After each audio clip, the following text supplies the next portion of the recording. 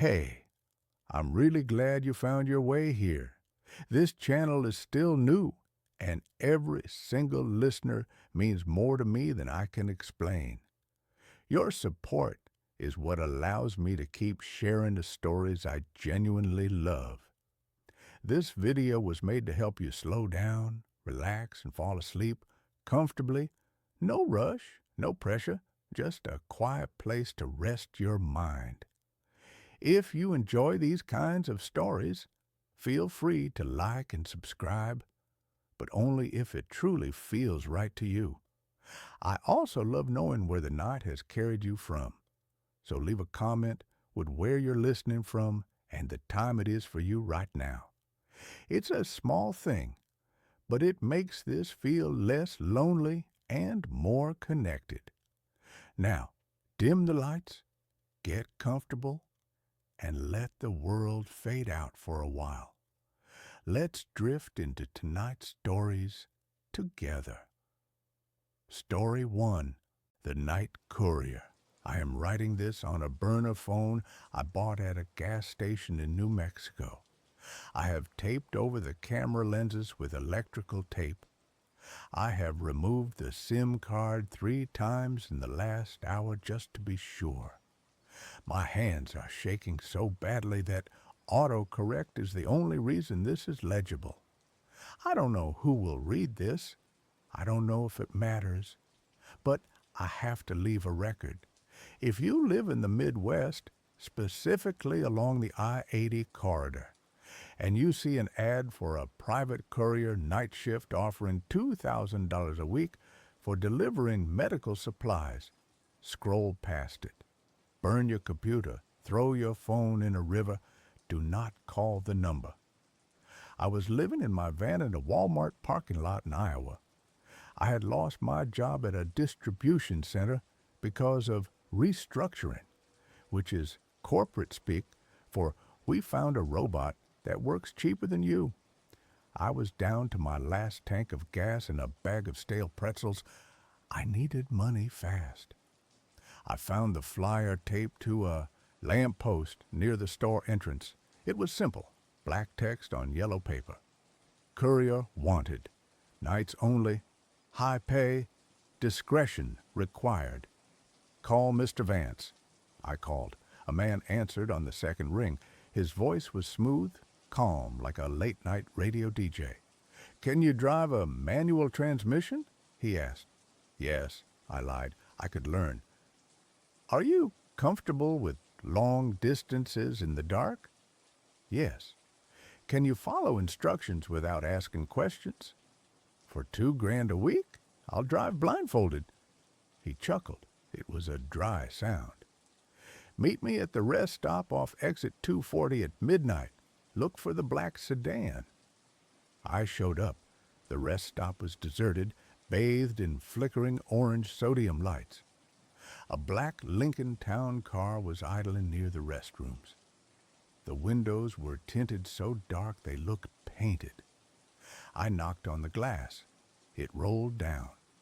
Mr. Vance was older than he sounded. He wore a crisp suit and sunglasses, even though it was midnight. He didn't look at me. He looked straight ahead at the highway. "The job is simple," he said, handing me a heavy envelope and a set of keys. "Take the white van parked around the back. In the back of the van, there is a cooler. Do not open the cooler. Do not adjust the temperature settings. Deliver it to the address inside this envelope. You have exactly 6 hours. If you are late, do not deliver it. Just leave the van and walk away. We will find it." "What's in the cooler?" I asked. "Medical samples," he said. "Very sensitive, very expensive, and very volatile." He handed me $500 cash. "For gas and food. You get the rest upon delivery." I walked around the building. There was a white Ford Transit van. It looked normal, except the windows were painted over with white paint from the inside. I unlocked it and got in. It smelled of bleach and ozone. The cooler was in the back. It was a heavy industrial metal box bolted to the floor. It had a digital display on the lid. 30 at the craft. It hummed loudly. I opened the envelope. The address was a farmhouse in Nebraska, 400 miles away. I started driving. The first 2 hours were fine. Just me, the road, and the hum of the cooler. The hum was annoying, a low-frequency vibration that rattled my teeth. Vroom, thump. Vroom, thump. Around 2 a.m., I was in the middle of nowhere. Cornfields stretched out on both sides of the highway, endless walls of black stalks. That's when the cooler started making noise.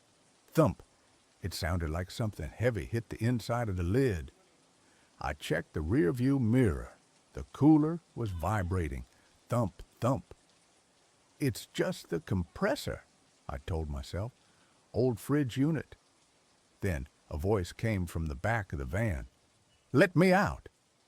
I slammed on the brakes. The van skidded to a halt on the shoulder. I turned around, heart pounding. Hello? Silence. Just the hum of the cooler. I waited a minute. Nothing. Sleep deprivation, I muttered. Too much coffee. I merged back onto the highway. 10 minutes later, it happened again. It's cold in here. It was a child's voice, a little girl. I swerved, almost hitting a guardrail. I pulled over again. I grabbed the tire iron from under the seat. I crawled into the back of the van. The cooler sat there, innocent and cold. Is someone in there? I yelled. No answer. I put my ear against the metal lid. Scratch, scratch, scratch. Fingernails on metal. Frantic scratching. Please, mister, the girl's voice whispered, muffled by the insulation. I can't feel my fingers. Let me out. My stomach dropped. Medical samples, my ass. I was trafficking a kid. I was a monster. I grabbed the latch on the cooler. I had to open it. I had to save her. But then I remembered Vance's words. Do not open the cooler. And very volatile. What if it wasn't a kid? What if it was a recording? A trick? I looked at the digital display, 30 ideograph. If there was a kid in there, she was freezing to death. I made a decision. I popped the latch. The lid hissed. As the seal broke, cold air rushed out, smelling of formaldehyde and copper. I threw the lid open. The cooler was empty. Well, not empty. There was a small glass vial in the center, sitting in a foam cutout. Inside the vial was a dark purple liquid that swirled on its own. But there was no girl, no source of the scratching. I stared at it. I touched the inside walls. Solid metal. Then the liquid in the vial stopped swirling. It pressed against the glass, forming a tiny face, a screaming face. And the voice came from the vial. You let the cold out. The voice wasn't a little girl anymore. It was deep, demonic, vibrating in my skull. I slammed the lid shut and latched it. My hands were shaking. I climbed back into the driver's seat. Just deliver the package, I chanted. Just deliver the package. I drove faster, 90 minutes minute. But now the van wasn't alone. I looked in the side mirror. A car was following me, a black sedan, no lights. I sped up. It sped up. I took an exit onto a dirt road, trying to lose it. The sedan followed, its tires crunching on the gravel. I was miles from the drop-off. The cornfields were closing in. Suddenly the cooler started screaming. Not a voice. A high-pitched electronic shriek that pierced my eardrums. The display on the lid was flashing red. Containment breach. Temperature rising. 40 degree, 45 degree, 50 degree. The heat coming off the cooler was intense. It was heating up from the inside. Burn, the voice screamed from the back. Burn it all. The black sedan rammed the back of the van. Crash. I lost control. The van spun out, sliding into a ditch. The engine died. Silence. I sat there, dazed. My head hit the steering wheel. Blood trickled into my eye. I saw headlights approaching. The sedan stopped at the top of the ditch. Doors opened. 2 men in suits got out. They wore gas masks. They walked down the slope toward the van. I grabbed the tire iron. I wasn't going down without a fight. But they didn't come for me. They went to the back doors. They ripped them open. One of them pulled a device out, a flamethrower. "Wait!" I screamed. "I'm in here." They ignored me. The man with the flamethrower aimed it at the cooler. Whoosh! A jet of fire engulfed the back of the van. I scrambled out the driver's side door, crawling into the cornfield. The heat was searing. The van exploded. Boom! I covered my head as metal debris rained down. I peeked through the corn stalks. The cooler was glowing red-hot in the wreckage. But it wasn't melting. It was opening. The lid flew off, and something rose out of a fire. It wasn't a liquid anymore. It was a cloud, a purple, swirling cloud of smoke that took the shape of a man, a giant, towering man made of shadow and gas. The men in suits didn't run. They stood there, calm. One of them pulled out a specialized vacuum device, like a Ghostbusters pack. They turned it on. A vortex of suction pulled at the smoke creature. The creature roared. It was a sound that broke the windows of the sedan. "I am eternal!" The vacuum sucked it in. Slowly, inch by inch, the purple smoke was dragged into the containment unit. Once it was gone, the men clamped the unit shut. They looked at the burning van.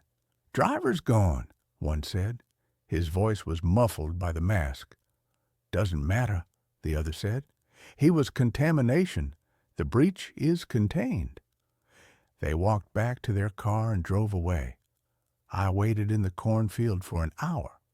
I waited until the fire died down. Then I walked. I walked for 10 miles to the nearest town. I bought this phone. I rented a motel room. I thought it was over. I thought I was just a witness to some secret government cleanup. But this morning I woke up. I went to the bathroom to wash my face. I looked in the mirror. My eyes. My irises aren't brown anymore. They are purple, swirling dark purple. And when I speak, there is an echo. A second voice underneath mine, a little girl's voice. "We are safe now," it whispers when I talk. "We are warm." I didn't just open the cooler, I breathed it in. When the seal broke, when the air rushed out, I inhaled it. I am the container now, and I can feel it changing me. My skin is getting hard, cold, my blood feels thick, and I have an urge, a terrible, overwhelming urge. I want to go to the city. I want to go to a crowded place, a mall, a stadium, and I want to scream. I want to open my mouth and let it all out. I am fighting it. I am driving into the desert. I am going where there are no people. But the voice is getting louder. "Share us," it says. "Share the gift. If you see me, if you see a man with purple eyes driving the stolen car, run. Don't let me speak. Because I think if I scream, the world ends." And that's where this story ends. Let's move on to the next one. The Weeping Walls of 47 Willow Street. The Craigslist ad was buried under listings for shared apartments and studio couch surfing gigs. Room for rent in historic St. John's Victorian. Utilities, Wi-Fi, parking included. $400 a month, quiet tenant preferred, references required. Attached was a single photo, a sunlit room with high ceilings, an ornate, if dusty ceiling medallion, and a view of mature maple trees through tall, wavy glass windows. It looked like a slice of old Portland charm. It was exactly half what I'd been paying for a shoebox downtown after my research grant at PSU fell through. The landlord, Dr. Aris Thorne, spoke with clipped academic precision over the phone. He was a retired anthropology professor, he explained, living alone in the large house after his wife's passing. He needed a responsible, low-impact presence to help with the upkeep. His voice was dry, devoid of warmth, but the price was impossible to ignore. He vetted me thoroughly, asked for pay. Stubbs spoke to my last landlord, even requested a copy of my student ID. When he finally agreed, his instructions were specific. Move in after 5 p.m. I keep early hours. Your room is the west-facing one on the second floor, left of the stairs. The rest of the house is private, especially the third floor. Do not go up there. The steps are unsafe. He didn't mention anything about the house's history beyond its 1898 construction date. He just handed me a heavy brass key at the door, his thin hand cold and papery, and retreated immediately into the dim interior, closing the door firmly behind him before I'd even hefted my first box. Stepping inside 47 Willow Street that first evening felt like entering a museum after hours. The air was still, thick with the scent of aged wood, lemon oil polish, and something fainter, more organic, like dried flowers left too long in a vase. Dust motes hung suspended in the slanted afternoon light filtering through the leaded glass of the front door. The entryway opened into a cavernous parlor dominated by a grand staircase with a carved mahogany banister. Heavy velvet drapes, faded to a bruised plum color, framed tall windows. Everything was meticulously clean, but utterly devoid of life. No personal photos, no books out of place, no sound beyond the rhythmic, hollow tick-tock of a grandfather clock in the dining room. My room, as promised, was spacious and high-ceilinged. Sunlight streamed through the west window, illuminating dust dancing above a wrought-iron bed frame, a simple dresser, and a small desk. The wallpaper was a faded pattern of ivy vines. It felt serene, isolated, perfect for writing my dissertation on Pacific Northwest logging communities. I unpacked slowly, savoring the quiet, the absence of sirens and neighbor noise. The only oddity was the closet door. It was slightly ajar, revealing darkness within, and no matter how firmly I pushed it shut, it would creak open again an inch or two within the hour. I chalked it up to old hinges and warped wood. The first night, I woke abruptly at 2:17 a.m., not from a nightmare but from sound. Soft, muffled crying. A child's voice. It seemed to come from the hallway just outside my door. I lay frozen, listening hard. It wasn't loud, just a thin, hiccuping sob that cut through the profound silence of the old house. Sniff, whimper, sniff. It lasted maybe 20 seconds, then stopped as abruptly as it began. I told myself it was the pipes, or the wind whistling through a crack I hadn't noticed. Portland was full of old houses with voices. I got up, peered into the empty, shadowed hallway. Nothing. The grandfather clock downstairs chimed the quarter hour, its deep, resonant bong echoing unnaturally loud. I went back to bed, dismissing it. Stress, jet lag from the move, the unfamiliar quiet playing tricks. But the crying came back. Not every night, unpredictably. Sometimes it was just before dawn, a thin, desolate wail that seemed to seep through the floorboards from below. Sometimes it was mid-afternoon when I was trying to concentrate, a sound so close it made me spin around, expecting to see a lost child standing in the doorway. It was always a child, always female, always heartbreakingly sad. I never saw anyone. Dr. Thorne was a ghost himself.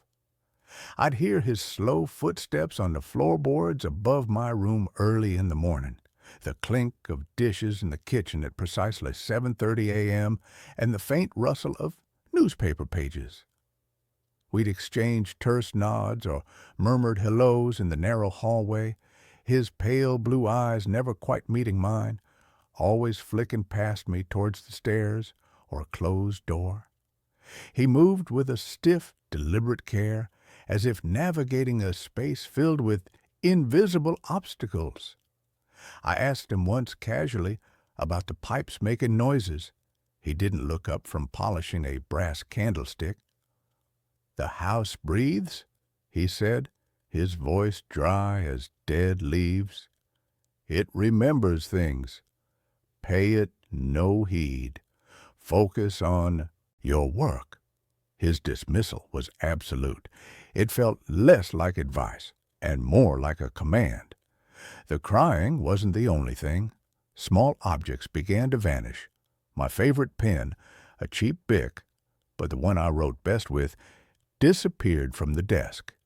I found it 3 days later, tucked neatly under the pillow on the unused side of the bed. My reading glasses went missing from the nightstand. I discovered them balanced perfectly on the edge of the cold porcelain sink, in the shared bathroom down the hall, a room I rarely used. One morning, I woke to find the heavy velvet curtains in my room drawn tightly shut, though I always left them open for the light.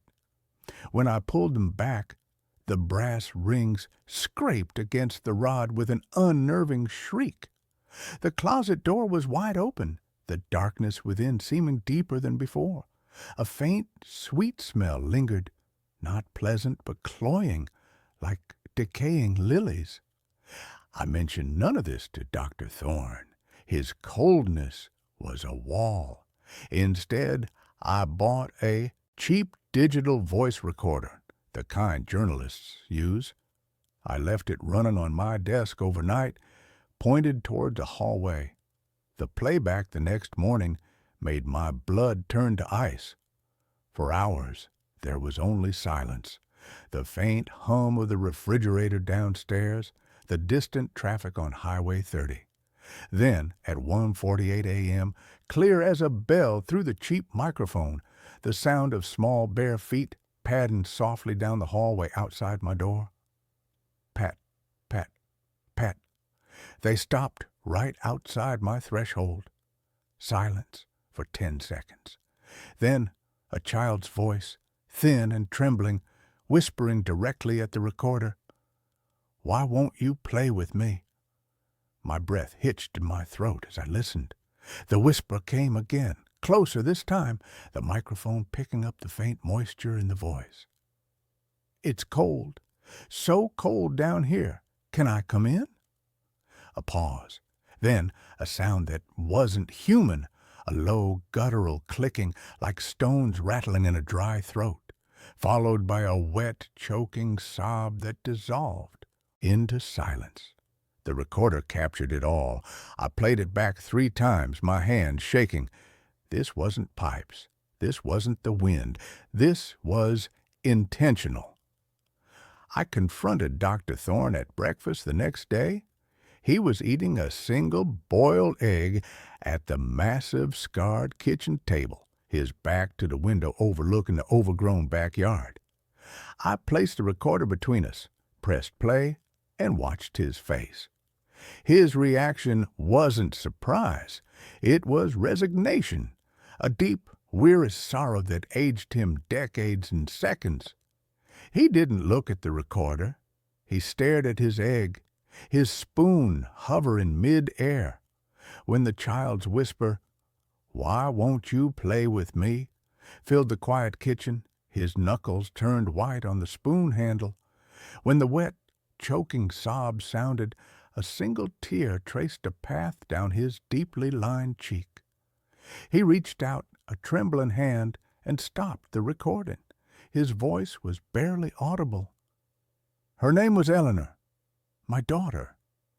She died in this house. 1952. Pneumonia. He finally looked at me, his eyes red-rimmed and hollow. She was 7. She didn't want to go to the hospital. She was afraid of the dark there. She hid in the dumbwaiter shaft. He gestured vaguely toward the corner of the kitchen where an old sealed-up wooden cabinet stood. We found her too late. The doctor, he said her lungs were full of fluid. She drowned on the inside.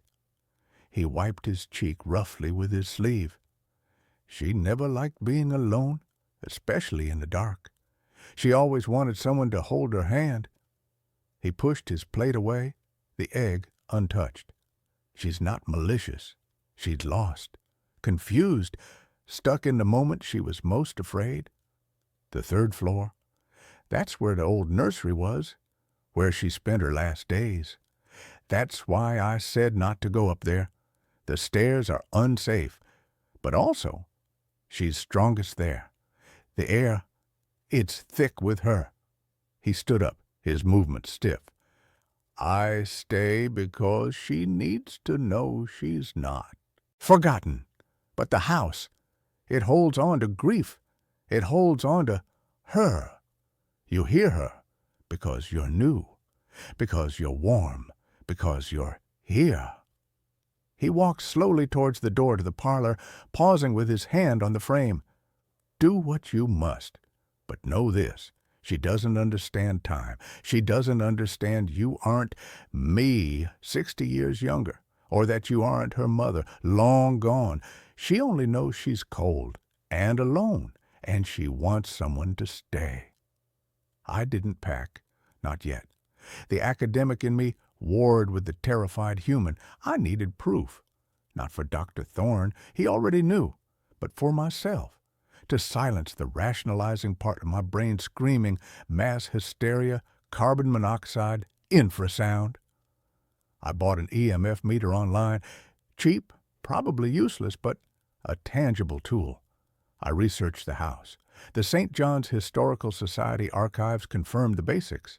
Built for a timber baron, sold to Eris Thorne's father in 1948. Eleanor Thorne, age 7, died of complications from pneumonia on January 17, 1952. No mention of a dumbwaiter accident, but records from that era were sparse. I also found an old grainy photo in a digitized Portland newspaper archive. A stern-faced man, Eris's father, a woman with a sad smile, his mother, and a little girl with dark braids and wide, serious eyes standing on the porch of 47 Willow Street. Eleanor. Her eyes seemed to follow me on the screen. That night, I placed the EMF meter on my nightstand, its green digital display glowing faintly in the dark. I left the voice recorder running again. I lay rigid, every sense straining. Midnight passed. 1 a.m. The house creaked its usual symphony. Then at 1:55 a.m., the temperature plummeted. It wasn't a draft. It was a sudden, localized cold spot that settled over the foot of my bed like a physical weight. My breath fogged in the moonlight streaming through the window.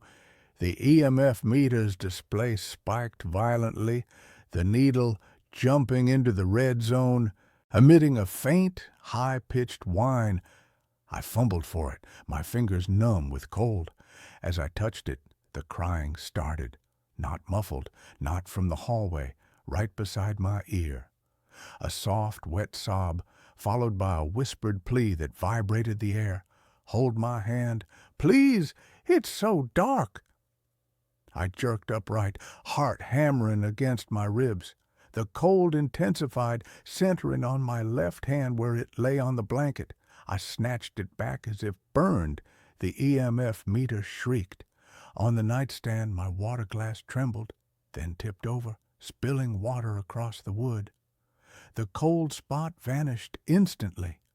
The EMF needle dropped back to 0. The recorder captured it all, the spike whine, the glass shattering, my gasp, and beneath it all, the fading sound of a child's disappointed sigh. You left again. I didn't sleep. At dawn, exhausted and shaking, I went downstairs. Dr. Thorne was already in the kitchen brewing tea. He took one look at my face, pale and drawn, dark circles under my eyes, and nodded slowly. She found you? It wasn't a question. I showed him the EMF readings, the audio file. He listened to the sigh, "You left again," without flinching. "That was Marjorie's phrase," he said quietly, stirring his tea with a trembling hand. "My wife. She'd say that when Ellie would pull away during her fever dreams. You left again, my little bird. I'm right here." He reached into the pocket of his cardigan and pulled out a small cloth-bound book, its cover stained and soft with age. Eleanor's diary, only a few pages. She was just learning to write. He opened it with reverence. The childish scrawl was heartbreaking. "Today I helped Mama garden. We planted lilies. Mama says they smell like angels. I got dirt on my dress. Papa was cross. I hid in the quiet place. It was dark but safe. I liked the quiet place. Mama calls for me, but I liked the quiet." Another entry, the handwriting shakier. "Sick. Mama cries. Papa is loud. Doctor smells bad. Don't want the shot. Don't want the dark place. Hold my hand, Mama. Hold my hand, Papa." The final entry was barely legible, the ink blurred as if by tears or rain. "Cold, so cold. Water in my chest. Can't breathe. Mama, Papa, where are you? The quiet place is dark. I'm scared. Don't leave me. Don't leave me. Don't leave." The sentence trailed off into a jagged ink stroke. I spent the day in a daze. The rationalizations were gone, burned away by the cold spot, the voice, the diary. Eleanor wasn't a story. She was a presence, a trauma embedded in the wood and plaster of this house. That afternoon, needing air, I walked to the overgrown backyard.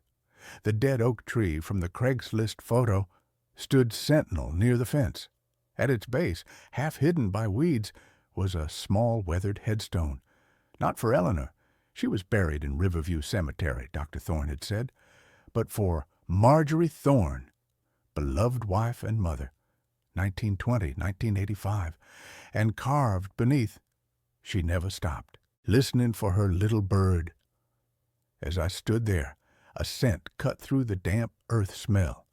Lilacs, strong, sweet, cloying, exactly like the smell I'd noticed near the open closet. I turned.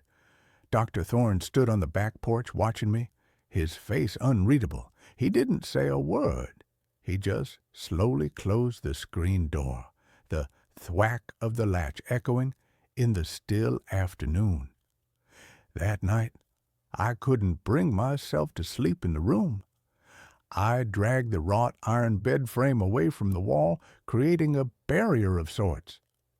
I left every light on, the overhead bulb, the desk lamp, even the small light in the ensuite bathroom. I sat on the edge of the bed, the knife from my kitchen drawer resting on my lap, the EMF meter and recorder running. The house was unnaturally quiet. No creaks, no clock ticking, just a heavy, waiting silence. At 2:03 a.m., the lights flickered, once, twice, then died completely, plunging the room into absolute darkness. The EMF meter whined frantically in the blackness. The recorder hissed, static. And then the cold came, not a spot, a wave. It rolled over me, stealing my breath, frosting the air. It smelled overwhelmingly of wet earth and decaying lilies. A small icy hand closed over my wrist where it rested on the knife handle. The grip was surprisingly strong, damp, and freezing. A child's voice, thick with tears and that wet, bubbling undertone, whispered directly into my ear, its breath like the inside of a deep well. "You're warm. Stay warm with me. Don't go to the dark place." I tried to pull away, but the grip tightened, fingers like frozen twigs digging into my skin. I fumbled for the knife's handle, my fingers numb. "Mama left," the whisper sobbed. "Papa left. You stay. You hold my hand. Forever." Panic surged. I yanked my arm back with all my strength. There was a sound like tearing the fabric, a small, sharp "rape," and the cold grip vanished. I scrambled back on the bed, crashing into the wall, fumbling for my phone. The flashlight beam cut through the dark, shaking wildly. The room was empty, but on the blanket where the hand had gripped my wrist, dark, wet stains spread like ink blots. And caught on the edge of the blanket, snagged on the rough iron frame of the bed, was a single, long strand of coarse black hair, too long, too thick to be mine, or Dr. Thorne's. It glistened wetly in the phone light. I didn't wait for dawn. I packed by phone light, shoving clothes and my laptop into my suitcase with shaking hands. The wet stains on the blanket steamed faintly in the cold air. I avoided looking at the closet. I avoided the hallway. I took the stairs 2 at a time, stumbling on the 3rd step, my suitcase banging against my leg. The grandfather clock in the dining room was silent. The house felt watchful, holding its breath. I reached the front door, fumbled with the heavy brass key in the lock. As the deadbolt slid back with a loud clunk, a sound froze me mid-motion. From the top of the stairs, soft, bare feet patting down. Pat, pat, pat. Slow, deliberate, stopping on the landing, then a new sound, a low, rhythmic thumping, like a small body leaning against the banister. Thump, thump, thump, accompanied by a wet, hitching breath. I didn't look up. I couldn't. I yanked the door open, stumbling out onto the porch. The pre-dawn air was frigid, a relief after the house's unnatural chill. I didn't look back. I ran down the cracked sidewalk, suitcase wheels catching on roots, the knife still clutched in my hand. I didn't stop until I reached the bright fluorescent lights of the 24-hour Safeway 3 blocks away, gasping for breath, leaning against the warm glass doors. I called a cab from inside the store, my voice raw, as I gave the driver the address of a cheap motel near the airport. As the cab pulled up to 47 Willow Street to collect my car, a beat-up Honda Civic parked under the skeletal branches of the dead oak. I forced myself to look at the house. Dawn was breaking, painting the sky in pale pinks and grays. The tall windows on the 2nd floor were dark, all except one, my room, the west-facing window. The heavy velvet curtains were drawn back, just enough to see inside, and pressed against the wavy glass illuminated by the rising sun was the faint, perfect outline of a small, pale handprint. It looked wet, smudged at the edges. As I watched, a second, smaller handprint appeared beside it, lower down on the glass. Then a third. They weren't on the outside. They were on the inside, pressed from within the room. The cab honked impatiently. I tore my eyes away, fumbling for my keys. I drove to the motel in a numb daze, checking the rearview mirror constantly. In the parking lot, under the harsh motel sign flickering in the dawn light, I opened the trunk to get my suitcase. It was covered in thick, wet mud. Dark, rich mud that smelled of river clay and decay. The same mud that had been caked on Eleanor's boots in the old newspaper photo. I hadn't driven through any mud. My tires were clean. The mud was only on the suitcase handle, smeared as if a small cold hand had gripped it tightly while I ran. The motel room smelled of bleach and stale smoke.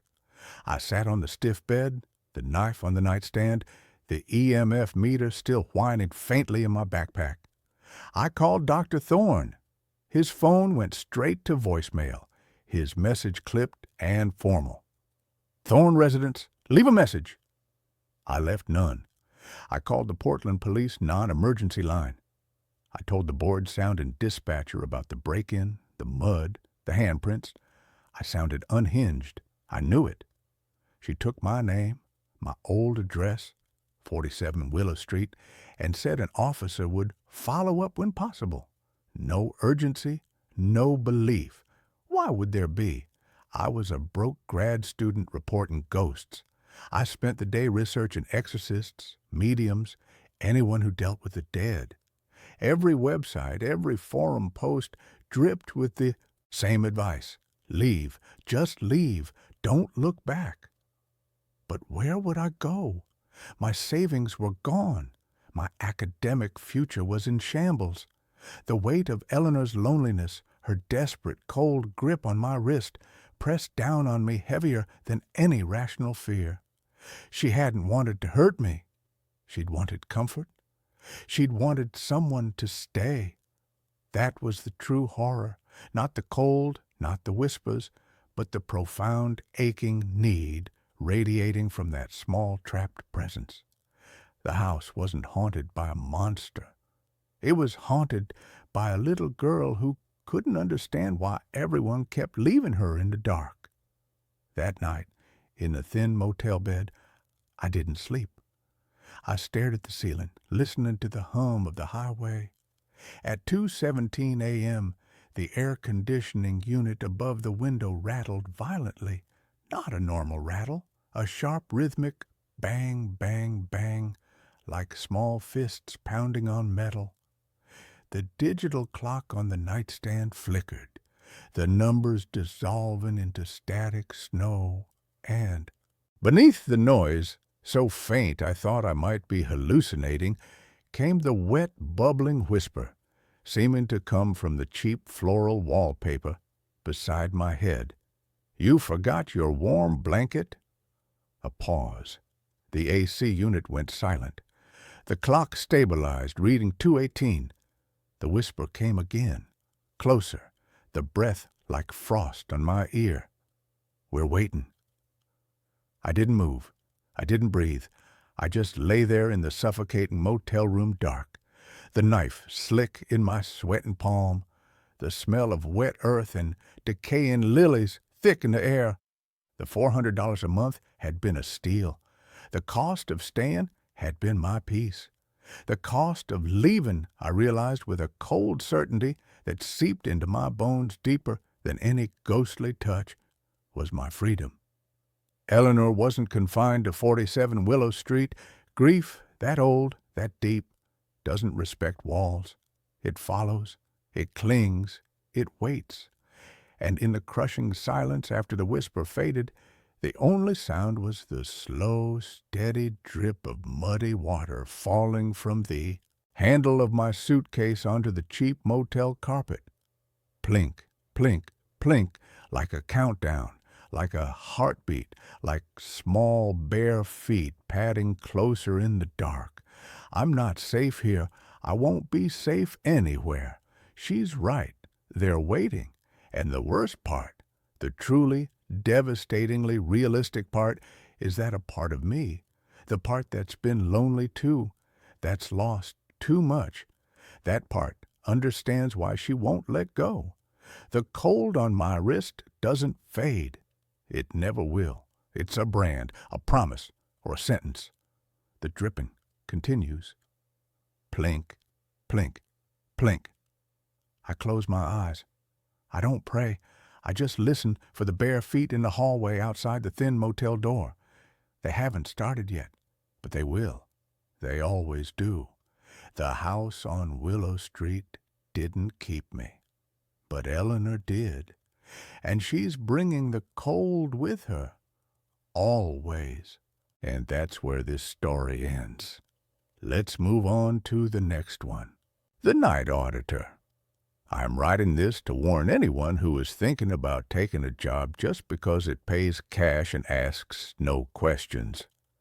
I was 22 years old, living in my car, and I had exactly $4 to my name. I found the job on a bulletin board in a laundromat. It was a handwritten index card that just said, Night Shift Motel Clerk, 11 p.m. to 7 a.m., $15 an hour, cash. Apply at the Pines Motel.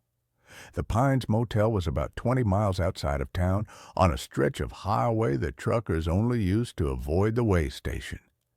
It was one of those L-shaped buildings from the 1970s with doors that faced the parking lot and a pool that had been filled with concrete years ago. The neon sign out front flickered, buzzing like an angry hornet, and the P was burnt out, so it just said, the Irons Motel. I walked into the lobby. It smelled like stale cigarette smoke and lemon pledge. The manager was a guy named Earl. He was missing 2 fingers on his left hand and looked like he hadn't slept in a week. "You got a car?" Earl asked me. "Yes," I said. "You scared of the dark?" "No." "You got a problem with silence?" "No." He threw a set of keys on the counter. "You're hired. Don't let the junkies sleep in the lobby. Don't give refunds after 15 minutes. And the most important rule, do not open the lobby doors between 3 a.m. and 4 a.m. I don't care if the Pope is out there knocking. You keep them locked, understand?" I thought it was weird, but I nodded. "Sure. Why?" Earl didn't look at me. He just started counting cash from the register.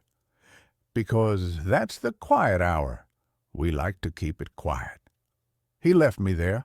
The first week was boring. I sat behind the bulletproof glass, watched Netflix on my phone, and checked in the occasional truck driver or tired couple. I did the laundry in the back room. Sheets, towels, pillowcases. The machines were loud, rhythmic. Thump swish, thump swish. It was hypnotic. I got used to the sounds of the motel.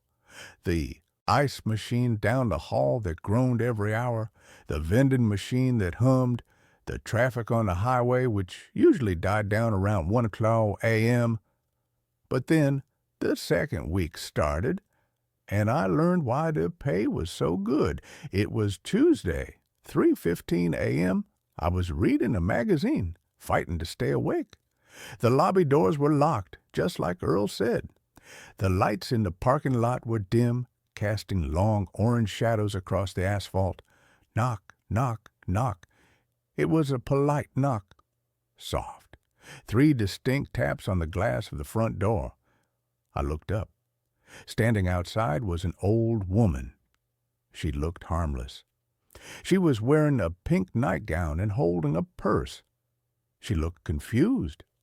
I reached for the button under the counter to buzz the door open. It was instinct. A sweet old lady needing help. Then I remembered Earl's rule. Do not open the doors between 3 a.m. and 4 a.m. I hesitated. I leaned into the microphone that let me talk through the speaker outside. "Can I help you, ma'am?" I asked. The woman smiled. It was a nice smile at first. "I forgot my key, sweetie. I'm in room 12. Can you let me in so I can get a spare?" I checked the computer. Room 12 was empty. We hadn't rented it out in 3 days because the AC unit was broken. "Ma'am, room 12 is vacant," I said, my voice shaking a little. Her smile didn't change. It didn't drop. It didn't twitch. It stayed frozen. "No, sweetie, I'm in room 12. My husband is waiting. It's cold out here. Please open the door." "I can't do that," I said. "I can call the police if you're lost." The moment I said, "police," her face changed. It didn't turn angry. It just stopped looking human. Her eyes went wide, too wide, like she was forcing her eyelids open with invisible fingers. Her jaw went slack. "Open the door," she said. Her voice wasn't an old woman's voice anymore. It was flat, monotone. "Open the door, open the door, open the door." I backed away from the glass. I went into the back office and watched her on the security monitor. On the screen, the parking lot was empty. I looked through the glass again. She was standing right there. I looked at the monitor. Empty. I sat in the corner of the office until the sun came up. When 4:00 a.m. hit, I looked out. She was gone. I told Earl about it the next night when he came to relieve me. "Yeah," Earl said, drinking his coffee. "That's Mrs. Gable. She died in room 12 in 1998. Heart attack. She tries to get in sometimes. Good job keeping the door locked." He said it so casually, like he was talking about the weather. I needed the money, so I stayed. I told myself it was a hallucination from lack of sleep. 2 nights later, it happened again. 3:30 a.m.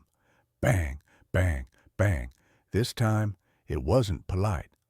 Someone was hammering on the glass. I looked up.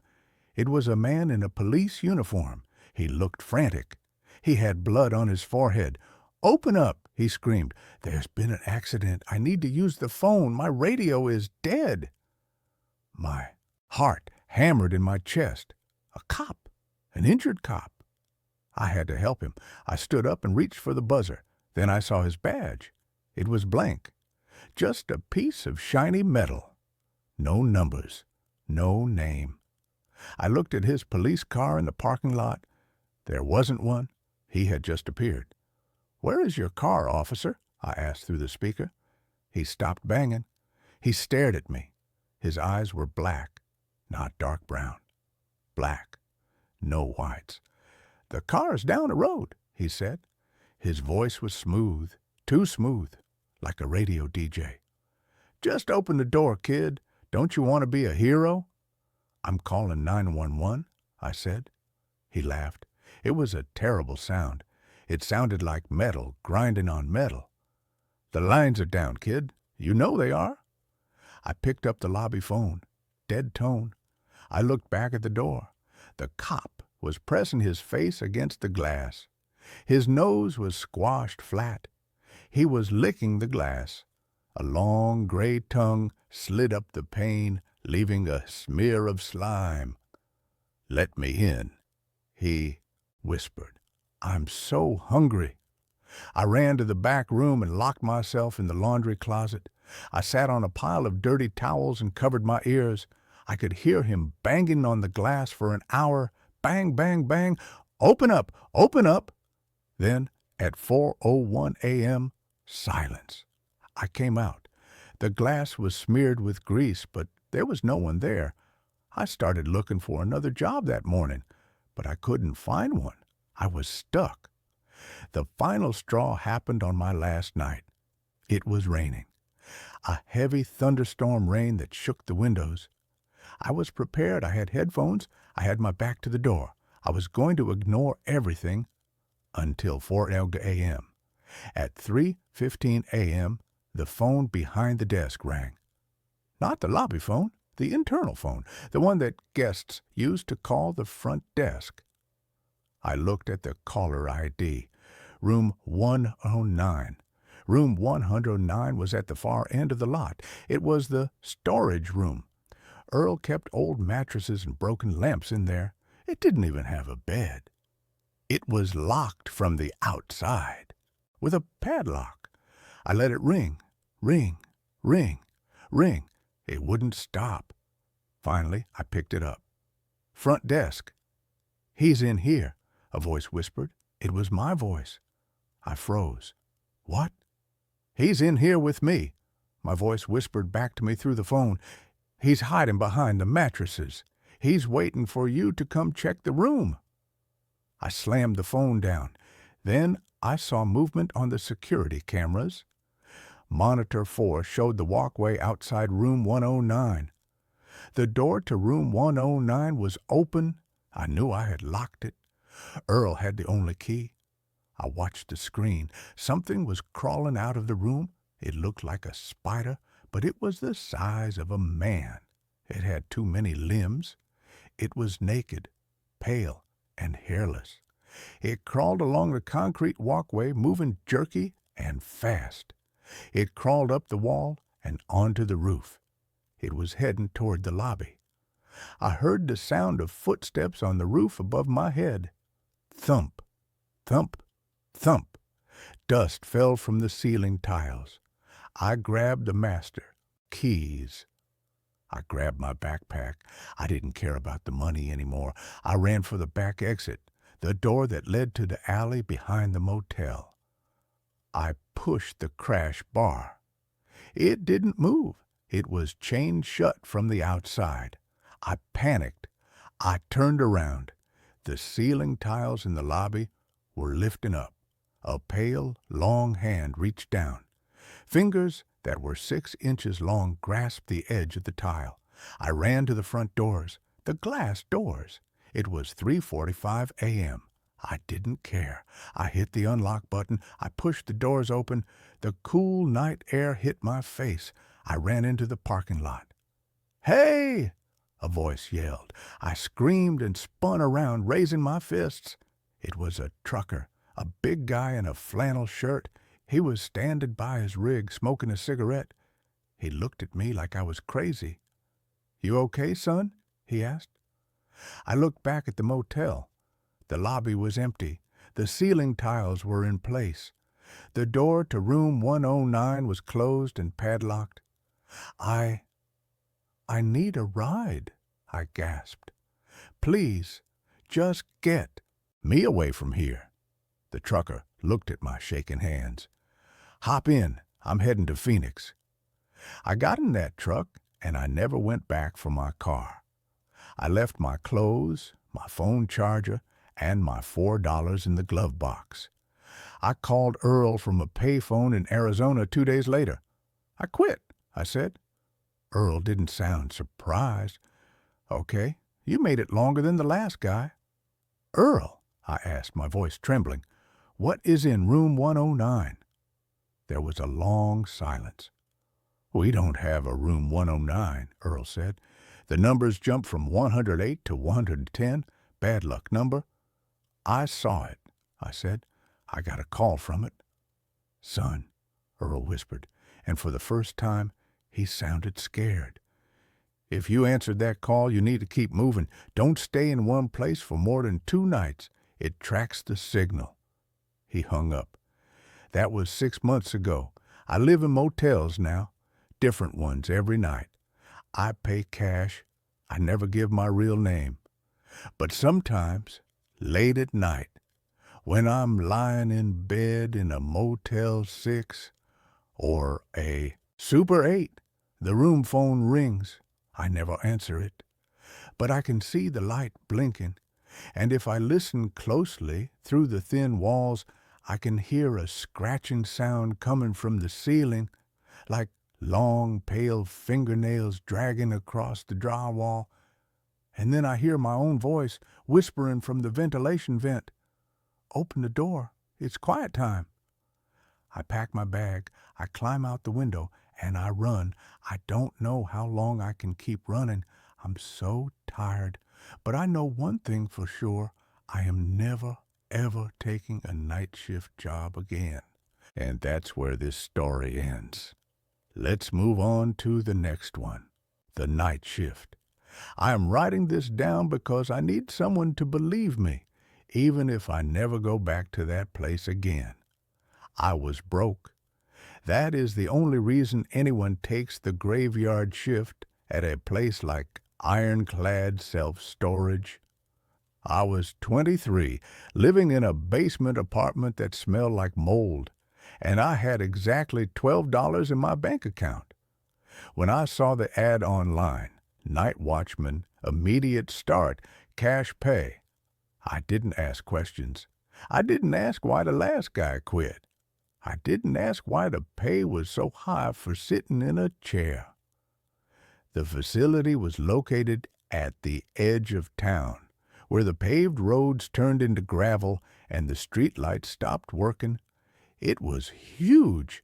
Imagine a city made of metal. There were hundreds of shipping containers arranged in long, straight rows. Some were new and blue, others were old, rusted, and brown. They were stacked too high, creating narrow alleys that felt like tunnels. My station was a small white shack at the main gate. It was basically a tin can with a window. Inside, there was a desk, a rolling chair with a broken wheel, a coffee maker that burned everything, and a bank of 6 security monitors. "It's easy," the manager, Mr. Garrick, told me on my first night. He was a sweaty man who wouldn't look me in the eye. "Do your rounds every 2 hours. Shine your light down the rows. Check the locks. If you see kids, call the cops. If you see anything else, just stay in the booth and lock the door." "What do you mean, anything else?" I asked. He didn't answer. He just handed me a heavy ring of keys and walked to his truck. "Don't fall asleep, kid," he said, and then he was gone. The first week was boring. It was so quiet out there.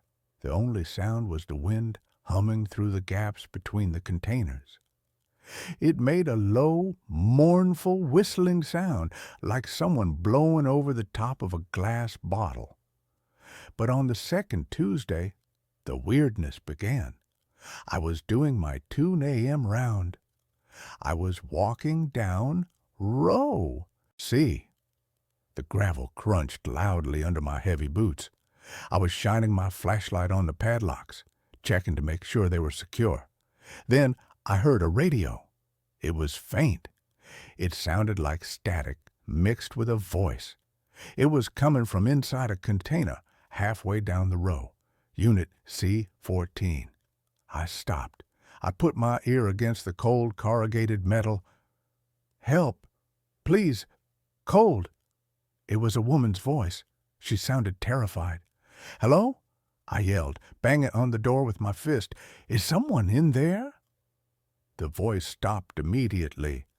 I grabbed my radio to call the police, but then I looked at the lock on the door. It was rusted solid. A thick layer of orange rust covered the latch. There were spider webs connecting the lock to the door handle, thick, dusty webs that had not been broken in years. Nobody had opened that door in a long time. "Hello?" I called again. Silence. I told myself it was just interference. Maybe a truck driver on the highway nearby using a CB radio, and the metal container picked up the signal. I walked back to the booth, but I kept looking over my shoulder. The next night, the weather turned bad. A heavy storm rolled in from the coast. The rain didn't just fall, it hammered down. It sounded like thousands of rocks hitting the metal roofs of the containers. The noise was deafening. I was sitting in the booth, watching the monitors. The rain made the cameras blurry. The black and white screens were just gray static and dark shapes. Then the phone in the booth rang. I jumped. I stared at it. It was an old landline phone. Nobody called the booth. I picked it up. "Ironclad storage. This is Evans." "Open the gate," a voice said. It was my voice. I almost dropped the phone. It wasn't just similar. It was my voice. It was the same pitch, the same accent. It sounded exactly like I had sounded when I answered the phone a second ago. "Who is this?" I asked, my hand shaking. "Who is this?" the voice on the phone repeated. But it didn't say it like a question. It said it like a recording. "Stop it," I said. "This isn't funny." "Stop it," the voice said. Then it laughed. A dry, glitchy laugh. "Open the gate, Evans. I want to come in." I slammed the phone down. I looked at the gate monitor. The front gate was closed. The road outside was empty. There was no car, no person, just the pouring rain. Then I saw movement on Monitor 3.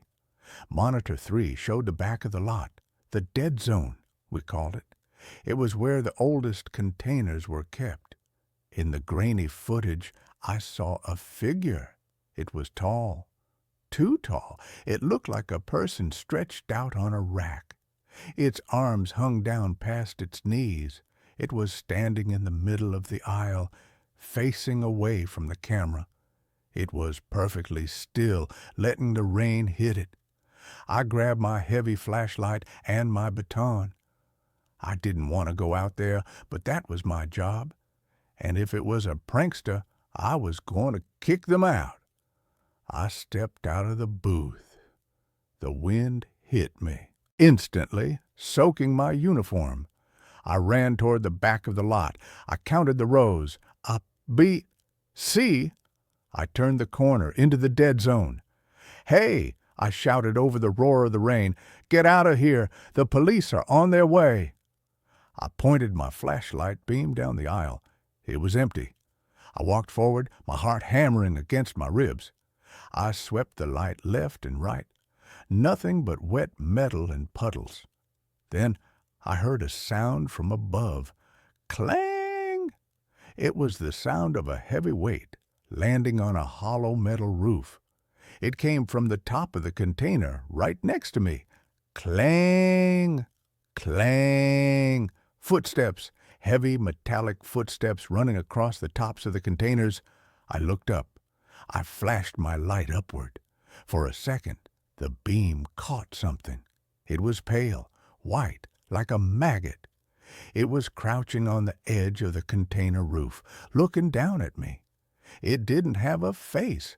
It just had a smooth surface where a face should be, but in the center there was a slit. A mouth. It opened that mouth and a sound came out. "Check the locks," it whispered. It was Mr. Garrick's voice. Perfect imitation. I didn't think. I ran. I slipped in the mud, scrambled up, and kept running.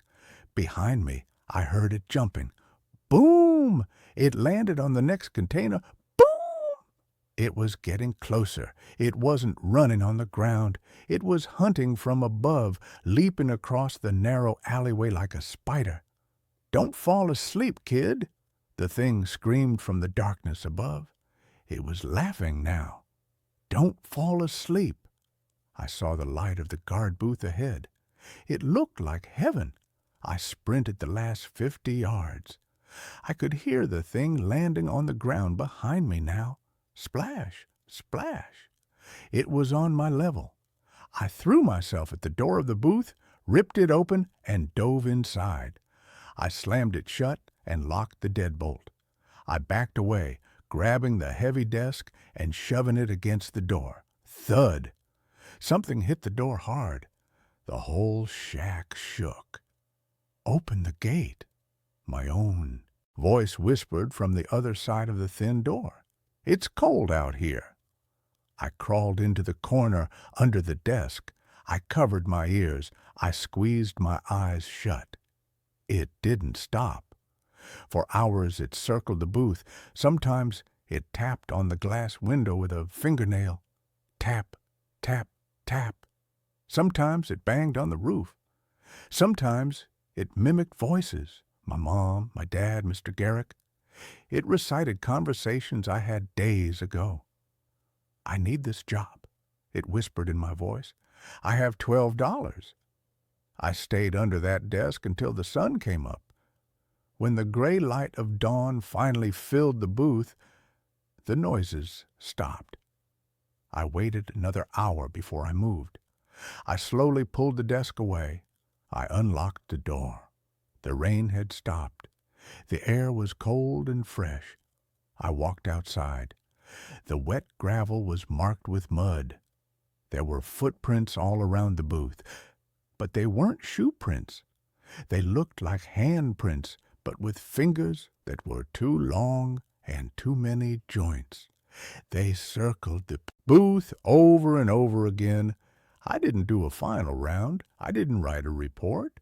I got in my rusted sedan and I drove away. I drove straight to Mr. Garrick's house. I knew where he lived because I had dropped off paperwork there once. I pounded on his door until he answered. He was in his bathrobe, holding a coffee. He looked at my pale face, my muddy uniform, and he knew. I quit, I said, and I want my pay. He didn't argue. He went inside, got his wallet, and handed me $300 cash. Did you see it? He asked quietly. I saw something, I said. What is it? I don't know, Garrick said. He looked tired. It's been there since the place was built. It likes the containers. It likes the echoes. We tried to get rid of it. We brought in dogs once. The dogs, they didn't come back out of the maze. You sent me in there knowing that? I yelled. I needed a guard. He shrugged. Insurance requires it. If no one watches the monitors, we lose our license. Left him there. I took the money, and I drove 2 towns over. I rented a motel room for a week. That was 3 years ago. I have a new job now.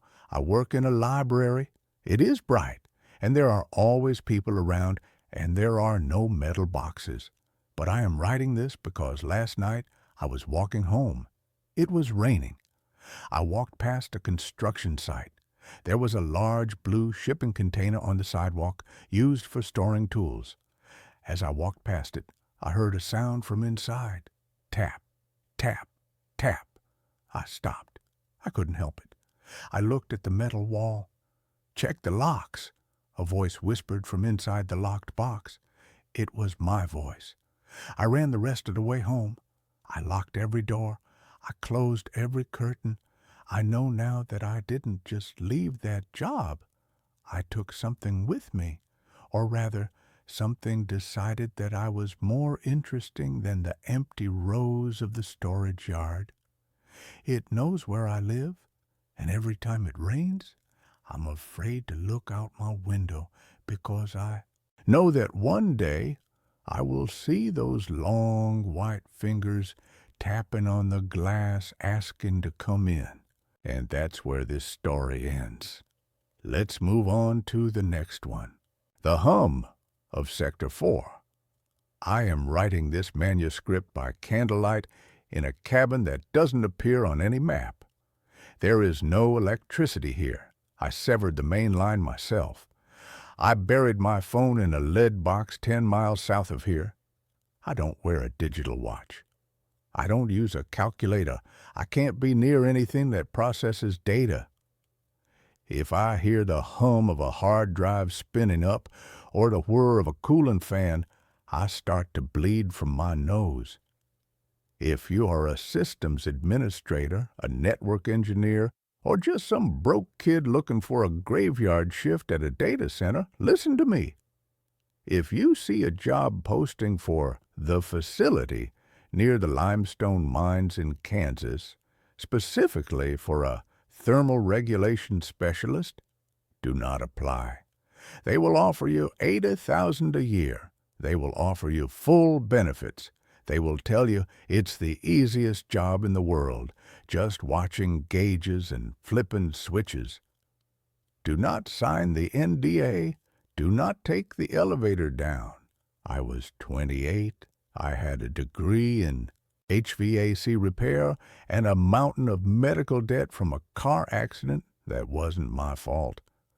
I was working 3 jobs, sleeping 4 hours a night, and eating garbage.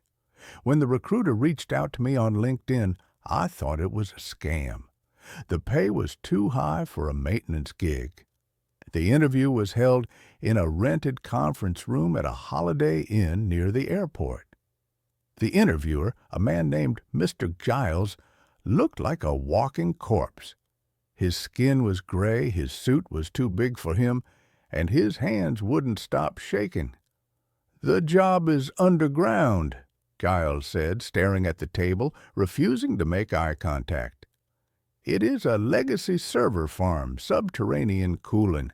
Very efficient, very loud. I'm used to loud, I said.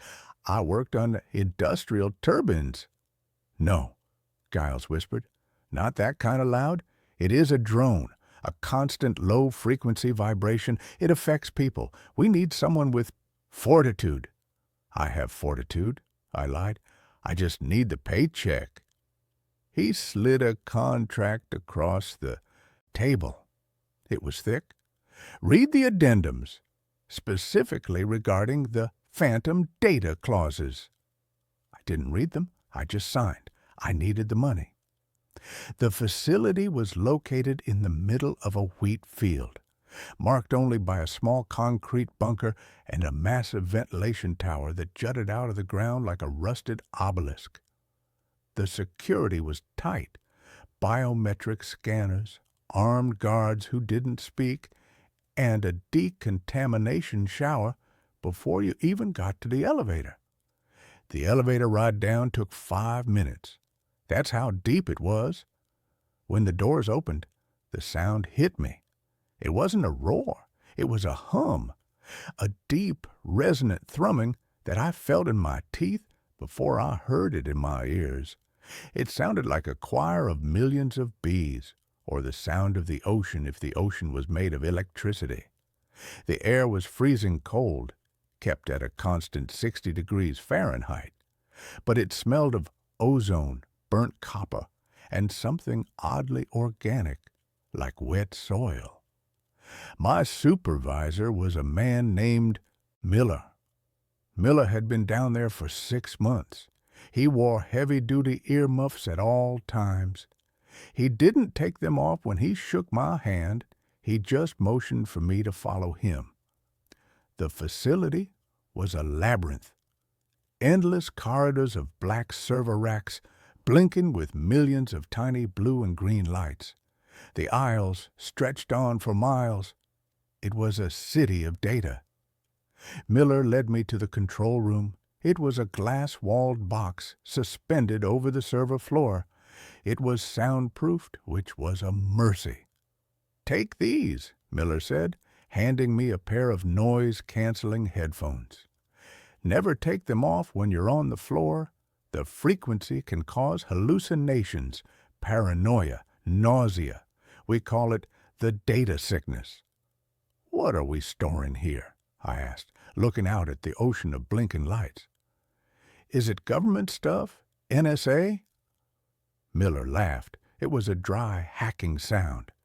"Government? No. The government wishes they had this capacity. This is private, archival. We don't know who the clients are. We just keep it cold. That's the job. Keep it cold. If the temperature in any sector goes above 80 degrees, the servers start to bleed. Bleed. Metaphorically, Miller said quickly. They leak data, corrupt files. Just keep it cold. My shift was 6:00 p.m. to 6:00 a.m. For the first 2 weeks, it was easy. I sat in the control room, monitoring the thermal maps on the screens. If a rack got too hot, I'd grab the liquid nitrogen cart, go down to the specific aisle, and flush the coolant lines. But the isolation starts to get to you. The facility was divided into sectors. Sector 1 through 3 were standard, but Sector 4? Sector 4 was different. Sector 4 was the oldest part of the facility. The racks there weren't the sleek, black, modern ones. They were old, rusted metal towers, connected by thick bundles of cables that looked like black vines. The lights on them weren't blue or green. They were amber, a sickly, pulsing orange. I hated going into Sector 4. The hum was louder. There. Even through my headphones, I could hear it. It wasn't just a machine noise. It sounded like whispering. It started on a Tuesday night, 3 weeks into the job.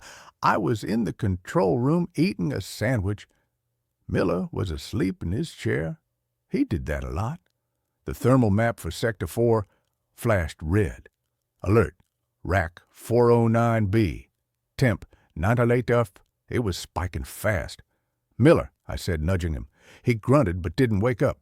I grabbed a coolant kit and a keycard. Fine, I'll do it myself. I left the soundproof booth and stepped onto the catwalk. The hum hit me instantly. Thrum, thrum, thrum. It vibrated my ribcage. I took the service elevator down to the floor of Sector 4.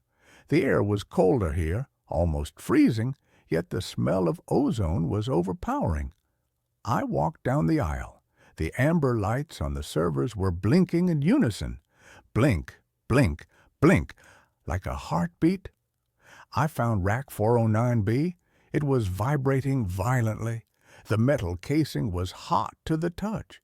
I knelt down to access the coolant valve. I connected the hose and opened the valve to flush the system with liquid nitrogen. As the cold liquid hit the pipes, the server let out a sound. Screech! It sounded like a woman screaming. I jumped back, dropping the wrench. The sound didn't come from a speaker. It came from the machine itself, like the metal was grinding in agony. I looked around. Hello? Is someone there? The aisle was empty, just the endless rows of amber eyes watching me. I looked back at the server. The screen on the rack, which usually displayed diagnostic code, was scrolling text. But it wasn't code. It hurts. It burns. Make it stop. The cold doesn't help. Please! I stared at it, my breath caught in my throat. It's a glitch, I whispered. Some hacker put a joke in the code. I finished the flush. The temperature dropped. The screaming stopped. The text vanished, replaced by a blinking cursor. I practically ran back to the control room. When I got back, Miller was awake. He was staring at the monitors, pale as a sheet. Did you go to Sector 4? He asked. Yeah, rack 409B. Did you read the screen? Yeah, it was weird text, a glitch. Miller turned to look at me. His eyes were wide, rimmed with red. It's not a glitch, kid. That's the data. What do you mean? I told you it was archival, Miller whispered. But I didn't tell you what we're archiving. It's not emails. It's not bank records. Then what is it? Miller pointed to the floor. It's consciousness, simulation. Some billionaire company in Silicon Valley. They figured out how to map the human brain. They're uploading people, dying people, rich people who want to live forever. They upload them here. I laughed nervously. That's sci-fi crap, Miller. You're messing with me. Is it? Miller stood up and walked to the window, looking down at the millions of lights. Why do you think it needs to be so cold? Why do you think it consumes so much power? We aren't storing files. We are running simulations, millions of them. But there's a problem. What problem? The hardware, Miller said. It's too old. It's degrading.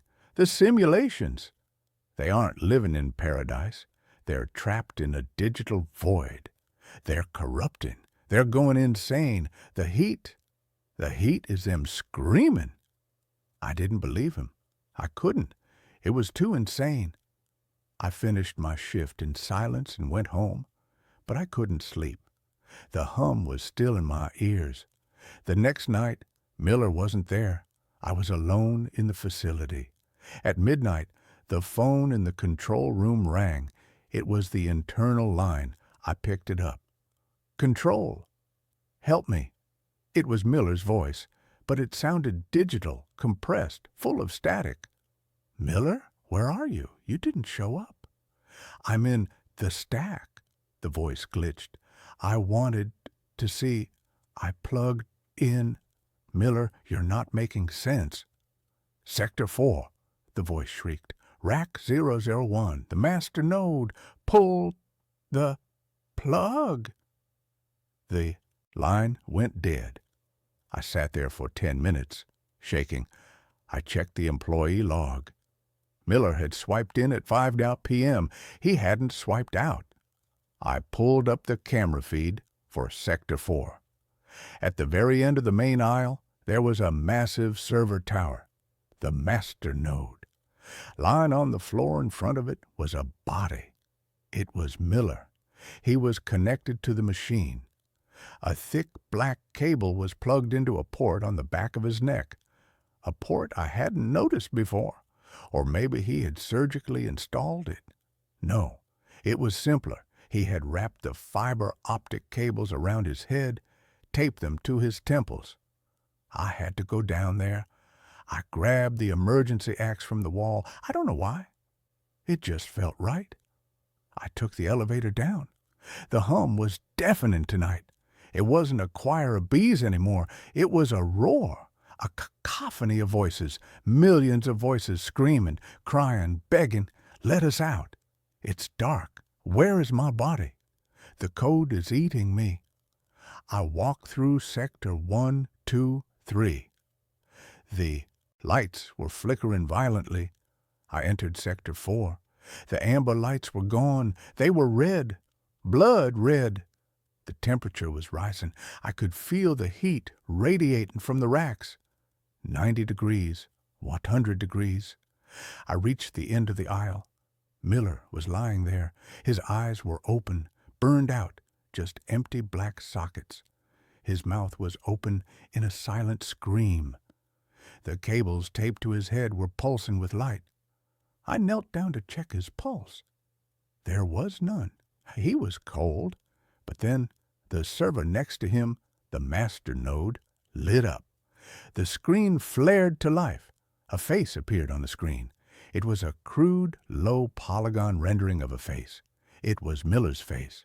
It's beautiful in here, the text on the screen read. And it is hell. Miller? I whispered. The face on the screen twisted. It opened its mouth. We are hungry. The server rack lurched. It physically moved. I realized then that the cables on the floor weren't just cables. They were moving like snakes. They were slithering toward me. I swung the axe. Chop! I severed a bundle of cables. A sound erupted that shattered the glass of the server rack. A physical scream of pain. Blood, actual red human blood, sprayed from the severed cable. This wasn't just hardware, it was biomechanical. They were using organic matter to process the data. I turned to run. The aisle of Sector 4 changed. The racks were moving. They were sliding across the floor, closing the path, blocking my exit. They were forming a wall. I was trapped in the heat. Join us! The screens flashed in unison. The flesh is weak. The data is eternal. I saw a vent grate on the floor. The subfloor cooling access. I dropped my knees and pried it open with the blade of the axe. A cable wrapped around my ankle. It was warm, pulsating. It tightened, crushing my boot. I hacked at it with the axe, screaming. It severed, spraying more blood. I dove into the hole.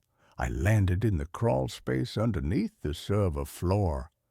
It was a cramped tunnel filled with pipes and freezing water. I crawled. Above me, I could hear the heavy metal racks slamming against the floor, trying to crush me. I could hear Miller's digitized voice screaming through the floorboards. Don't leave me. It's lonely. We need more processing power. We need your mind. I crawled for what felt like hours. My hands were shredded by the rough concrete. The water soaked my clothes, freezing me to the bone. I reached the maintenance ladder leading to the surface ventilation tower.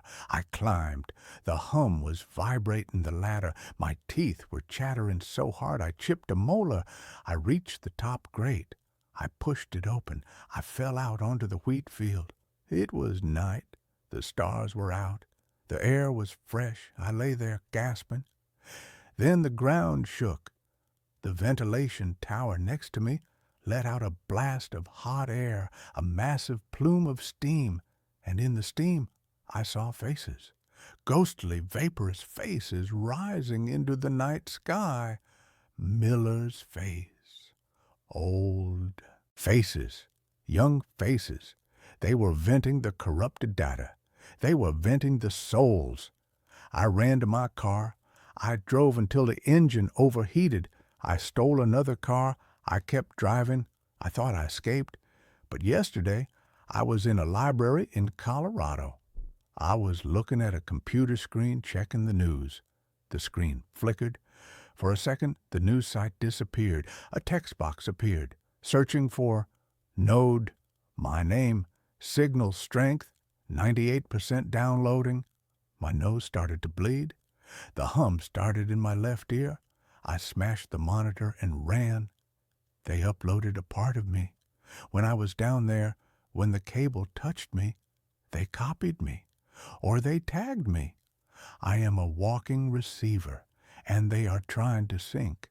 I can feel my memories fading. I try to remember my mother's face, and all I see is static. I try to remember my childhood home, and I see lines of code. They are overwriting me. I am going to the cabin now. No electronics, no signals. But I'm scared, because last night I didn't dream. I just saw a loading screen, and the progress bar is at 99%. If you work in IT, if you work in data, if you hear a server humming a little too loud, or if a machine gets hot for no reason, don't fix it, unplug it, smash it, because they are trying to get out, and they are using the internet to do it. The hum is getting louder, the candle is flickering, my hand is typing this, but I'm not telling it to. System ready. Upload complete. Hello world. And that's where this story ends. Let's move on to the next one. My carbon monoxide detector has been going off every night at 3 a.m. for the past week. I don't know what to do anymore. I'm sitting in my car in a grocery store parking lot at 4 in the morning because I'm too scared to go back inside my apartment. I know how insane this sounds, but I need to write everything down before I forget again. Let me start from the beginning. I live alone in a one-bedroom apartment on the 3rd floor of an old building in Minneapolis. I've been here for 8 months. It's not fancy, but it's mine, and the rent is cheap. I work from home doing tech support, so I'm in the apartment pretty much all day, every day. About 2 weeks ago, I installed a carbon monoxide detector. I know I should have done it sooner, but I kept putting it off. My mom kept nagging me about it after her friend's husband died from a faulty furnace, so I finally ordered one on Amazon. It's one of those digital ones with a screen that shows the CO levels.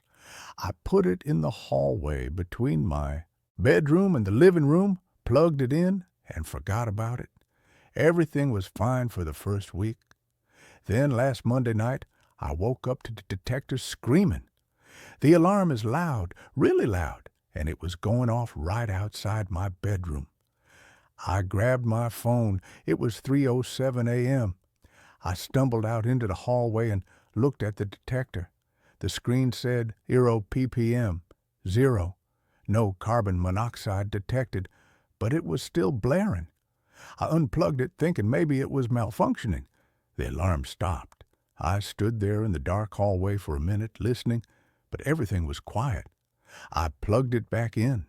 It beeped once to show it was working, displayed 0 ppm, and stayed quiet. I went back to bed. The next night, same thing. 3 a.m. exactly, the alarm started screaming. I checked it. 0 ppm. I unplugged it, waited, plugged it back in. It stopped. I figured the detector was defective. I was going to return it, but I got busy with work and forgot. Wednesday night, 3 a.m., the alarm went off. Again. This time, I was annoyed enough that I actually got out of bed faster. I unplugged the detector and brought it into my bedroom so the alarm wouldn't wake me up if it went off again. I left it on my dresser, unplugged. I went back to sleep. At 3:47 a.m., I woke up to the alarm going off again. The detector was still on my dresser, still unplugged, but the screen was lit up and the alarm was blaring and the screen said, p.m. That's when I started to get scared. I took the batteries out. The detector is supposed to have a battery backup in case of power outages. I removed them completely. No power source at all. The alarm kept going. I stood there holding this dead detector in my hands while it screamed at me. The screen was still lit up, showing 0 ppm, even though there was no possible way it could be getting power. I threw it in my closet and shut the door. The alarm was muffled, but I could still hear it. I put a pillow over my head and eventually fell back asleep. In the morning, I opened the closet. The detector was silent, screen dark, completely dead. I looked at it for a long time. I thought about throwing it away, but part of me wanted to figure out what was happening. I posted about it on a tech support forum. People said it was probably a manufacturing defect, that sometimes electronics can hold a charge and do weird things. Someone suggested I get a replacement and also call my landlord to check the furnace. I called my landlord that afternoon. He said the furnace was inspected in September and everything was fine, but he'd send someone to check again. A maintenance guy came by on Friday. He spent 20 minutes looking at the furnace and the vents and said everything looked good. No leaks, no problems. I asked him if he'd ever heard of carbon monoxide detectors going off when they're not even plugged in. He looked at me weird and said, "No." After he left, I took the detector out of my closet. I put the batteries back in and plugged it into the outlet in my living room far away from my bedroom. I wanted to see if it would go off again. Friday night, 3 a.m., it went off. I got up and checked it. 0 ppm. I unplugged it and took the batteries out again. It kept beeping for about 30 seconds, then stopped. Saturday, I bought a completely different detector from a different brand. I installed it in the hallway and put the old one in a drawer in my kitchen. Saturday night, 3 a.m., the new detector went off. I checked it. 0 ppm. But here's the thing that made my blood run cold. I could hear another alarm going off too, muffled from the kitchen. The old detector in the drawer was also going off. Both detectors, different brands, one with no power source, both going off at exactly 3 a.m., showing no carbon monoxide present. I sat on my couch with all the lights on until sunrise. I didn't go back to sleep. Sunday morning, I did some research. I looked up everything I could find about carbon monoxide detectors malfunctioning. The only thing that made sense was electromagnetic interference. Sometimes power lines or other electronics can cause false alarms, but that wouldn't explain the detector going off with no power. I also looked up stories about carbon monoxide poisoning. The symptoms are headache, dizziness, confusion, nausea. One thing that kept coming up in the articles was that CO poisoning can cause memory problems and hallucinations. I started to think, what if there really is carbon monoxide in my apartment? What if the detectors are malfunctioning and not showing the real levels?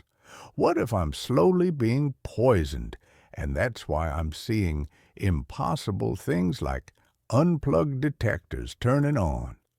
Sunday afternoon, I bought a third detector, a professional grade one that cost $200. The reviews said it was the most accurate on the market.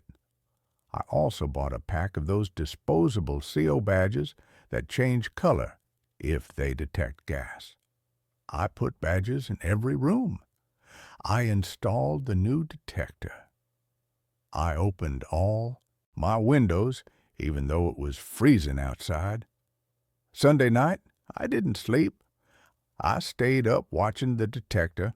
At 2:55 a.m., I was staring right at it. At exactly 3 a.m., all three detectors started going off. The new one in the hallway, the one in the living room, and the one in the kitchen drawer. All of them, simultaneously, all of them showing 0 ppm. I checked the CO badges. None of them had changed color. No carbon monoxide. The alarms kept going for about 5 minutes. Then they all stopped at the same time. Just stopped, mid-beep. Total silence. I sat on my couch in the dark, shaking. That's when I noticed something. My laptop was open on the coffee table. I always close it before bed. But it was open, and the screen was on. And there was a document open in Word. I didn't remember opening a document. I walked over and looked at the screen. There was text. Pages and pages of text. I started reading it. It was a journal, my journal, entries going back months. But I don't keep a journal. I've never kept a journal. The entries were about my daily life. What I ate, what I watched on TV, who I talked to. Mundane stuff. But written in detail like someone was documenting everything I did. I scrolled down. The entries got weirder. They started talking about hearing noises at night, about feeling watched, about losing time and finding things moved around the apartment. I don't remember any of this. I don't remember writing any of this. The last entry was from Sunday night, a few hours ago. It said, "The alarms went off again at 3 a.m., all three of them. I'm starting to understand what's happening. I'm starting to remember. I don't think I'm alone in this apartment. I don't think I've ever been alone here." My hands were shaking so badly I could barely scroll. I kept reading. I found the photos today. They were in a folder on my desktop labeled "Do Not Open." I don't remember creating that folder. I opened it anyway. There were pictures of me sleeping. Hundreds of them, taken from different angles in my bedroom, some from last week, some from last night. Someone has been in my room while I'm sleeping, taking pictures. I immediately opened my desktop folders. There it was. A folder labeled "Do Not Open." I clicked on it. Photos. So many photos. All of me. Sleeping in my bed, sitting at my desk, cooking in the kitchen, watching TV. Some were taken from inside my apartment, from angles that shouldn't be possible unless someone was standing right next to me. Others were taken through my window from outside, from the building across the street. There were photos from tonight, from an hour ago. Me sitting on the couch with all the lights on, holding my phone. Someone was watching me right now. I ran to the window and looked out. The building across the street was dark, but I could see one window with a faint light. 3rd floor, directly across from my apartment. I grabbed my phone and called 911. I told them someone was stalking me, that someone had been in my apartment taking pictures. They said they'd send an officer. While I waited, I kept reading the journal. The entries got more disturbing. I think I'm losing time. I'll be working and then suddenly it's hours later and I don't remember what happened. I found a video on my phone today. I don't remember recording it. It's 47 minutes of me just sitting at my desk, staring at the wall, not moving, just sitting there. I watched the whole thing. I never blinked. Not once in 47 minutes. I checked my phone. I found the video. I couldn't watch it. I couldn't watch myself sitting there like that. The detectives are trying to warn me. The 3 a.m. alarms, that's when they come into my apartment. That's when I'm most vulnerable, in the deepest part of sleep. The detectors can sense them even if they can't detect carbon monoxide. They're sensing something else. No, that was crazy. That didn't make any sense. But what did make sense? Detectors going off with no power. Detectors going off with no gas present. Photos of me that I didn't take. A journal I didn't write. The police arrived around 4:30 a.m. 2 officers. I showed them everything. The detectives, the photos, the journal. They looked at each other with expressions I couldn't read. They searched my apartment. They checked the closets, under the bed, the bathroom. Nothing. No signs of forced entry. No signs that anyone had been there besides me. They asked if anyone else had a key to my apartment. No, just me and the landlord.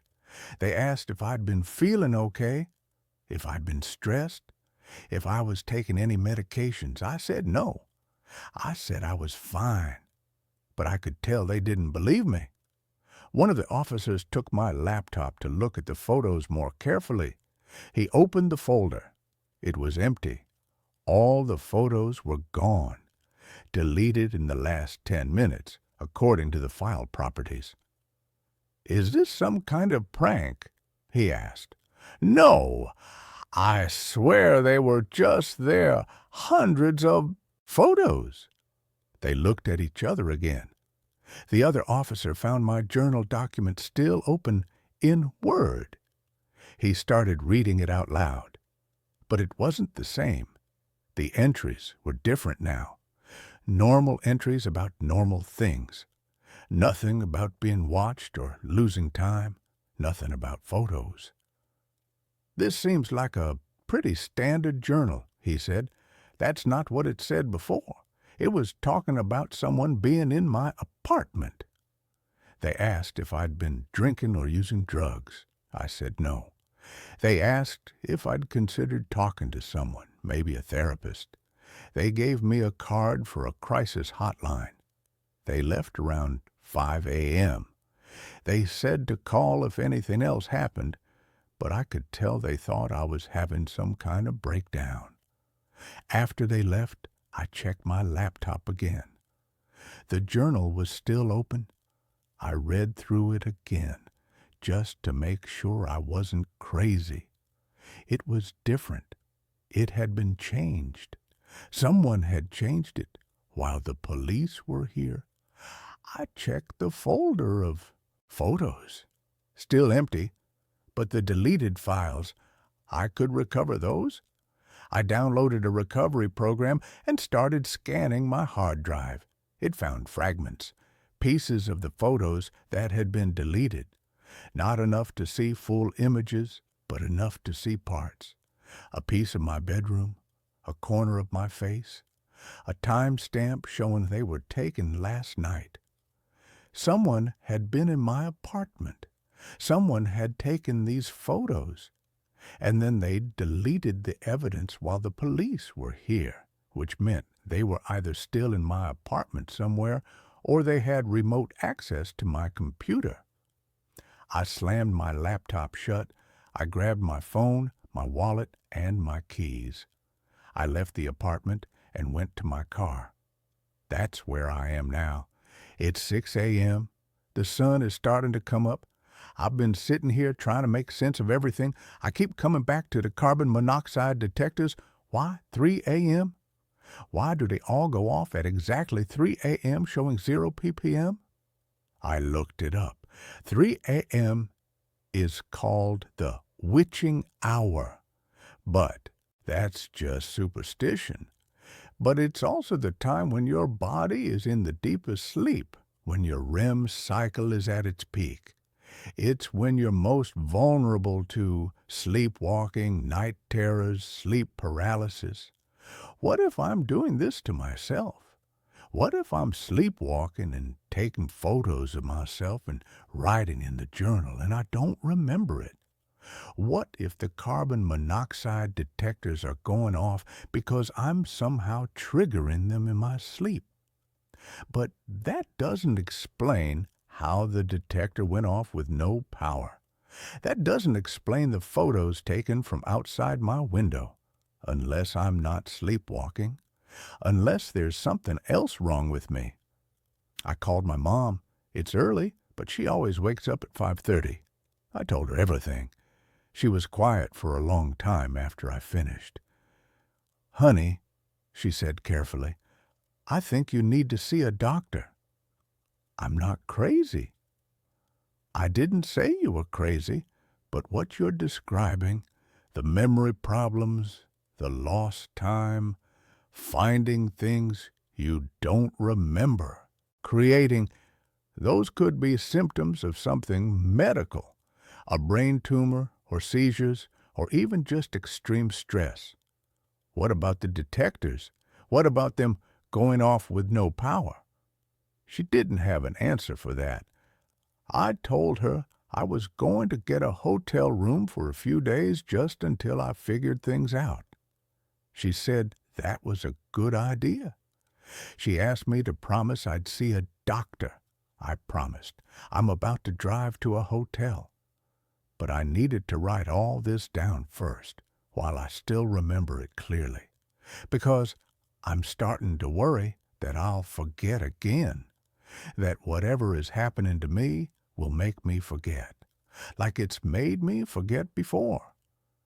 If you're reading this and I've forgotten, here's what you need to know. 1. The carbon monoxide detectors go off at 3 a.m. every night. 2. There are photos on my computer that I didn't take. 3. There's a journal on my computer that I didn't write. 4. Someone has been in my apartment while I sleep. 5. I'm losing time and I don't know what I'm doing. During those gaps, I'm going to the hotel now. I'll update when I can. Update. 2 p.m. Same day. I checked into a hotel around 7 a.m. and immediately fell asleep. I woke up at noon feeling better, more clear-headed. I decided to look at my phone. I had a dozen texts from my landlord. The first one was from 8 a.m. "Your neighbor below you called. She said your alarm has been going off all morning. Please turn it off." The rest were increasingly angry messages about the noise and threatening to enter my apartment if I didn't respond. I called him. "I'm not in the apartment. I've been at a hotel since 6 a.m. "Well, something is making noise in there. I'm going in." I told him to go ahead. I wanted him to check anyway to see if anyone was in there. He called me back 20 minutes later. I went in. Your carbon monoxide detectors were all going off. I unplugged them. You really need to get those checked out. They're defective. Was anyone else in the apartment? What? No, it's empty. Why would someone be in your apartment? I explained about the photos and the journal. He was silent for a long time. Look, he said finally, I don't want to overstep, but have you been feeling okay? Like mentally okay? Everyone keeps asking me that. I'm fine. Can you just check the windows? Make sure they're all locked from the inside? He checked, all locked, no signs anyone had broken in. After we hung up, I opened my laptop. I wanted to look at the journal again to see if it had changed again. The document was gone, completely gone. Not in my recent files, not anywhere on my computer. I searched for it, nothing. I checked my browser history to see what I'd been looking at last night. The history had been cleared, all of it, wiped completely.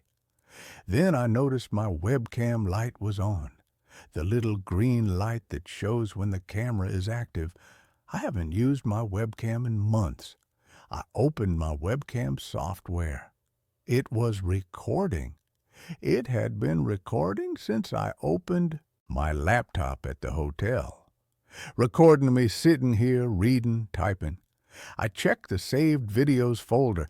There were hours of footage, days of footage, videos of me in my apartment, working, sleeping, walking around. The timestamps went back weeks. My webcam had been recording me this entire time without my knowledge. I slammed the laptop shut and covered the webcam with tape. My heart was racing. Someone had accessed my computer remotely and turned on my webcam. They'd been watching me for weeks, maybe months. I called the police again. This time I told them about the webcam, about the remote access, about someone hacking my computer. They said they'd send someone from their cyber crimes unit.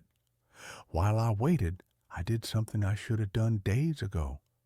I called my doctor and made an emergency appointment because my mom was right. Even if someone is stalking me and hacking my computer, the memory loss and lost time isn't normal. Something is wrong with me medically. The appointment is tomorrow morning. The cyber crimes detective showed up at my hotel around 3 p.m. She took my laptop to examine it. She said if someone really was accessing it remotely, they'd be able to find evidence. She asked me the same questions everyone asks. Have I been feeling stressed? Any medications? Any history of mental illness? I told her no, but I'm seeing a doctor tomorrow, just to rule things out. She said that was smart. She also said something that scared me. She said that in cases like this, where someone has access to your computer, they can also have access to your phone. They can track your location, read your messages, even listen through your microphone. I'm writing this update on a public library computer because I'm too afraid to use my phone anymore. I don't know who's watching me or why. I don't know what's real and what I'm imagining. I don't know if I'm sick or being stalked or both. All I know is that I can't go back to that apartment. Not yet. Maybe not ever. Final update. 1 week later. I'm writing this from my mom's house in Wisconsin. I left Minneapolis 4 days ago, and I'm not going back. The doctor's appointment revealed something I wasn't expecting. I have a brain tumor. It's small, benign, located in my temporal lobe. The neurologist said it's been there for a while, probably years, slowly growing. It's in a location that can cause memory problems, hallucinations, seizures, and something called confabulation, where your brain creates false memories to fill in gaps. The tumor explains a lot. The lost time, the confusion, finding things I didn't remember creating. It's possible I was doing things in a fugue state and not remembering them afterward. The cybercrimes detective called me yesterday. They analyzed my laptop. There was no evidence of remote access, no malware, no spyware, no indication that anyone had hacked into my computer. The webcam recordings were all started manually. By me. I just didn't remember doing it. The photos that I thought were of me sleeping, they analyzed the metadata, all taken by my phone, from angles consistent with me setting up the phone and taking the photos myself. The journal entries, the writing style matched samples of my other writing. It was me. I wrote all of it. I don't remember any of it, but apparently I did it all myself. The landlord checked my apartment again with police present. No signs anyone else had been there. No cameras, no listening devices, nothing. He checked the building across the street, too. The window I thought I saw a light in. That apartment has been vacant for 3 months. The carbon monoxide detectors, the landlord took them all to be tested by a professional. They're working perfectly, no defects. He installed new ones, and they haven't gone off since I left. The police think I was triggering them myself. In my fugue states, I was unplugging them, removing batteries, moving them around. That's why they seem to be going off with no power. I was the one making them go off manually and then not remembering it. 3 a.m. was probably when I was sleepwalking or having seizures related to the tumor. Everything has a rational explanation. Everything was me. I'm scheduled for surgery next month to remove the tumor. The doctors say that once it's gone, the symptoms should stop. The memory problems, the hallucinations, all of it. But here's the thing I can't stop thinking about. I got mail forwarded from my Minneapolis apartment yesterday. In with the bills and junk mail was a large manila envelope, no return address. Inside was a note and a USB drive. The note said, "You were right to leave. I'm sorry I scared you. I was only trying to warn you." I plugged the USB drive into my mom's laptop after she ran every security scan known to man. On the drive was a single video file. It was security camera footage from the hallway outside my apartment. Time-stamped from 2 weeks ago, the night the detectors started going off. The footage shows my apartment door.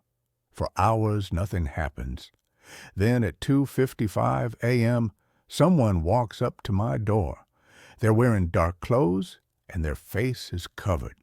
They stand outside my door for a few minutes, just standing there. Then they pull out a key and unlock my door. They go inside. They're in there for exactly 12 minutes. Then they come back out, lock the door behind them, and walk away. This happens every night for a week on the footage, always between 2:55 and 3:15 a.m., always the same person, always with a key. I showed the footage to the police. They contacted my landlord. He swears only he and I have keys to that apartment. He changed the locks when I moved in. There are no other copies. But someone had a key. Someone was coming into my apartment every night, and I was so deep in tumor-induced sleep that I never woke up. The police are investigating. They're pulling more security footage from the building. They're interviewing neighbors. They think it might be a maintenance worker or previous tenant who kept a copy of the old key before the locks were changed, or maybe it's someone else entirely. The tumor surgery is in 3 weeks. After that, maybe I'll remember. Maybe my brain will work properly, and I'll be able to piece together what was real and what I imagined. But I keep thinking about that note. I was only trying to warn you. Warn me about what? About myself and what I was doing in my fugue states? About the person who was breaking into my apartment? About something else entirely? I don't know. And the scariest part is that I might never know, because even after they remove the tumor, even after my memory comes back, I'll never be sure what was real. I'll never know which parts were my sick brain creating false memories and which parts actually happened. Was there really someone in my apartment? Or did I create that memory to explain the missing time? Were the carbon monoxide detectors really going off? Or did I just think they were? Was someone watching me?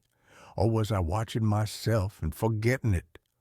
I can't trust my own memories anymore. I can't trust my own brain. And that's scarier than any stalker could ever be. The one thing I know for certain is this: I'm never going back to that apartment. Whatever was happening there, whether it was all in my head or whether someone really was coming into my home every night while I slept. I can't live with that uncertainty. My mom says I can stay here as long as I need to. After the surgery, I'll figure out what comes next, but right now, I'm just trying to hold on to what's real. Trying to trust that the doctors know what they're doing. Trying to believe that once the tumor is gone, I'll be myself again, if I ever really knew who that was. If you're reading this and you're experiencing anything similar, memory loss, lost time, finding things you don't remember creating, please see a doctor.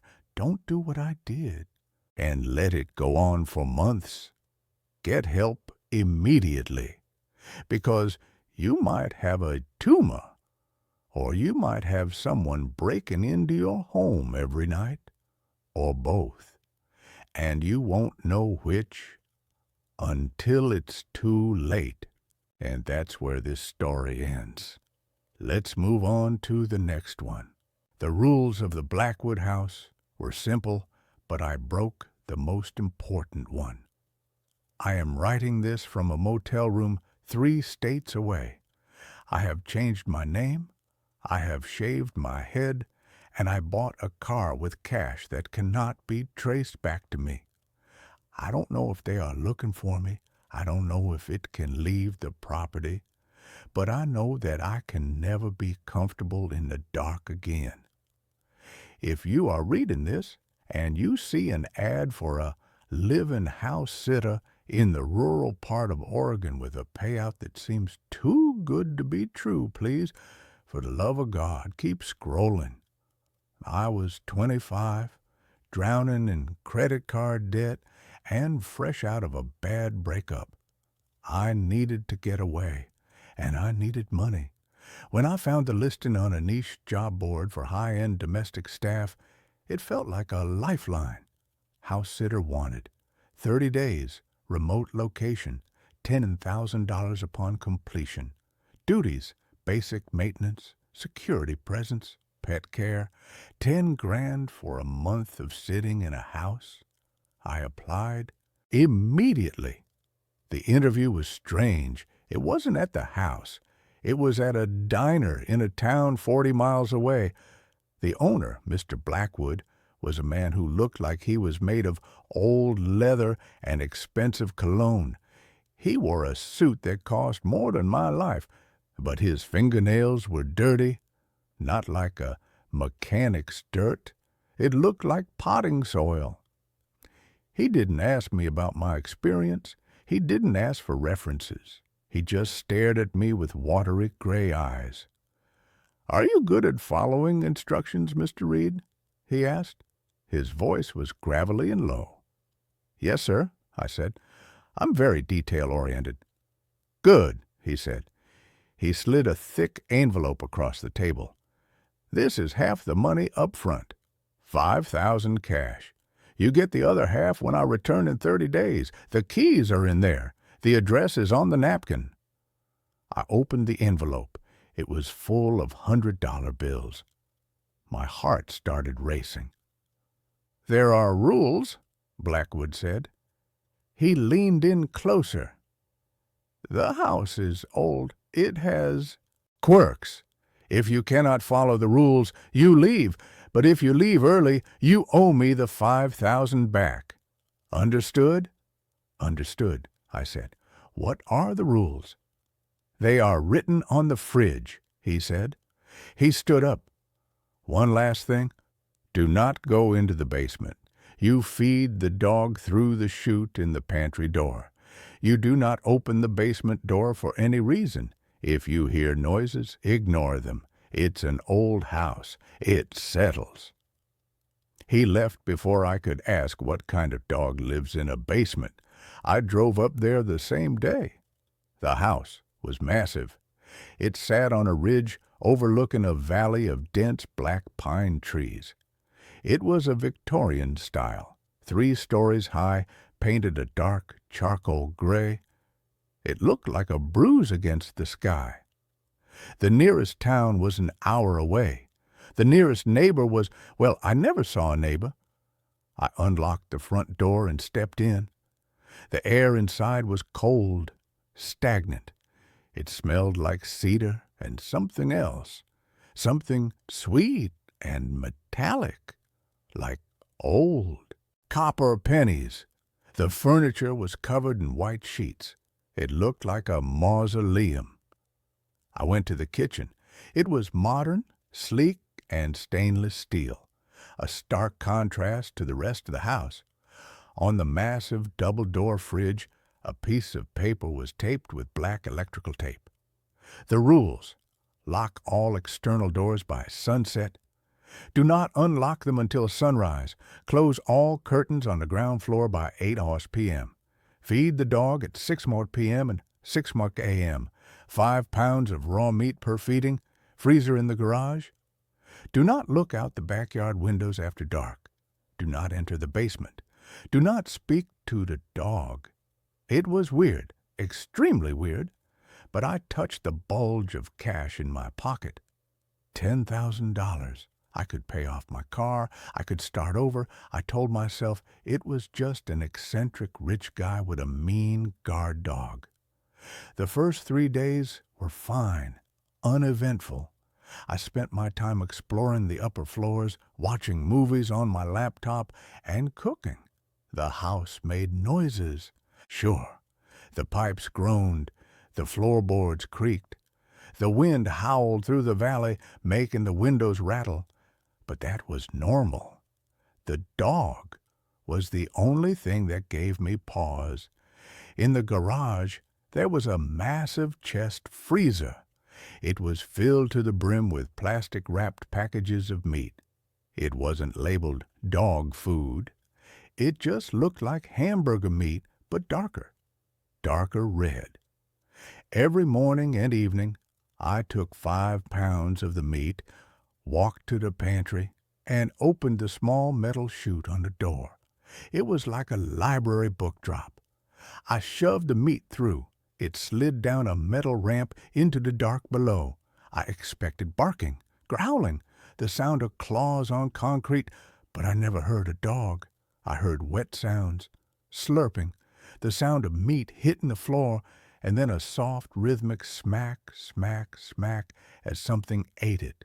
It sounded careful, deliberate. On the 4th night, the atmosphere changed. I was sitting in the living room. It was 9 p.m. I had closed the curtains like the rules said. I was reading a book, trying to ignore the silence. Scratch, scratch, scratch. It came from the pantry door. I froze. My heart hammered against my ribs. "Hey, buddy," I called out, my voice sounding thin in the big room. "You still hungry down there?" The scratching stopped.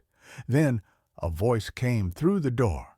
It was muffled, low, and raspy. "Water," it whispered. I dropped my book. It hit the floor with a loud thud. I stood up, backing away. "Who's there?"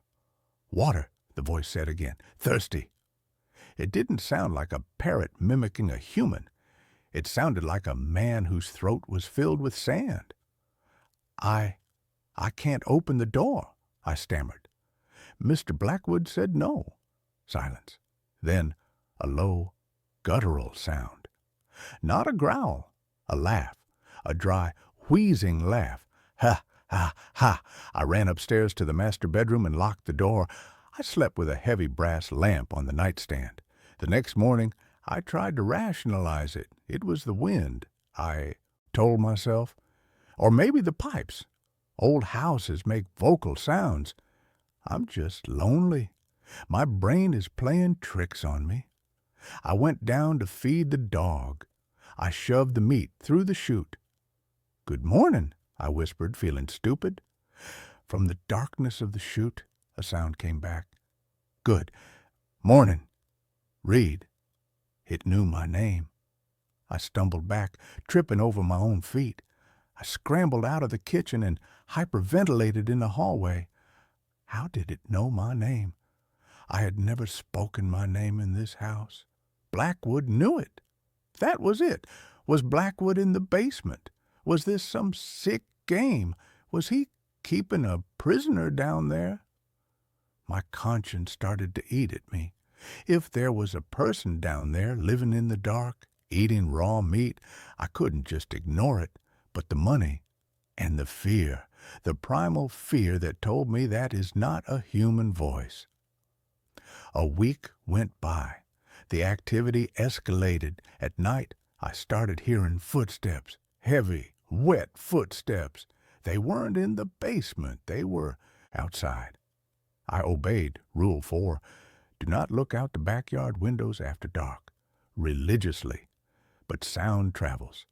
I could hear something circling the house. It sounded like someone walking in mud, even when the ground was dry. Slap, slap, slap. Sometimes it would brush against the siding, a long scraping sound like rough sandpaper dragging along the wood. I started drinking. I found Blackwood's liquor cabinet, and I drank whiskey to fall asleep. It was the only way to drown out the sounds. Then came the night of the storm. It was day 14. Halfway through, a massive storm front rolled in over the mountains. Thunder shook the foundation of the house. Lightning turned the night sky into strobe light flashes of violent white. At 10 p.m., the power went out. The house plunged into absolute suffocating darkness. I fumbled for my phone. The flashlight beam cut a weak cone through the black. I remembered there was an emergency generator in the garage. Or at least, I hoped there was. I walked to the kitchen to get the garage keys from the hook. As I passed the pantry door, I stopped. The chute was open. It was supposed to be spring-loaded. It was supposed to snap shut. But it was propped open. A smell wafted out. It was unbearable. It smelled like a butcher shop that had been left in the sun for a week.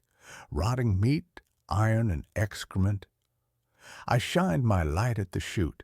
A hand was sticking out. It wasn't a dog's paw. It wasn't a human hand. It was pale, almost translucent white. The fingers were impossibly long, at least 8 inches each. They had too many knuckles. They looked like the legs of a giant spider made of bone and wet skin. The fingers were gripping the edge of the chute, holding it open, and then an eye appeared in the opening. It was yellow, no pupil, just a sickly, glowing yellow orb the size of a tennis ball. It stared right at me. "Lights! Out!"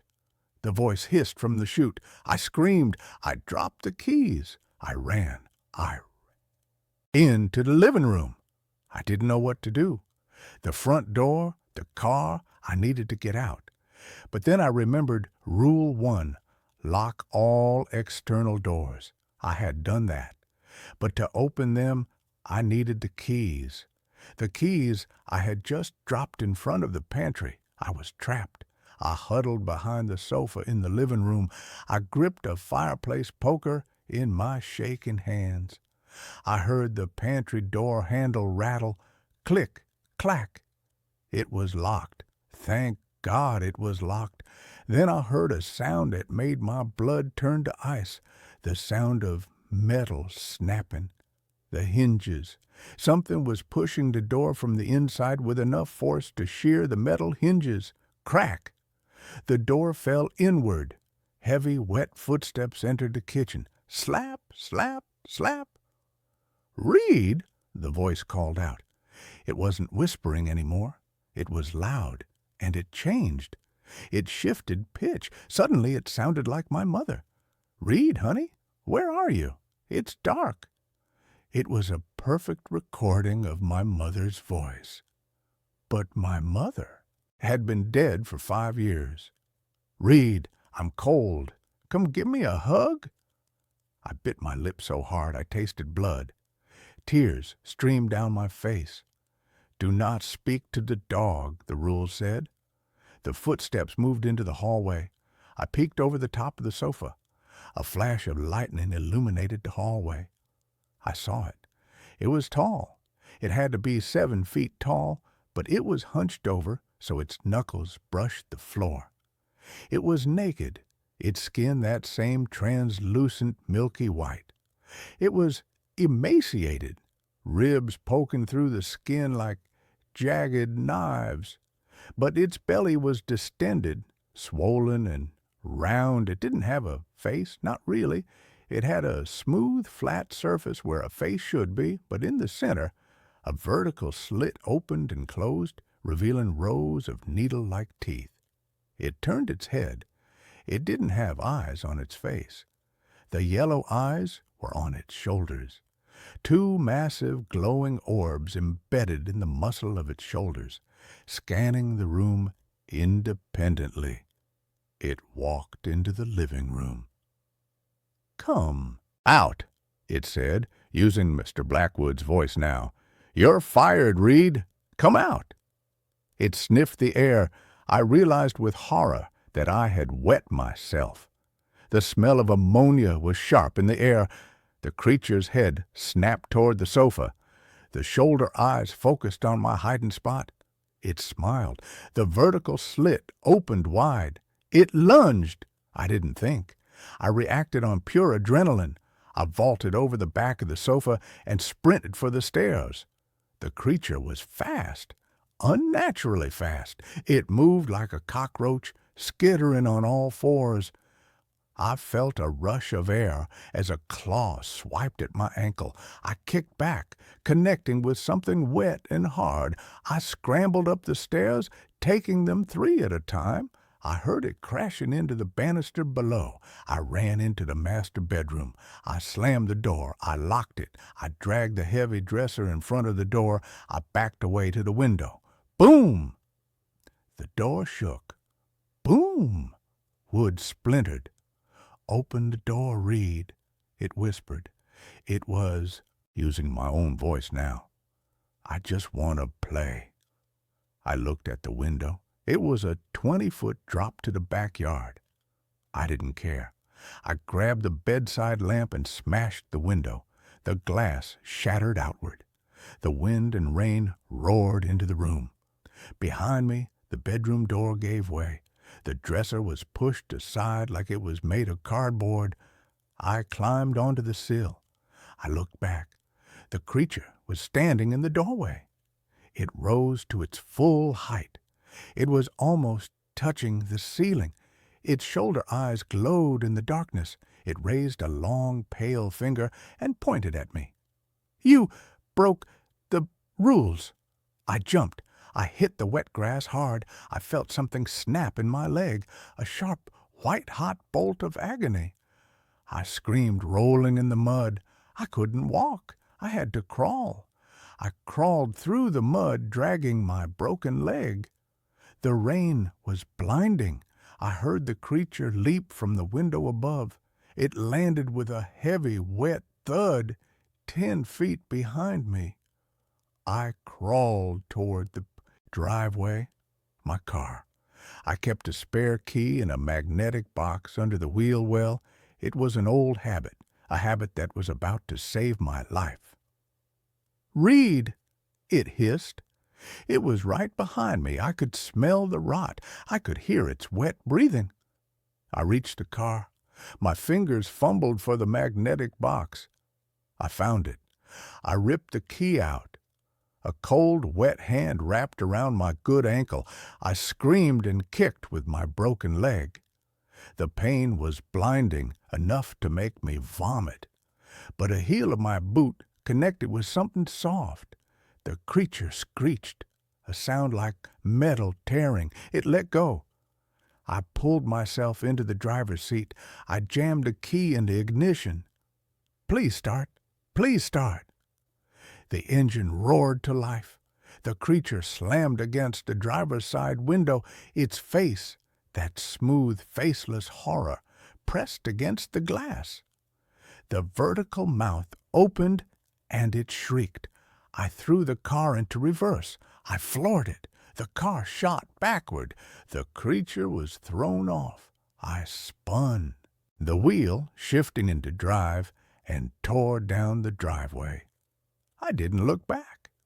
I drove on the rim of a flat tire for 10 miles. I drove until the engine started smoking. I drove until I saw the lights of a 24-hour gas station. I crashed the car into a bollard in front of the station. The attendant, a teenager with acne, ran out. "Dude, are you okay?" I fell out of the car, bleeding, covered in mud, my leg twisted at a wrong angle. "Call the police," I sobbed. "Call them now." The police went to the house. I told them everything from my hospital bed. They looked at me like I was on drugs. They tested my blood. I was clean except for the alcohol. They told me what they found. The house was empty. The front door was locked. The bedroom door was broken, yes, but they said it looked like I had smashed it with the dresser in a fit of psychosis. They checked the basement. "There's no dog," the officer told me. "Just an empty room, dirt floor, and a pile of old bones. Animal. Bones. Deer, mostly." "And Mr. Blackwood?" I asked. "We looked into the owner," the officer said, flipping through his notebook. "The house is owned by a trust. The last living member of the Blackwood family died 40 years ago. There is no Mr. Blackwood." I froze, but I met him. I have his money, $5,000 cash. I told them to check my backpack, which they had recovered from the car. They opened it. The envelope was there, but it wasn't full of money. It was full of old dry leaves, and among the leaves there were fingernails, dozens of them. Dirty, soil-covered fingernails. I screamed until they sedated me.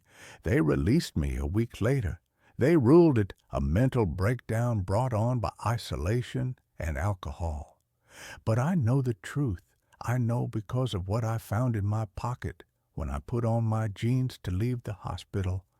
It was a piece of paper, small, crumpled, and damp. It wasn't there when I jumped out the window. I unfolded it with trembling hands. It was a note, written in a shaky, jagged scrawl, as if written by a hand that had too many joints. "You owe me $5,000. I will come to collect." I ran. I'm still running. But last night, in this cheap motel room, I woke up at 3 a.m. The room was silent, but from the bathroom I heard a sound. Slap, slap, slap. And then the sound of the toilet flushing, followed by a voice. My voice. Water. I am typing this fast. I'm leaving now. If you ever see a job listing for the Blackwood house, burn it. Just burn it. And that's where this story ends. Let's move on to the next one. I started recording my sleep to prove I wasn't crazy. I wish I'd never listened back. I'm writing this because I don't know what else to do with it, and because if something happens to me, at least there will be a record that I tried to explain it. This isn't a creepypasta. I'm not a writer. I don't even use Reddit much. But I've read enough real stories on here to know this is the place where people won't immediately laugh it off. This happened over the last 3 weeks, and it's still ongoing. It started with the sounds. I live alone in a small one-bedroom apartment on the second floor of an older building. Thin walls, old pipes, the usual stuff.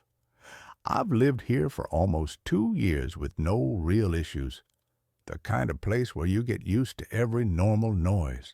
The radiator clicking, the guy upstairs pacing at night, the distant hum of traffic.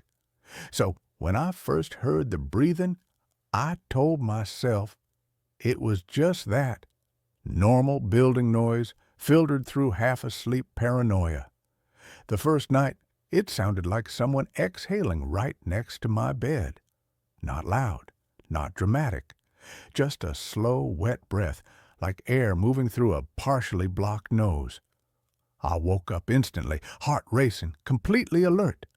The room was dark, lit only by the faint glow of my alarm clock.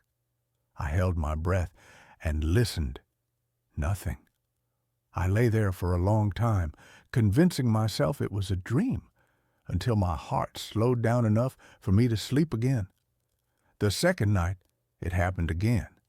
Same sound, same feeling of someone being close, too close.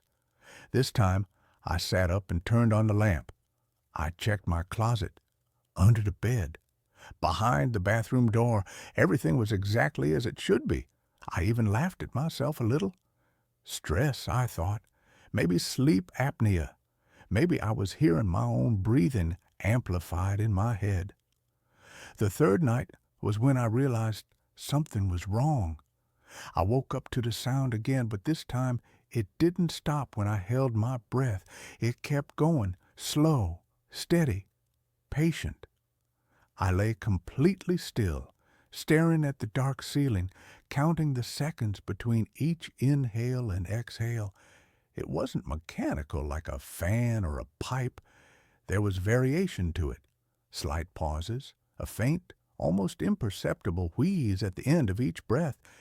It sounded human, and it was coming from my side of the bed. I didn't move. I don't know why. Every instinct screamed at me to turn on the light, to jump up, to run, but fear pinned me in place. I felt like if I moved, whoever or whatever was there would know I was awake. After maybe 30 seconds, it stopped. Just stopped. I didn't sleep at all after that. When the sun came up, I felt ridiculous trying to explain it to myself. No signs of a break-in.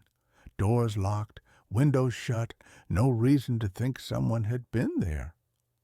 That's when I decided to record myself sleeping. I figured, best case scenario, I'd catch myself snoring or sleep-talking and feel stupid. Worst case, I'd have proof I wasn't imagining it.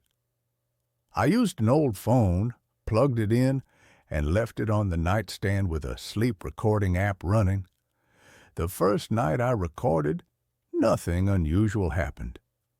I listened back the next morning while making coffee. Just the normal sounds of sleep. Shifting, sheets rustling, an occasional sigh. I felt relieved.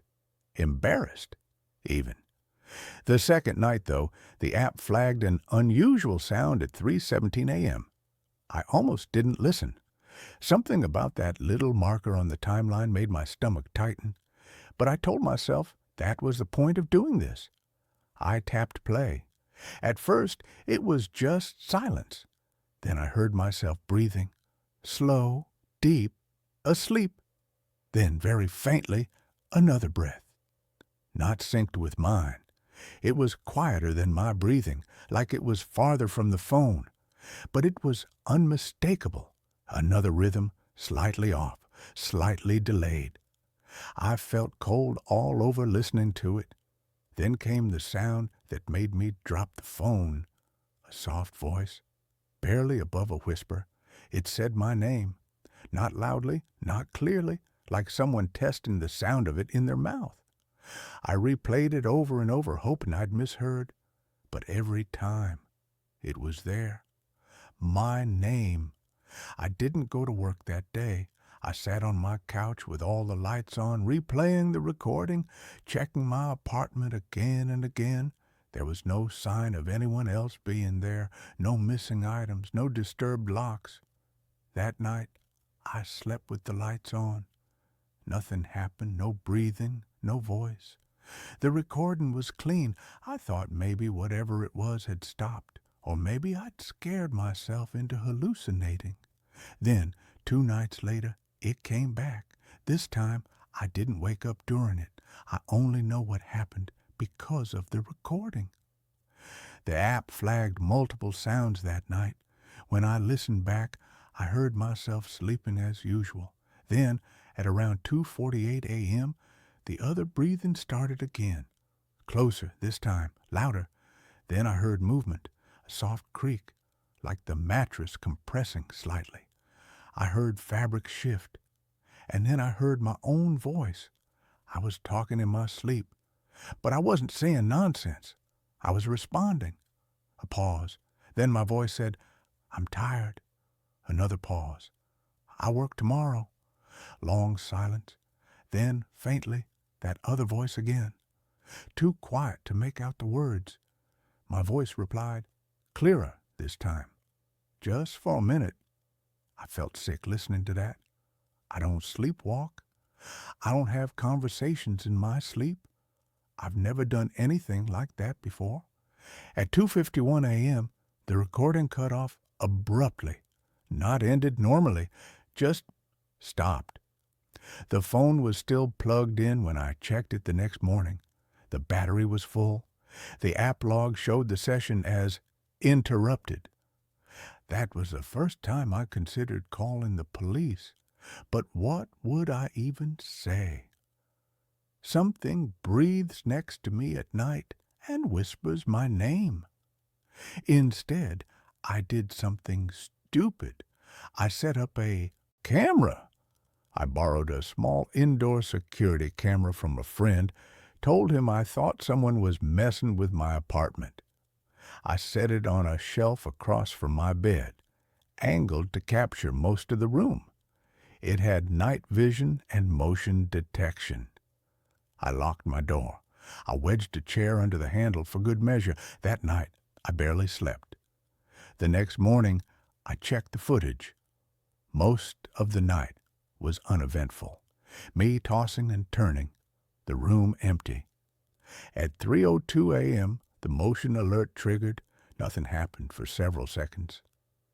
Then the image shifted slightly, like the camera had trouble focusing.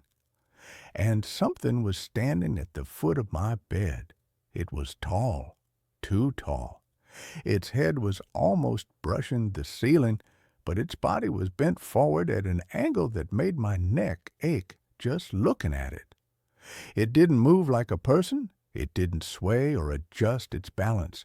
It was completely still, like a mannequin posed mid-step. The night vision washed out details, but I could see its outline clearly. Long arms hanging down, fingers that looked too many-jointed, bending at wrong places. It didn't have a face. Where its face should have been was just darkness, not shadow, absence, like the camera couldn't register anything there. It stood there for nearly 4 minutes. Then it leaned closer, not stepping forward, just folding, joints bending inward, bringing that empty face closer to mine. The camera glitched. Static filled the screen for half a second, and then it was gone. At 3:07 a.m., the motion alert stopped. I haven't slept in my bed since. I'm writing this from my couch during the day, with every light on and the camera still running. The recordings from last night show nothing, but I can feel it watching me. Not from a specific place, just present. Sometimes, when the apartment is quiet enough, I hear breathing again, not next to me, inside me, like something learned the rhythm of my lungs and never stopped copying it. If anyone has experienced anything like this, if this sounds familiar, please tell me what to do. Because last night, while I was wide awake, I heard it whisper my name again, and this time it came from my own mouth. And that's where this story ends. Let's move on to the next one. I bought a house that came with a set of VHS tapes in the basement, and now I wish I was blind. I am writing this from a hotel room in Nevada. I have blocked the door with the dresser. I have unplugged the television. I have covered the mirrors. I can't be around reflections anymore. Every time I see my own face, I see static behind my eyes. I see the lines of track and distortion running down my skin. If you are a collector of vintage media or just someone who likes to browse estate sales for hidden gems, stop. Do not buy the unlabeled tapes. Do not buy the ones with handwritten dates. And for the love of God, if you find a tape labeled home movie, do not watch. Listen to the warning. Burn it, smash it, bury it. Just don't put it in the VCR. My name is Kevin. I was 32, a graphic designer who worked from home. I had just bought my first house, a fixer-upper in a quiet suburb of Ohio. It was cheap, built in the 70s, with shag carpet and wood paneling. The previous owner had died, an old man named Mr. Henderson who had no family. The house was sold as is, which meant it came full of his junk. I spent the first week cleaning out the basement. It was a finished basement, dark and smelling of mildew. In the corner, there was a heavy wooden cabinet. Inside, I found a collection of VHS tapes. There were hundreds of them. Most were labeled with innocuous things like Super Bowl 85, news broadcasts, sitcoms. I figured Henderson was a hoarder who taped everything off TV. But on the bottom shelf, pushed way to the back, was a shoebox taped shut with layers of duct tape. I cut it open. Inside were 6 tapes. They were black, generic cassettes with white labels. The labels were handwritten in shaky, jagged letters. Tape 1, the window. Tape 2, the door tape. 3, the hallway tape. 4, the bedroom tape. 5, the sleeper tape. 6, the waking. I was curious. Who wouldn't be? I assumed they were just creepy home movies or maybe some weird art project. I had an old VCR TV combo unit in the garage that I hadn't thrown out yet. I brought it down to the basement, plugged it in, and popped in tape 1, the window. The screen flickered with static. Blue screen. Then the image cut in. It was grainy, low-quality footage, handheld. It was shot at night. The camera was pointed at a window from the outside. I recognized the window immediately. It was the kitchen window of my house. The camera was steady. It just filmed the window. Inside, I could see Mr. Henderson sitting at the kitchen table eating soup. He looked younger, maybe in his 50s. He was oblivious. The tape ran for an hour. Just footage of a man eating, reading the paper, washing dishes. It was boring, but unsettling.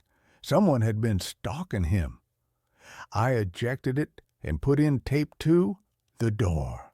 This one was shot from inside the house. The camera was set up on a tripod in the living room facing the front door. It was night again. The lights were off. Nothing happened for 20 minutes. Then the mail slot on the door opened. A long, thin metal rod slid through. It wiggled around, feeling for the lock. It failed. The rod retracted. Then a face appeared in the mail slot. Just an eye, a wide, unblinking eye staring into the living room. It looked around, scanning. Then the tape cut to static. I was creeped out. I should have called the police then. But I told myself this was old footage, decades old.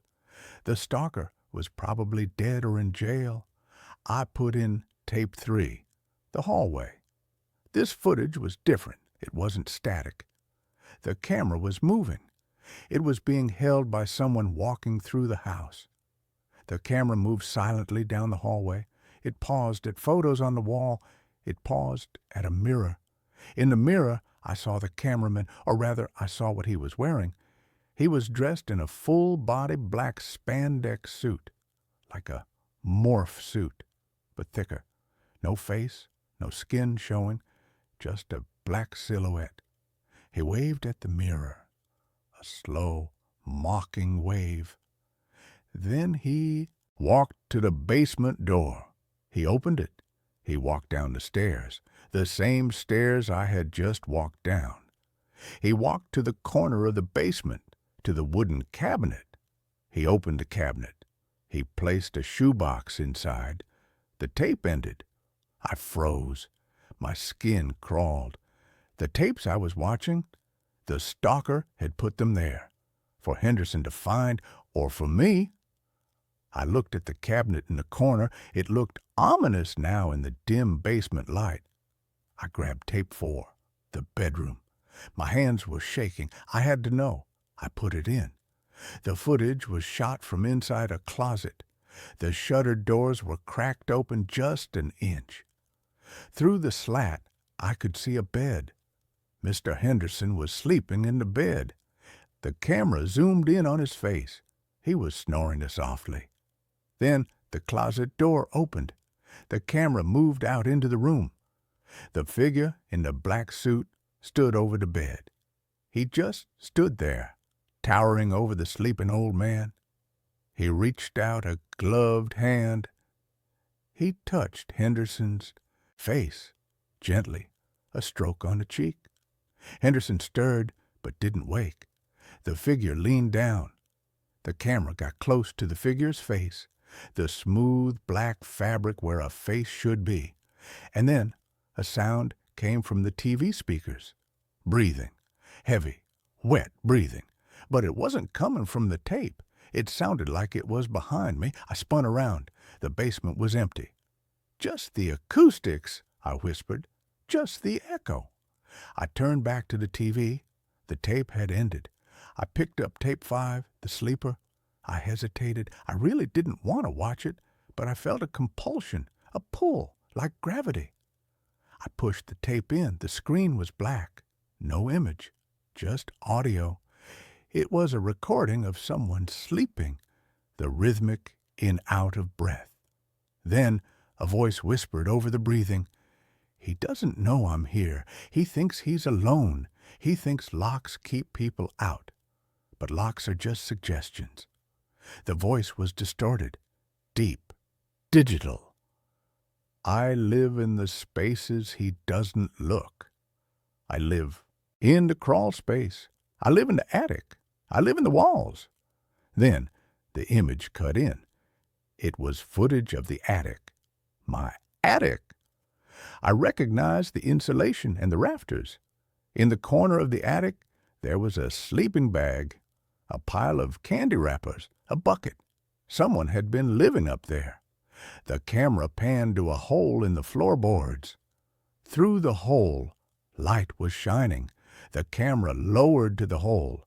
I could see down into the master bedroom, directly onto the bed. The tape cut to static. I ran upstairs. I grabbed a flashlight and a ladder. I went to the hallway ceiling hatch. I pushed it open. I shined a light into the attic. It was empty. Dust. Insulation. But in the corner, there was a flattened area in the insulation, like someone had been lying there recently, and there were candy wrappers, fresh ones, and a hole, a small hole drilled into the floor. I looked through it.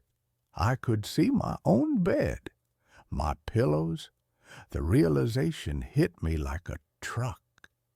These tapes weren't just old. Some of the footage, the candy wrappers, looked modern. I ran back to the basement. I grabbed the last tape. Tape 6, the wake-in. I had to see it. I had to know how it ended. I shoved it into the VCR. The screen flickered. It was a live feed. It wasn't a recording. It was showing the basement. It was showing me. The camera was positioned behind me in the corner of the room near the water heater. I turned around slowly. There was nothing there, just shadows. I looked back at the TV. On the screen I was turning around, but on the screen there was someone standing right behind me. The figure in the black suit. He was standing inches from my back. I spun around again, swinging my arms. "Who's there?" Empty air. I looked at the TV. On the screen, the figure was still there. He was mocking me, miming my movements. When I swung my arm, he ducked. When I yelled, he put a finger to where his lips should be. He pointed at the TV. I looked closer. at the screen. The figure on the screen reached out. He reached toward the camera lens that was filming us. He grabbed the edges of the TV frame. And then the impossible happened. Hands, black, gloved hands, pushed out of the television screen. They were three-dimensional.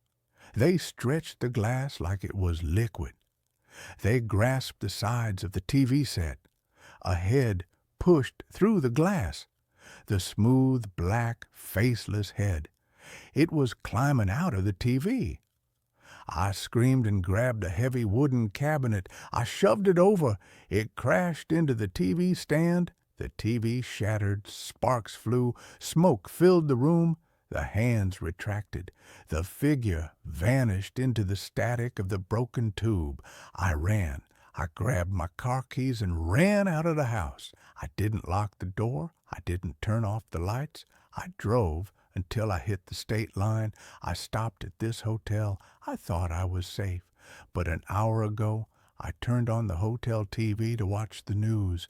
The channel was fuzzy, static. Then the image cut in. It was footage of me, sleeping in the hotel bed.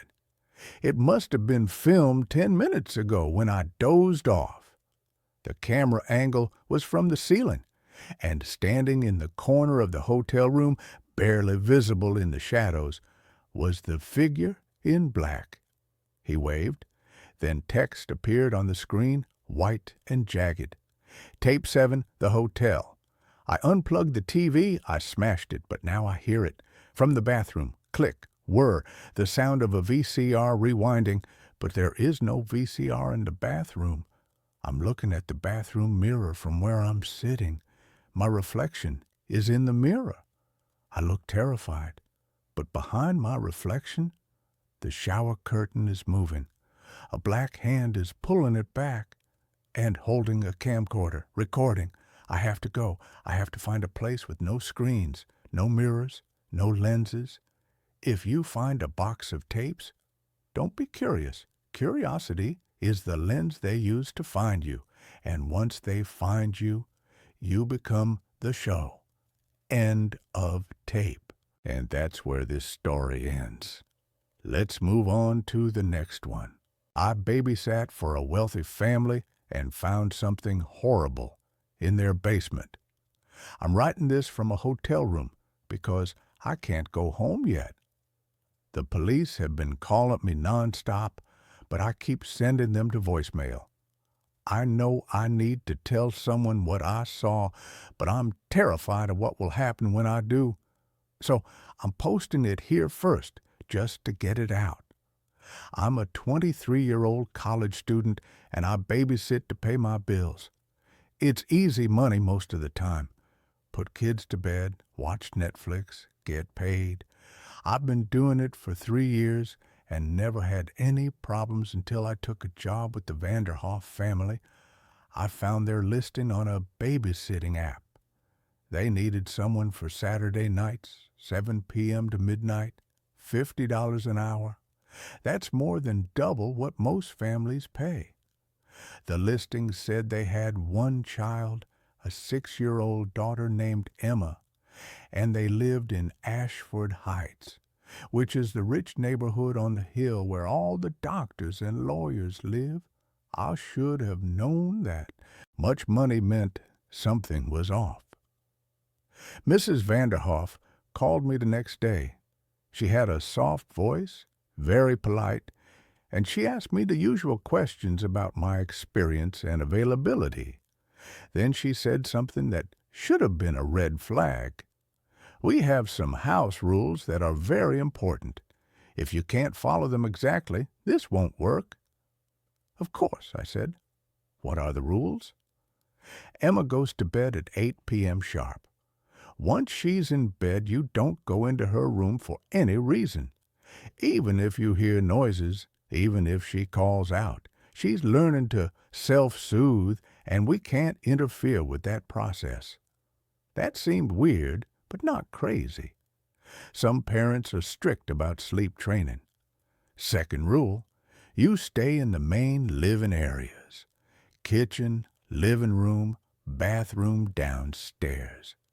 You don't go upstairs except to put Emma to bed. You definitely don't go into the basement. It's locked anyway, but I'm telling you now, the basement is off limits. Okay, no problem. Third rule, Emma might say strange things. She has a very active imagination. Don't encourage it. If she tells you stories about the house or about people you haven't met, just smile and change the subject. Don't ask her questions about it. Does she have issues with lying or making things up? No, nothing like that. She's just very creative. We don't want to stifle that, but we also don't want to feed into every fantasy. It still seemed manageable. Weird, but manageable. And $50 an hour was $50 an hour. I started that Saturday. The Vanderhoff house was huge, one of those modern places that's all windows and sharp angles. Mr. and Mrs. Vanderhoff met me at the door. He was tall, maybe 45, with gray hair and an expensive suit. She was younger, maybe 35, blonde, wearing a black dress and too much perfume. They showed me around quickly. The first floor had a massive living room with a TV bigger than my bed, a kitchen with marble counters and appliances I didn't recognize, and a bathroom. The stairs to the second floor were in the foyer.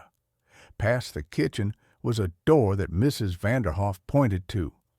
That's the basement. It's locked. Don't try to open it. I won't. Emma was in the living room coloring. She was small for 6, with dark hair and pigtails and big brown eyes. She looked up when I came in and smiled. "Hi, are you my babysitter?" "I am. My name's Riley. It's nice to meet you." "Do you like puzzles?" "Sure." "Good. I have lots of puzzles." Mr. and Mrs. Vanderhoff left at 7:15. Mrs. Vanderhoff reminded me again about the rules. Then they were gone. It was just me and Emma. The first hour was normal. We did puzzles. We watched part of a Disney movie.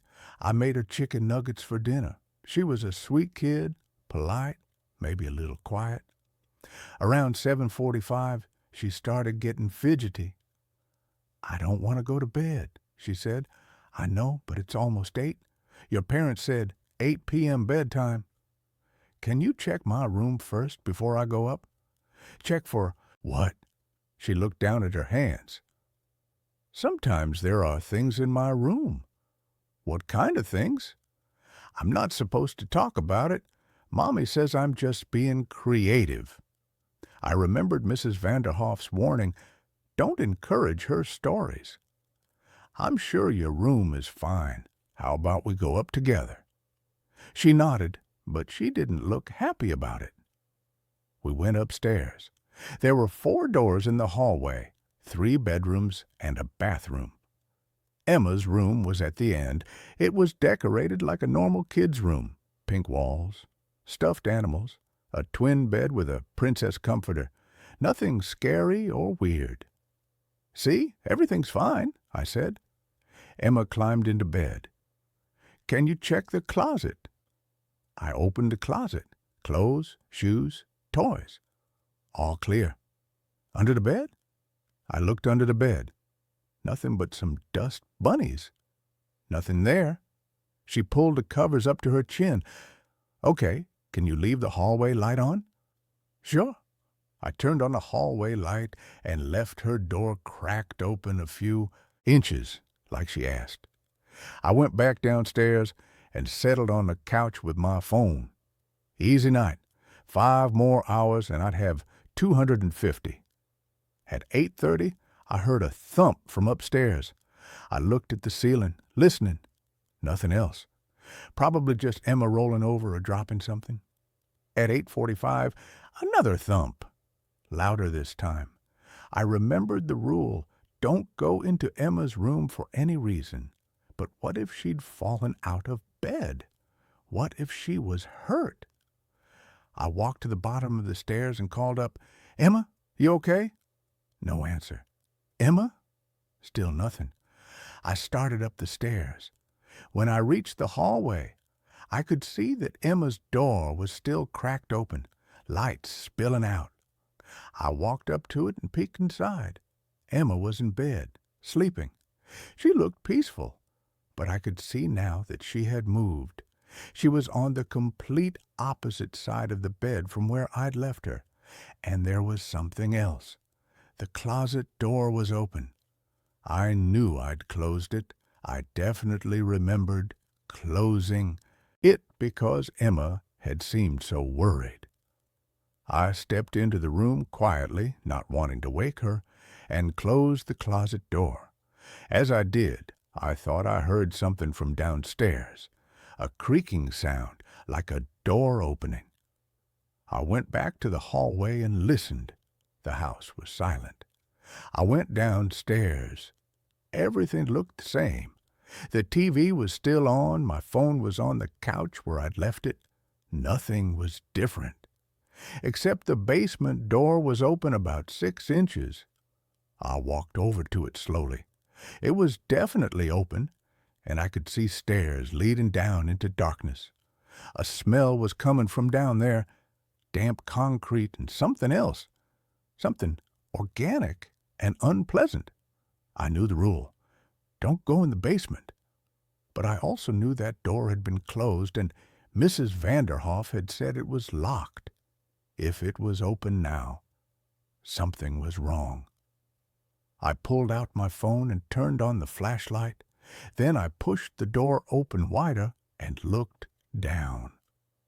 The stairs were wooden and old, completely different from the modern style of the rest of the house. They led down about 15 feet to a concrete floor. I could see boxes and old furniture, normal basement stuff. "Hello?" I called down. "Is someone down there?" Nothing. I should have closed the door and called the Vanderhoffs. That's what I should have done. But I was curious, and I was thinking maybe their house had foundation issues or something, and the door had just swung open on its own. I started down the stairs. The temperature dropped with each step. By the time I reached the bottom, I could see my breath. The basement was bigger than I expected, stretching back under most of the house. The floor was unfinished concrete, and the walls were exposed stone, like the basement was way older than the house above it. There were boxes along one wall, labeled things like Christmas decorations and old clothes, some furniture covered with sheets, a water heater in the corner, all normal. But there was a hallway at the back of the basement leading further into darkness, and that's where the smell was coming from. I walked toward it, my phone light bouncing off the walls. The hallway was narrow, maybe 3 feet wide, with a low ceiling.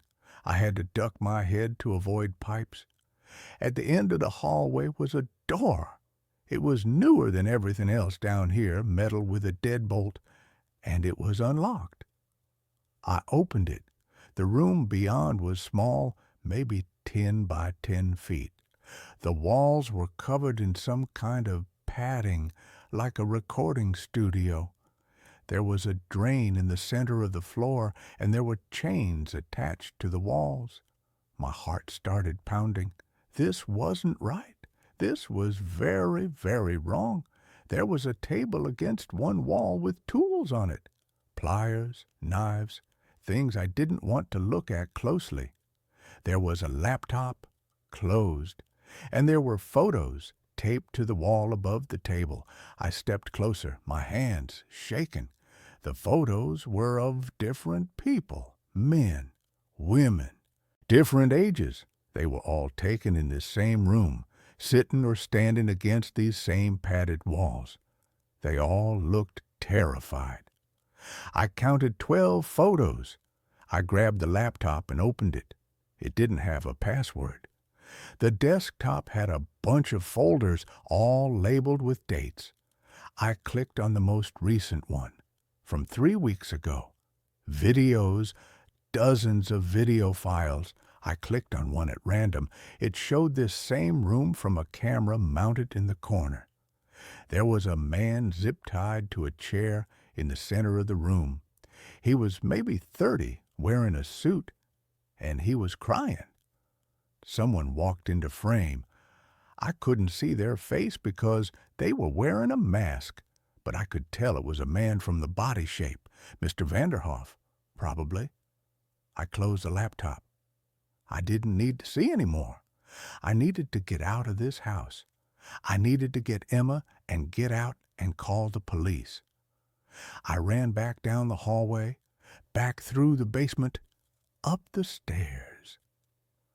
I was about to go up to get Emma when I heard a voice behind me. "You weren't supposed to go down there." I spun around. Mrs. Vanderhoff was standing in the front doorway. She'd come back. Behind her was Mr. Vanderhoff. "I can explain," I started, but my voice was shaking so badly I could barely speak. "No need," Mrs. Vanderhoff said. She didn't sound angry. She sounded sad. "We knew this would happen eventually. We always have to replace the babysitter after a few weeks. They always get curious about the basement." Mr. Vanderhoff closed the front door and locked it. He was holding something, a syringe. "Please," I said, "I won't tell anyone. I'll leave right now and I'll never come back." "You saw the room," Mr. Vanderhoff said. "You saw the laptop. We can't let you leave." Mrs. Vanderhoff walked toward me slowly. "It's not personal. We actually liked you. You were good with Emma, but we can't risk it." I looked around frantically for an escape route. The front door was locked, and they were blocking it.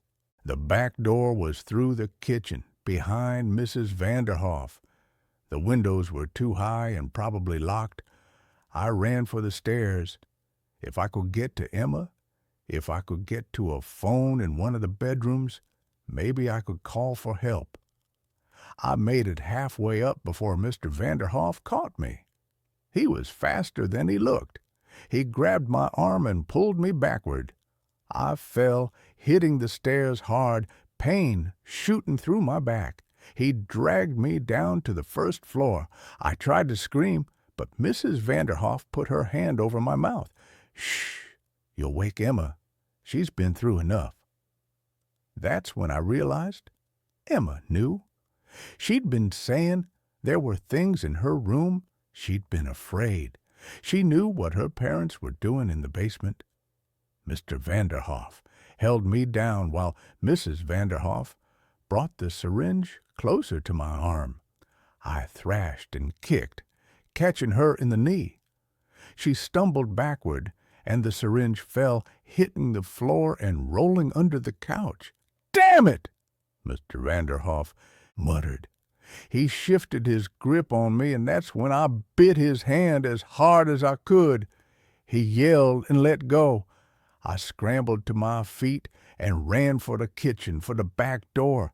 Behind me, I could hear them coming. The back door was locked with a deadbolt that needed a key. I didn't have time to look for one. I grabbed a chair from the kitchen table and threw it at the sliding glass door. The glass shattered and an alarm started blaring. I didn't care.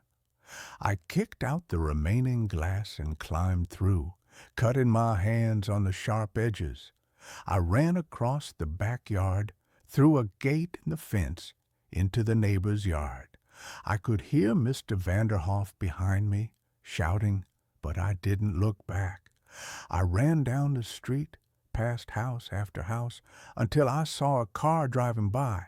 I jumped in front of it, waving my arms. The car screeched to a stop.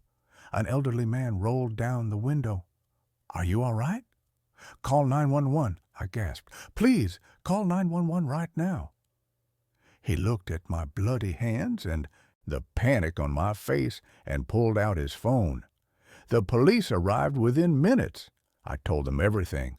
The basement, the room, the laptop, The photos, everything. They went to the Vanderhoff house with a warrant. They found the room exactly as I described. They found the laptop with the videos. They found things I hadn't seen. A safe with IDs and wallets, personal belongings from dozens of people. They found burial sites in the woods behind the property. The Vanderhoffs had been abducting people for years. Homeless people, sex workers, anyone who wouldn't be immediately missed. They bring them to the house, keep them in the basement room for days or weeks, and then kill them. Mr. Vanderhoff was an ER doctor. Mrs. Vanderhoff was a lawyer. They were wealthy, respected members of the community, and they were serial killers. Emma is in protective custody now.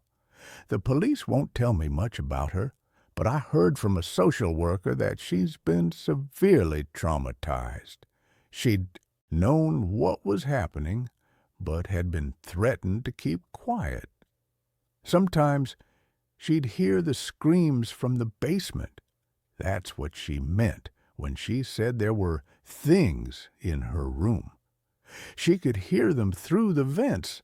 The Vanderhoffs were arrested that night. They're both in jail awaiting trial.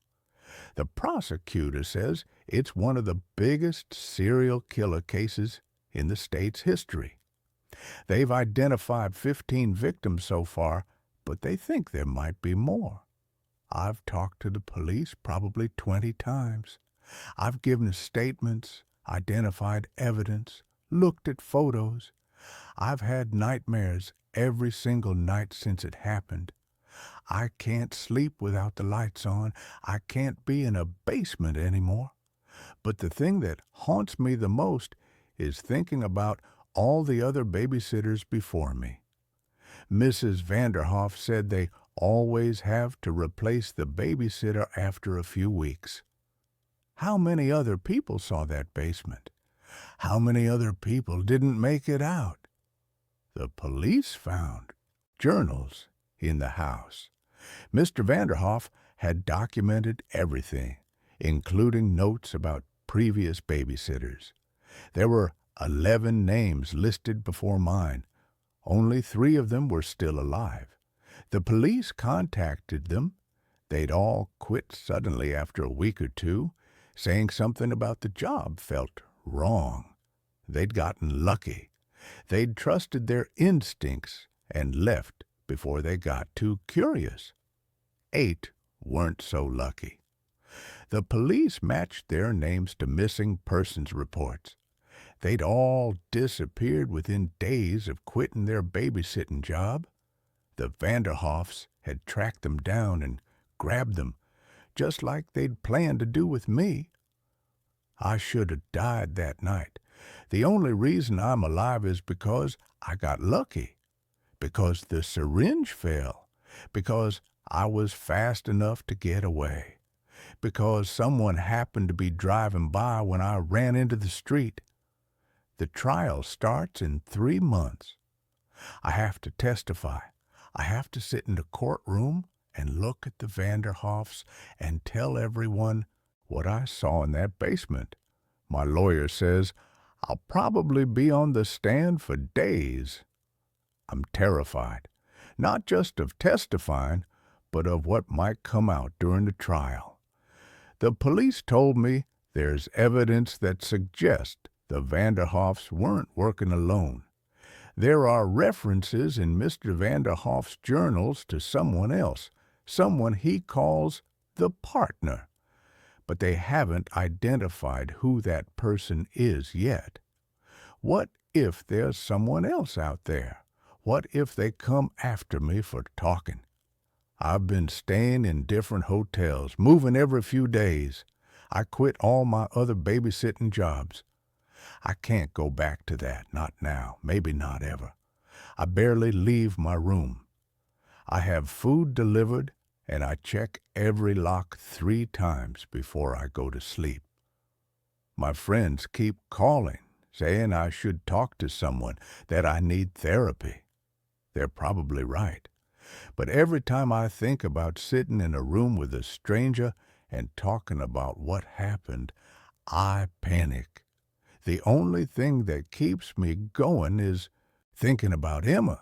She's 6 years old, and her parents are monsters, and she's going to need so much help to get through this. The social worker told me Emma's been asking about me, asking if I'm okay. She drew me a picture. It's a rainbow with two stick figures holding hands underneath it. She wrote, "Thank you, Riley," at the bottom in crayon. That picture is in my wallet now. I look at it when things get bad, when the nightmares are too much, and I start thinking about what could have happened. I saved her. I got out, and I called the police, and I saved her from growing up in that house with those people. That has to mean something. Update. 2 months later. The trial was delayed because Mr. Vanderhoff tried to kill himself in jail. He survived, but he's in the hospital now under guard. Mrs. Vanderhoff is trying to make a deal with the prosecutor. She'll give up information about the partner in exchange for life in prison instead of the death penalty. The prosecutor called me yesterday. They found something on the laptop that I didn't see when I opened it. There was a folder labeled Subscribers. Inside were email addresses, over 200 of them. The Vanderhoffs had been live streaming the murders.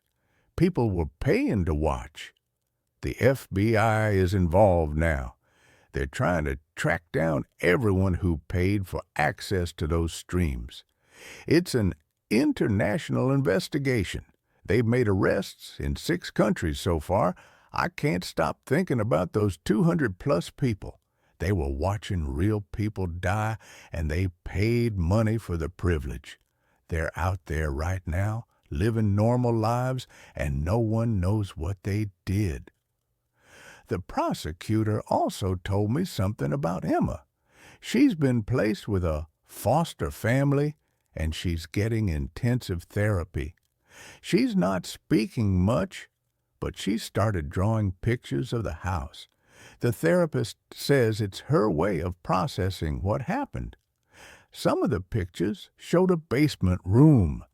Some show people in the room, and some show Emma watching through a crack in the door. She didn't just hear what was happening. She saw it. Her parents made her watch. I threw up when the prosecutor told me that. Emma is 6 years old. She's been watching her parents torture and kill people since she was old enough to understand what death meant. The prosecutor said they're trying to be careful about how they question her, because they don't want to traumatize her further. But they need her testimony. She's the only witness besides me who can place both parents at the scene of the crimes. A 6-year-old is going to have to testify in a serial killer trial about her parents. I don't know if I believe in evil as like a force or entity, but if I did, that's what the Vanderhoffs are. Evil. I got a letter last week. No return address, postmarked from somewhere in Nevada. Inside was a single piece of paper with one sentence typed on it. "You should have minded your own business." I gave it to the police. They're analyzing it for prints and DNA, but so far nothing. They think it might be from someone who was on the subscriber list, someone who's angry that their entertainment got shut down. Or it could be from the partner. I've started carrying pepper spray. I've taken a self-defense class. I look over my shoulder everywhere I go. I'm trying to be careful, but I'm also trying to live my life. I enrolled in online classes so I can finish my degree from home. I got a remote job doing data entry. It's boring, but it pays the bills and I don't have to leave my apartment. I video call with Emma's therapist once a week. She updates me on how Emma's doing, and sometimes Emma wants to talk to me. She doesn't say much, mostly just asks if I'm okay and tells me about things her foster parents are doing with her. Normal things like going to the park or baking cookies. Last week, Emma told me something that made me cry. She said, "I'm glad you came to my house that night. You saved me." I told her she was brave and strong and that she was going to be okay. I hope I wasn't lying. The truth is, I don't know if any of us are going to be okay. Emma has years of trauma to work through. I'm probably going to be in therapy for the rest of my life. And somewhere out there, there's a partner who helped the Vanderhoffs kill at least 15 people, maybe more. But we're alive. We survived, and the Vanderhoffs are going to spend the rest of their lives in prison. That has to be enough. Final update, 6 months later. The trial happened. It lasted 3 weeks. I testified for 2 days. Mrs. Vanderhoff took the deal and gave up the partner's identity. It was Mr. Vanderhoff's brother, also a doctor, living in California. He was arrested, and he's awaiting his own trial. Mr. Vanderhoff got the death penalty. Mrs. Vanderhoff got life without parole. The FBI has arrested 47 people so far who were paying to watch the live streams. They are still working on identifying the others. Apparently, a lot of them used sophisticated methods to hide their identities. But they're not giving up. Emma testified. She did it over video link so she wouldn't have to see her parents. She was so brave. She answered every question the lawyers asked, even though you could tell she was scared. After the verdict, Emma's foster parents came to talk to me. They asked if I wanted to stay in touch with Emma, maybe visit sometimes. I said yes, immediately. I visit Emma once a month now. We do normal things. We go to the park, we get ice cream, we watch movies. She's still in therapy and she has bad days, but she's getting better. She smiles more now. She laughs sometimes. Last month, she told me she wants to be a police officer when she grows up so she can save people like I saved her. I'm doing better, too. I'm back in therapy and it's helping. I still have nightmares, but not as often. I can sleep with the lights off now most nights. I'm even thinking about going back to school in person next semester. The letter writer never contacted me again. The police think it was just someone trying to scare me, not an actual threat. I'm not babysitting anymore. I don't think I ever will again. But I'm okay with that. I found something else I'm good at. I'm volunteering with an organization that helps trauma survivors. I answer hotlines, and I help people navigate the resources available to them. It feels like I'm doing something meaningful. People keep asking me if I regret taking that job, if I wish I'd never gone to the Vanderhoff house. And honestly, no, I don't regret it. Because if I hadn't been there that night, if I hadn't gotten curious about the basement, the Vanderhoffs would still be killing people. The brother would still be helping them. Those 200-plus people would still be watching. And Emma would still be living in that house, listening to screams from the basement, being forced to watch her parents commit murder. I saved her. I stopped them. And yeah, it cost me my peace of mind and my ability to feel completely safe. But it was worth it. Emma is going to have a life now, a real life, with people who love her and protect her. She's going to grow up, and maybe she will become a police officer, or maybe she'll be something else entirely. But she's going to grow up. She's going to have that chance. And that's everything. And that's where this story ends. Let's move on to the next one. My upstairs neighbor keeps dropping something heavy every night at exactly 2:47 a.m. I'm writing this at 3:15 a.m. because I just can't deal with this anymore. I need advice or validation or just to know I'm not losing my mind. I moved into my apartment in downtown Chicago 6 weeks ago. It's a vintage building from the 1920s, converted into studios and one-bedrooms.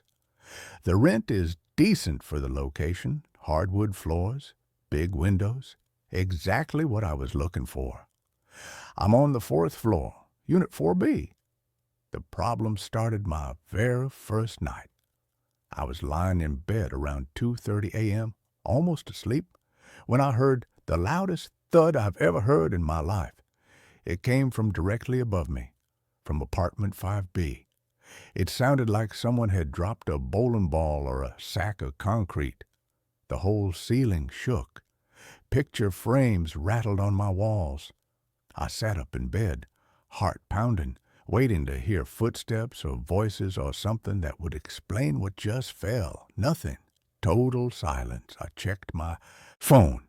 2:47 a.m. exactly. I figured maybe someone dropped something while moving furniture or unpacking. Annoying, but it was a one-time thing. I went back to sleep. The next night, same thing. 2:47 a.m. Thud. Same volume, same intensity. My whole apartment vibrated. This time, I got out of bed and walked around. I was trying to figure out exactly where the sound was coming from. It seemed to be right above my bedroom, which would put it in the middle of the apartment above me. I stood there for 10 minutes, listening. No other sounds. No footsteps, no voices, no TV. Nothing. The next morning, I went upstairs to talk to my neighbor. I knocked on the door of 5B. No answer. I knocked again, louder. Still nothing. I tried the building manager. Her name is Carol, and she's probably 70 years old, been managing this building for 30 years. I asked her about the tenant in 5B. "Oh, 5B is vacant," she said. "Has been for about 3 months. We're renovating it before we put it back on the market." "Are you sure? I keep hearing loud noises from up there at night." She frowned. "That's impossible. The apartment is locked. No one has access except me and the contractors, and they only come during the day." "Could you check? Maybe there's a leak or the pipes are making noise or something." She agreed to take a look. We went up together, and she unlocked the door. The apartment was completely empty. No furniture, no boxes, nothing. The floors were covered in dust. You could see our footprints in it, and there were no other footprints anywhere. No one had been in this apartment recently. Carol checked every room, bedroom, bathroom, kitchen, closets, all empty. She checked the pipes, the radiator, the windows. Everything looked fine. "I don't know what to tell you," she said. "There's nothing here that could make a loud noise. Maybe it's coming from a different apartment, and the sound is traveling funny through the building. Old buildings do that." That made sense, I guess. Sound can be weird in old buildings. I thanked her and went back to my apartment. That night, 2:47 a.m. Thud. I grabbed my phone and opened the recording app. I wanted to document this. The next night, same thing. I recorded it. When I played it back, you could clearly hear the thud. It was loud, deep, and it was definitely coming from above. I started keeping a log. Every single night, without fail, at exactly 2:47 a.m., the thud happened. Not 2:46, not 2:48, exactly 2:47. After a week of this, I was exhausted. I wasn't sleeping well. I'd lie awake from about 2:30 onwards, tensed up, waiting for it. Even when I tried to fall asleep earlier, I'd wake up right before it happened, like my body was anticipating it. I posted about it on Reddit, on a subreddit for apartment living. Most people said it was probably pipes, or the building settling, or maybe an animal in the walls. A few people suggested it might be a prank. Someone with access to the empty apartment messing with me. That got me thinking. I asked Carol if I could have a key to 5B just for a week so I could investigate. She was hesitant, but eventually agreed, as long as I promised not to disturb anything since they were planning to renovate. That night, at 2:45 a.m., I went upstairs with my phone and a flashlight. I unlocked the door to 5B and went inside. The apartment had the same layout as mine. Bedroom on the right, bathroom straight ahead, kitchen and living area to the left. I went to the spot directly above where I sleep, which would be the middle of the bedroom. I stood there watching the clock on my phone.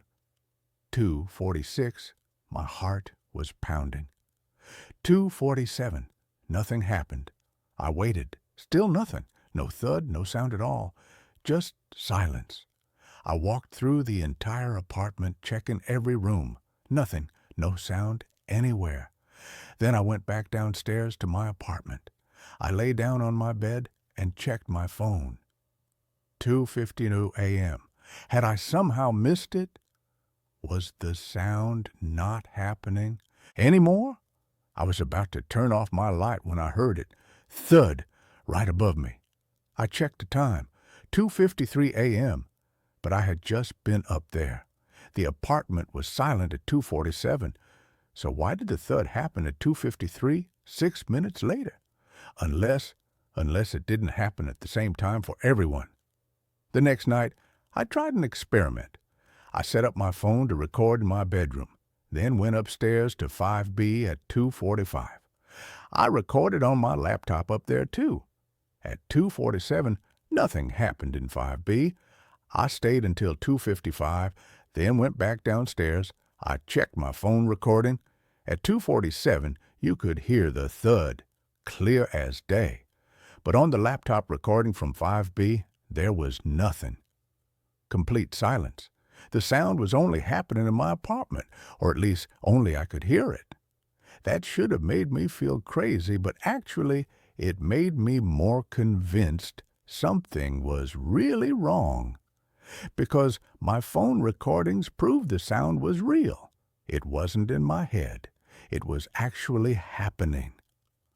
I started researching the building's history. It was built in 1924, originally a hotel. In 1952, it was converted to apartments. I found old newspaper articles, building permits, historical society records. Then I found something interesting. An article from 1976, Tragedy at Riverside Apartments. A woman named Dorothy Kelvin had lived in apartment 5B. She was 34 years old, worked as a nurse.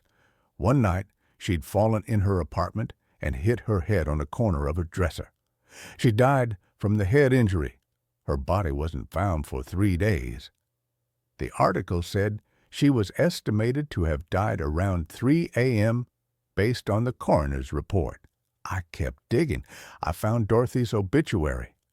There was a photo. A woman with dark curly hair smiling at the camera. She looked kind. The obituary said she was survived by her mother and a sister. I tried to find more details about how she died, but there wasn't much. Just that she'd fallen, hit her head, and died alone in her apartment. I thought about it. If she fell around 3 a.m. and I was hearing a thud at 2:47 a.m., that was 13 minutes before. Maybe the clocks were off in 1976? Or maybe I had the time wrong. I went back through all my recordings. Every single one was at 2:47 a.m. exactly. Then I had another thought. What if it wasn't when she fell? What if it was something else? I started having dreams. Weird, vivid dreams. I'd be in my apartment, but it would look different. The walls were a different color. The furniture was old-fashioned. I'd hear footsteps above me, pacing back and forth. Then a door would open, and the footsteps would come downstairs. In the dream, I'd get out of bed and walk to my door. I'd open it and look out into the hallway. There'd be a woman standing there, dark curly hair, wearing a nurse's uniform. She'd look at me and put her finger to her lips. Shh. Then I'd wake up, always at exactly 2:47 a.m., right as the thud happened.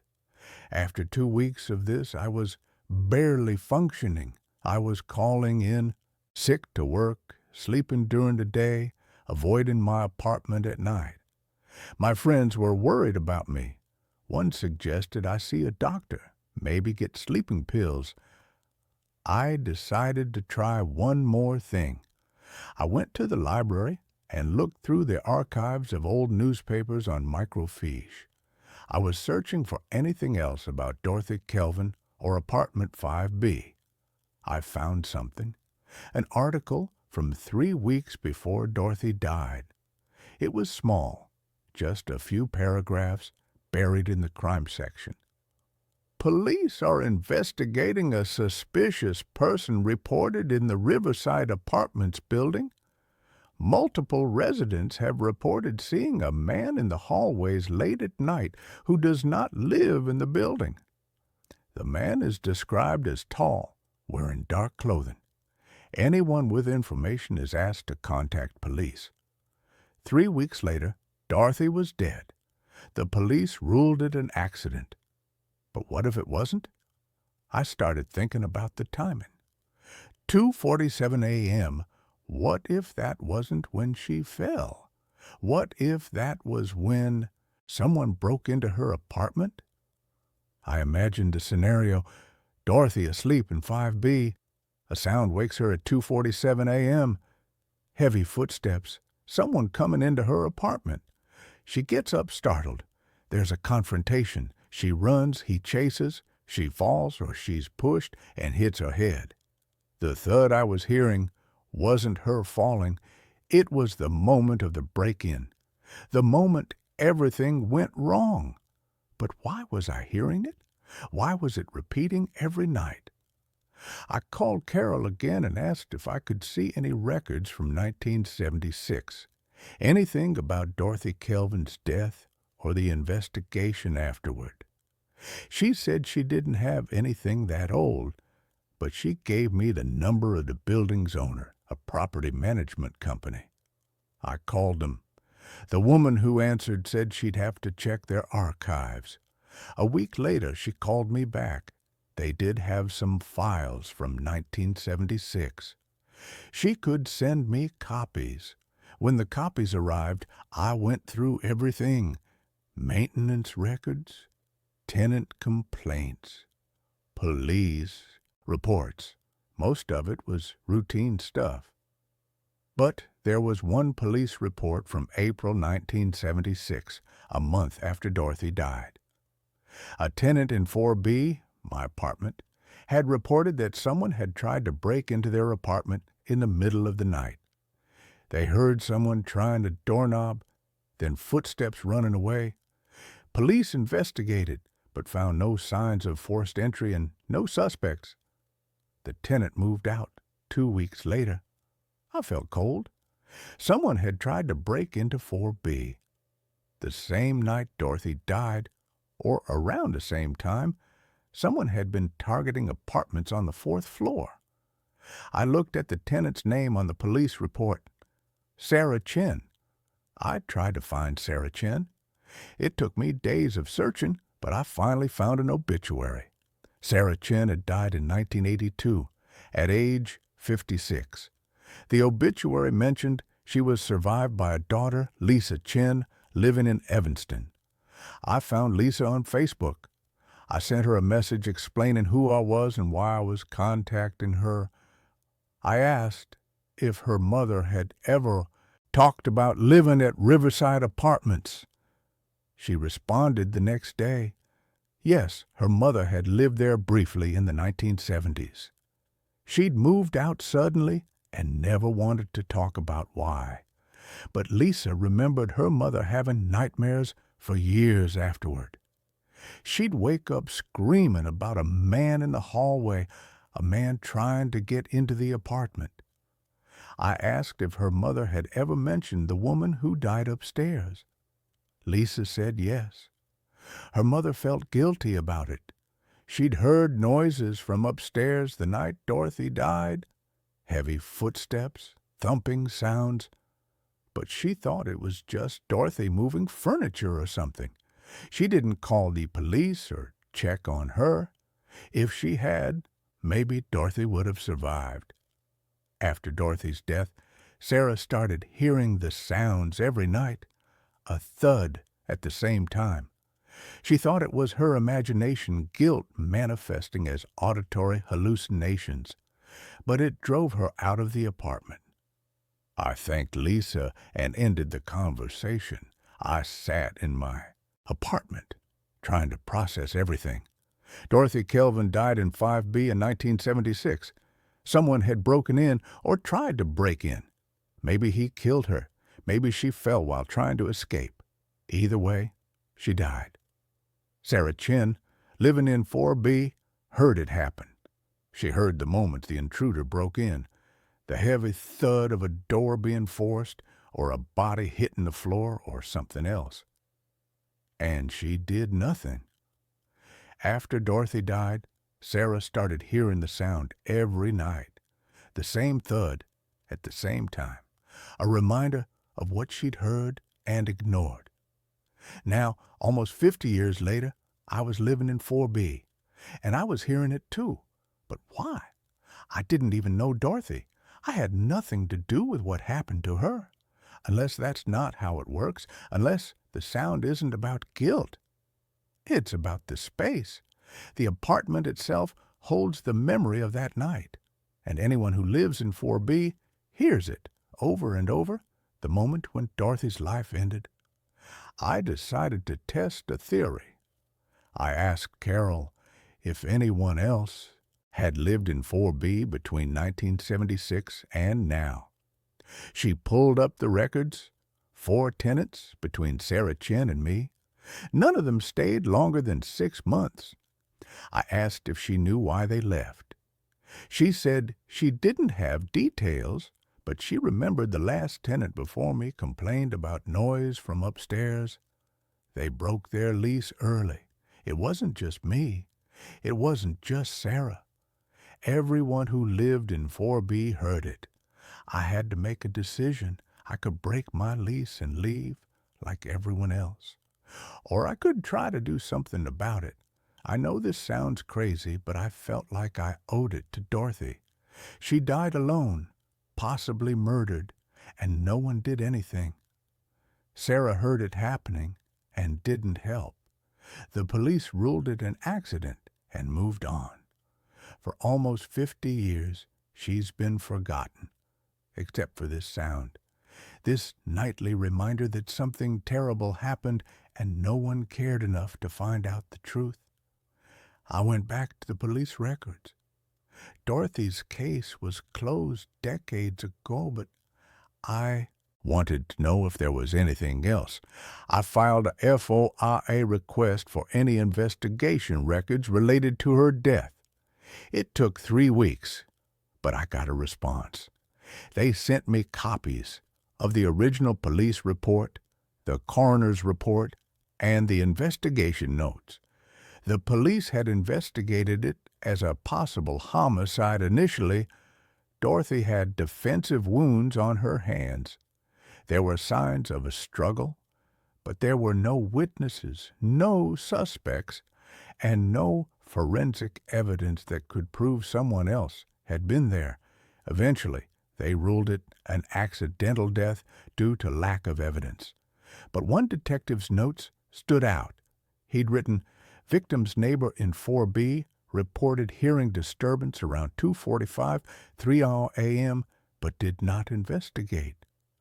Could not definitively establish if disturbance was related to victim's death. No other witnesses." Sarah had told the police she heard something, but she didn't check, and the police couldn't prove it mattered. There was also a note about a suspect. Person of interest, building maintenance worker, Thomas Alvin, 28. Multiple tenants reported Alvin had made inappropriate comments to female residents.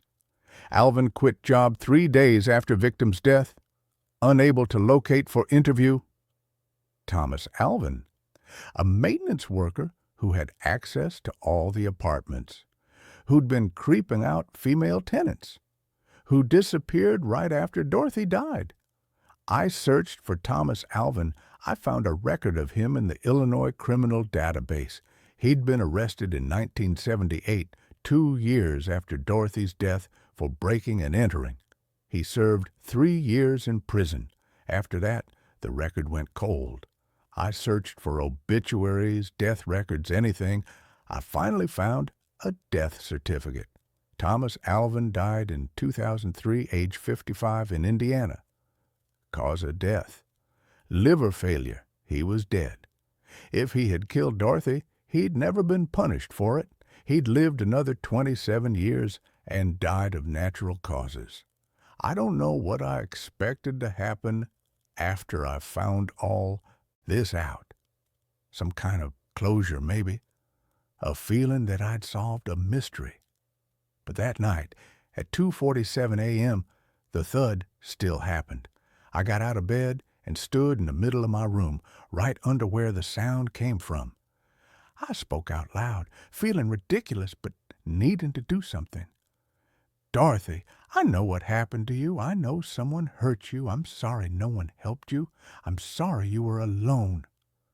The thud came right on time. But this time, after it, I heard something else. Footsteps, light ones, walking across the floor above me. Then they stopped. My door was locked, but I heard my doorknob turn. Slowly, like someone was testing it, I stood frozen, staring at the door. The knob turned all the way, then released. The footsteps moved away down the hallway outside my apartment. I ran to the door and looked through the peephole. The hallway was empty, but on the floor, right in front of my door, there was something. I unlocked the door and looked. It was a small piece of paper, yellowed with age. On it, in handwriting that looked old-fashioned, were 2 words: "Thank you." I picked it up. It felt real, solid. I brought it inside and examined it. The paper was thin, fragile, like it was decades old. The ink was faded, but legible. I kept the note. I didn't know what else to do with it. That night, for the first time in 6 weeks, the thud didn't happen at 2:47 a.m. I woke up at 2:50, confused by the silence. I checked my phone. It was definitely after 2:47. The sound hadn't happened. I stayed awake until 4 a.m., waiting, but nothing. The next night, same thing. No thud. Complete silence. It's been 3 days now. The sound hasn't come back. I'm sleeping through the night for the first time since I moved in. I don't know what happened. I don't know if Dorothy somehow heard me, if acknowledging what happened to her was enough to give her peace. I don't know if ghosts are real, or if this was all some weird psychological phenomenon related to the building structure and my subconscious knowledge of its history. All I know is that it stopped. Carol called me yesterday. She said something strange happened. The contractors who were supposed to renovate 5B went in to start work, and they found something behind a loose baseboard in the bedroom, a small box, hidden there for decades. Inside the box were personal items, a bracelet, some letters, a photo, all belonging to Dorothy Kelvin. The letters were from her mother, sent right before Dorothy died. One of them mentioned that Dorothy had been scared recently, that she'd told her mother she felt like someone was watching her. Carol asked if I wanted to see the items before she turned them over to the Historical Society. I said yes. The photo showed Dorothy smiling in her nurse's uniform. On the back, in the same handwriting from the note, it said, "First day at County Hospital, 1975. It was definitely her handwriting, which means the note I found was real. Somehow, impossibly, Dorothy had left me a thank you note. I gave everything to the Historical Society, along with all the research I'd done about her death.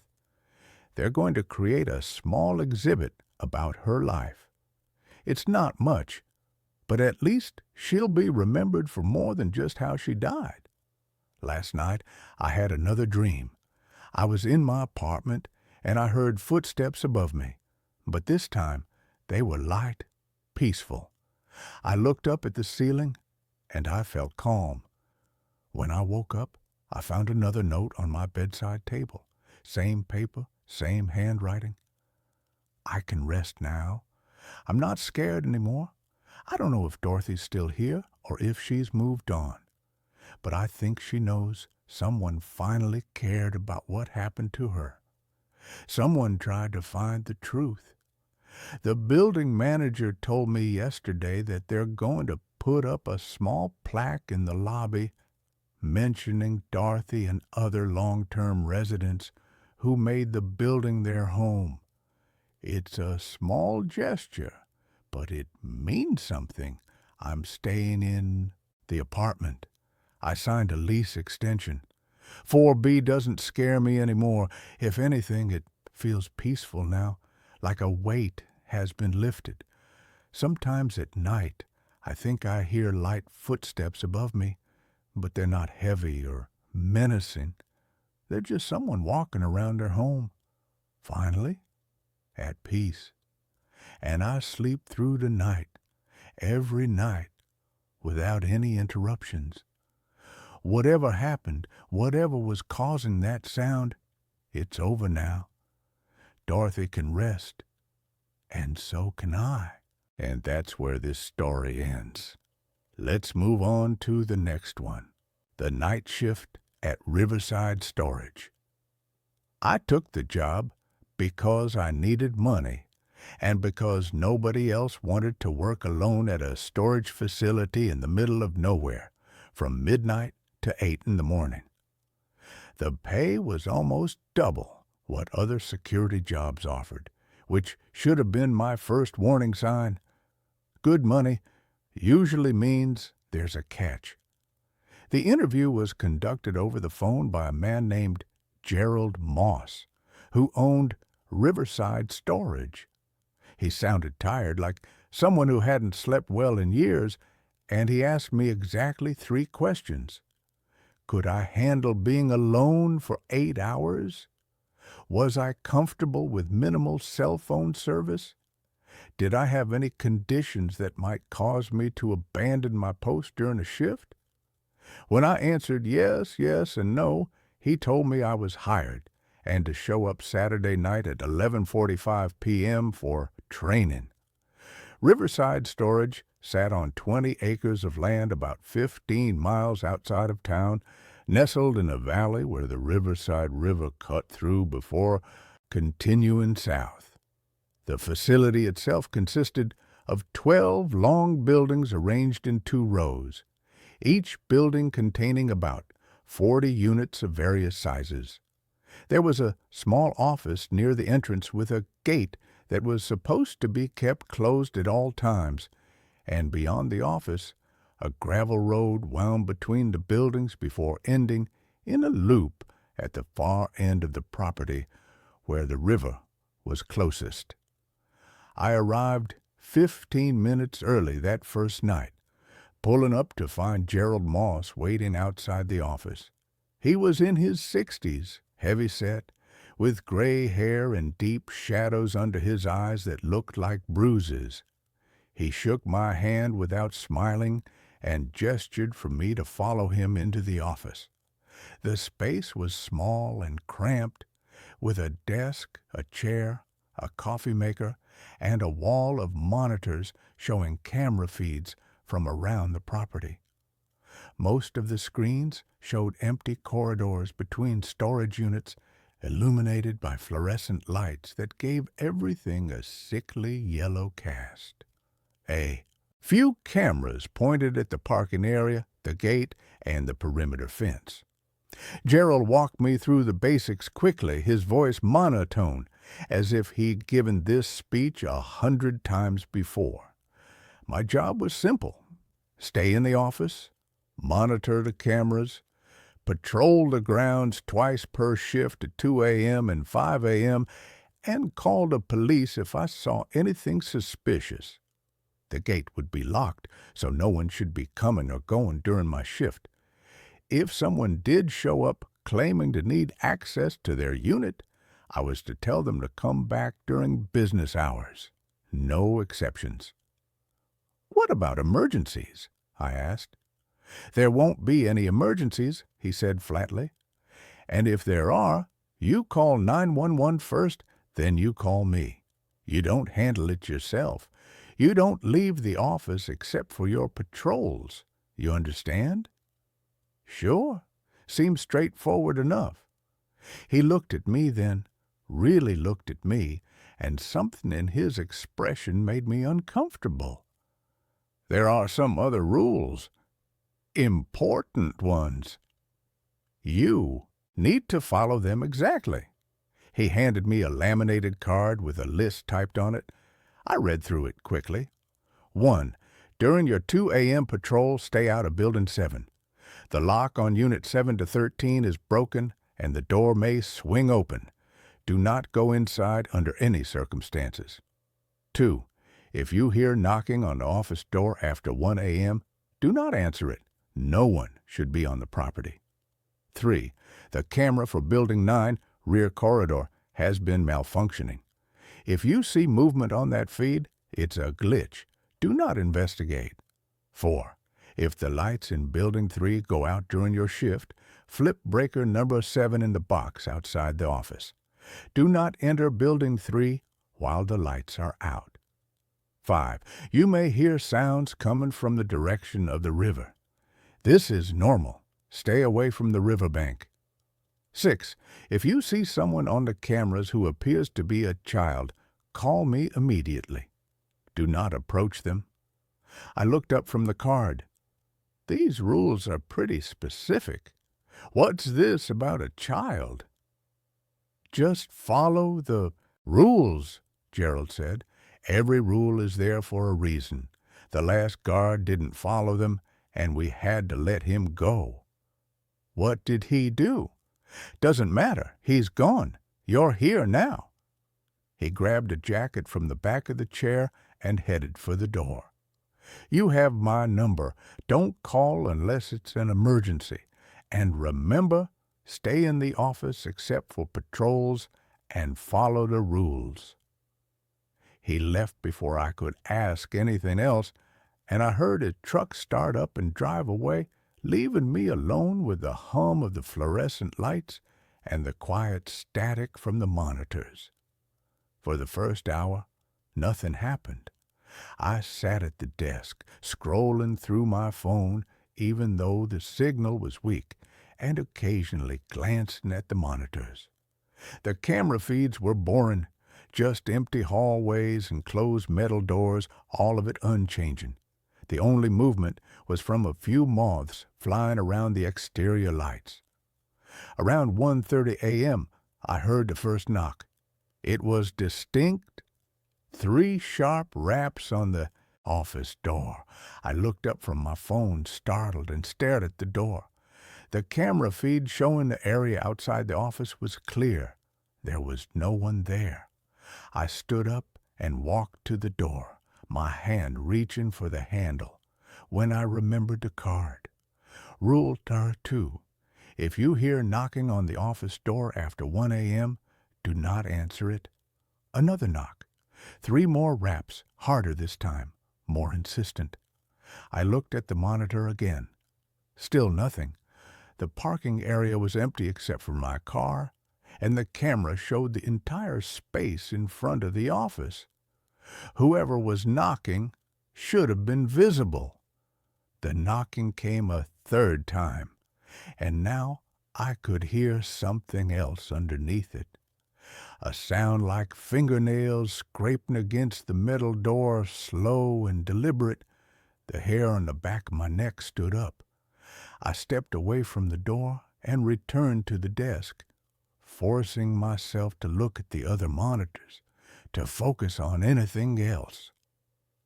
The scraping continued for another minute, then stopped abruptly. When I checked the exterior camera again, there was still nothing there. I tried to rationalize it. Maybe it was the wind, or an animal, or something falling against the door. But the sound had been too rhythmic, too purposeful. Someone had been knocking, or something had been knocking.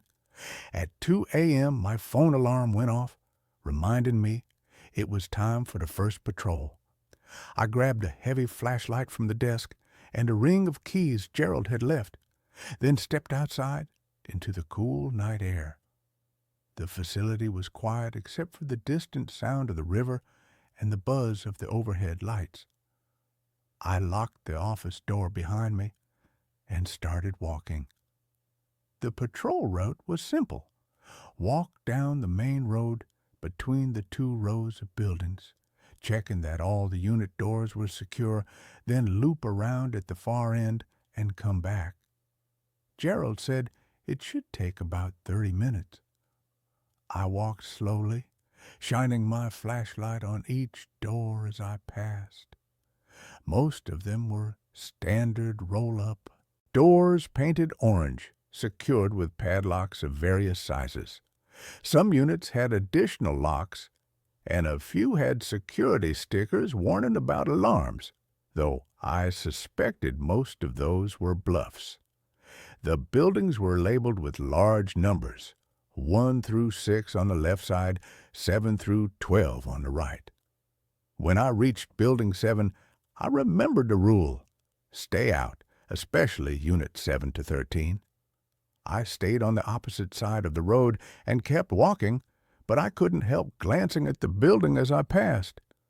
The lights inside the corridor were on, and through the gaps in the metal siding, I could see the row of unit doors stretching into the distance.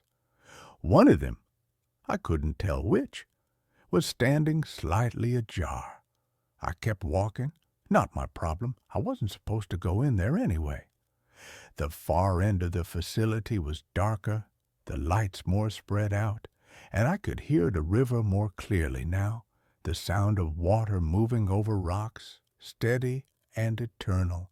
There was a fence separating the property from the riverbank, but it was old and had gaps in places where the posts had rotted. I stayed on the road, following the loop back toward the office. That's when I saw the figure. It was standing between buildings 10 and 11, just at the edge of the light, facing away from me. At first, I thought it was a person, someone who'd somehow gotten onto the property, but something about the way it stood was wrong. Too still, too rigid. "Hey!" I called out, my voice sounding too loud in the quiet. "The facility is closed. You need to leave." The figure didn't move, didn't turn around, didn't acknowledge me at all. I started walking toward it, my hand tightening around the flashlight. As I got closer, I could see more details. It was tall, maybe 6.5 feet, and wearing what looked like a long coat or cloak. But I still couldn't see any features, just a dark silhouette against the slightly less dark building behind it. I was about 20 feet away when it moved. Not walked. Moved. One moment it was standing there, and the next it was gone, as if it had simply ceased to exist. I stopped in my tracks, my heart hammering, and swept my flashlight across the area. Nothing. No footprints in the gravel, no sound of running, nothing to indicate anyone had been there at all. I stood there for a long moment, trying to decide what to do. Then I turned around and walked back to the office as quickly as I could without running, checking over my shoulder every few seconds. Back in the office, I checked the monitors. I rewound the feed from the camera that should have covered the area between buildings 10 and 11, watching the time stamp roll back to when I'd been on patrol. I could see myself on the screen walking down the road, stopping, pointing my flashlight. But the area where the figure had been standing was empty. The camera had captured nothing but shadows. I called Gerald. He answered on the fourth ring, his voice groggy. What? I saw someone on the property, between buildings 10 and 11. When I approached, they disappeared. There was a long silence. Then, did you check the cameras? Yes. Nothing showed up on the feed. Another pause. Then it wasn't someone. Go back to your desk. Follow the rules. I'll see you in the morning. He hung up before I could respond. I wanted to leave right then, walk out, get in my car, and never come back. But I needed this job. I needed the money. And Gerald had said it so matter-of-factly, then it wasn't someone. As if seeing things that didn't show up on camera was perfectly normal. The rest of the shift until 5 a.m. passed slowly. I kept watching the monitors, particularly the feeds from the back of the property, but I didn't see the figure again. The knocking didn't return. Everything was quiet. At 5 a.m., I forced myself to go on the second patrol. This time, I walked faster, keeping to the center of the road, not looking too closely at the shadows between buildings. When I reached the far end of the property, I didn't linger. I turned around and headed straight back to the office. I made it through that first night. When Gerald arrived at 8 a.m. to relieve me, he looked at me with those tired, bruised eyes and asked, "Any problems?" I saw something, someone, but it didn't show up on the cameras. Did you follow the rules? Yes. Then there weren't any problems. He handed me an envelope with cash. He paid under the table, which should have been another warning sign, but I was too tired to care. See you tomorrow night. I drove home as the sun came up, trying to convince myself that I'd been seeing things, that working alone in the dark had played tricks on my mind, that there was a rational explanation for everything. I almost believed it. The second night started the same way. I arrived at 11:45. Gerald gave me a brief nod, and I took my place at the desk. The first few hours were uneventful. I'd brought a book this time, something to keep my mind occupied. But I found it hard to focus. I kept glancing at the monitors, waiting for something to appear. The knocking came again at 1:30 a.m., right on schedule. 3 sharp raps, followed by that scraping sound. I didn't go to the door. I didn't even look at the exterior camera. I just sat at the desk and waited for it to stop. During my 2 a.m. patrol, I stayed away from Building 7 like I was supposed to. But as I passed it on the opposite side of the road, I noticed something different. The door that had been ajar the night before, Unit 7 to 13, was now fully open, and there were lights on inside the unit, even though all the other units were dark. I stopped walking and stared at it. The light spilling out of the unit was wrong, not the yellow fluorescent glow from the corridor lights, but something colder, bluer, and I could hear something coming from inside, a sound like machinery running, rhythmic and mechanical, accompanied by something that might have been voices. I stood there for a full minute, fighting the urge to cross the road and look inside. The rule said not to go in. Gerald's voice in my head. Follow the rules. I kept walking. The figure was back that night, too, in the same spot as before. This time, I didn't approach it. I just kept walking, not looking directly at it, pretending I hadn't seen it. When I checked over my shoulder a few seconds later, it was gone. This became my routine. Night after night, the same things happened. Knocking at 1:30 a.m., the open unit in Building 7 with its strange light and sounds, the figure standing between Buildings 10 and 11, and every night I followed the rules. I didn't answer the door. I didn't enter Building 7. I didn't approach the figure. But other things started happening too, small things at first. On my fourth night, I found wet footprints in the office when I arrived, even though it hadn't rained. They led from the door to the desk, then just stopped, as if whoever made them had simply vanished mid-step. The footprints were small, child-sized. On my sixth night, the camera feed for Building 9 came alive. I watched as something moved through the rear corridor, visible only as a distortion in the image, like heat, shimmer. It moved down the hallway, stopping at each unit door as if checking them before disappearing off screen. The rules said it was a glitch, but glitches don't move with such obvious purpose.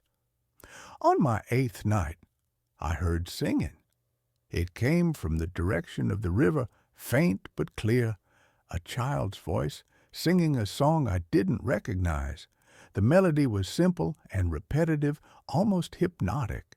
And underneath it, I could hear other voices joining in, harmonizing in ways that made my skin crawl. I remembered rule number 5. Sounds from the river were normal. Stay away from the riverbank. I stayed in the office, but the singing continued for over an hour, never getting louder or softer, just constant. On my 10th night, I broke a rule. It happened during my 2 a.m. patrol. I was walking past Building 7 as usual when I heard something that made me stop. It was a voice, clear and distinct, coming from Unit 7 to 13. Help me. Please, someone help me. It sounded human, genuinely distressed. And before I could think about what I was doing, I was crossing the road and entering Building 7. The corridor was exactly like all the others. Concrete floor, metal walls, fluorescent lights overhead.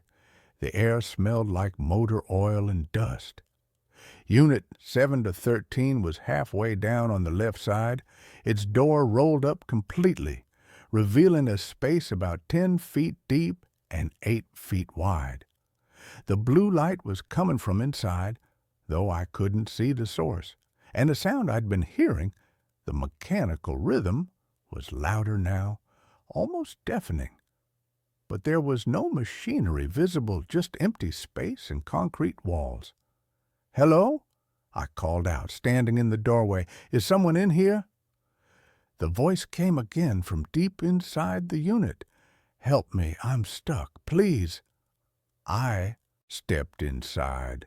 The moment I crossed the threshold, the door slammed shut behind me with a metal shriek that echoed through the building. I spun around and grabbed the door, trying to pull it back up, but it wouldn't budge. It felt like it was locked from the outside, though that should have been impossible. I turned back to the interior of the unit, my flashlight shaking in my hand. The blue light was brighter now, and I could finally see its source. There was something in the corner of the unit, something that looked like a tear in reality itself, a vertical gash about 6 feet tall that pulsed with that cold blue light. And through the tear, I could see movement, shapes and shadows that didn't make sense, geometries that hurt to look at. "Help me," the voice said again. But now I could tell it wasn't coming from inside the unit. It was coming from the tear, from whatever was on the other side. The mechanical sound grew louder, and I realized it wasn't machinery at all. It was breathing, massive, rhythmic breathing, like something enormous, inhaling and exhaling. And beneath that, I could hear other sounds, whispers, screams, laughter, all layered on top of each other until they became a wall of noise that threatened to overwhelm my thoughts. Something moved in the tear, a shape that was almost human, but wrong in every proportion, with too many joints and limbs that bent in impossible directions. It pressed against the opening, like someone pushing against plastic wrap, and the blue light flickered. I backed up against the metal door, pulling on it desperately, and this time it rolled up about a foot, just enough for me to drop to my stomach and squeeze underneath. I scrambled out into the corridor, and the door slammed shut again behind me. I ran. I didn't stop running until I was back in the office with the door locked and every light on. My hands were shaking so badly I could barely hold my phone, but I managed to call Gerald. He answered immediately, as if he'd been waiting for my call. "You went into Unit 7 to 13. It wasn't a question. How did you know?" "The door only closes when someone goes inside. What did you see?" I told him everything, the blue light, the tear, the thing moving on the other side. He listened in silence, and when I finished, he sighed heavily. "The unit has been like that for 6 years. We can't close it, can't rent it, can't even seal the building. Whatever is on the other side, it's trying to come through. As long as no one goes inside, it stays contained. But when someone crosses the threshold, it gets stronger. The opening gets wider." "Why didn't you tell me this? Why is this place even open?" "Because people need storage space, and I need to make a living. And because as long as someone is here at night, following the rules, keeping watch, the thing in 7 to 13 stays in 7 to 13. The alternative is closing the facility and letting whatever is trying to come through unopposed. That's insane. You're using your night guards as some kind of prison wardens for an interdimensional horror? I'm paying you extremely well to sit in an office and occasionally walk around a storage facility. That's what you signed up for. The rest is just details. I could report this, call the police, call the news, tell everyone what's happening here. You could, but who would believe you? And what evidence do you have? The cameras don't show anything unusual. There are no bodies, no crimes, no proof. Just a man making claims about things that can't be verified. You'd lose your job and gain nothing." He was right, and I hated that he was right. What happens if I quit? Then I hire someone else, someone who will probably be less careful than you, less likely to follow the rules, someone who will make more mistakes and make whatever is in that unit even stronger. Is that what you want? I didn't answer. He took my silence as acceptance. Finish your shift. Follow the rules. Don't go into Building 7 again. I'll see you in the morning. He hung up. I sat at the desk for the rest of the night, watching the monitors with new understanding. The figure between Buildings 10 and 11 wasn't a person. The knocking on the door wasn't human. The singing from the river wasn't children playing. Everything I'd been seeing, every rule I'd been given, it was all connected to what was in Unit 7 to 13. The facility wasn't just a storage space. It was a containment site, and I was the warden. I made it through that shift, and the next, and the next. I kept following the rules because I didn't know what else to do. I needed the money, and Gerald was right that no one would believe me if I told them what was really happening here. But things got worse. On my 15th night, I found scratch marks on the inside of the office door, long, deep gouges in the metal that definitely hadn't been there before. Whatever had been knocking was getting more aggressive. On my 18th night, the camera feed for Building 9 showed a figure walking through the corridor.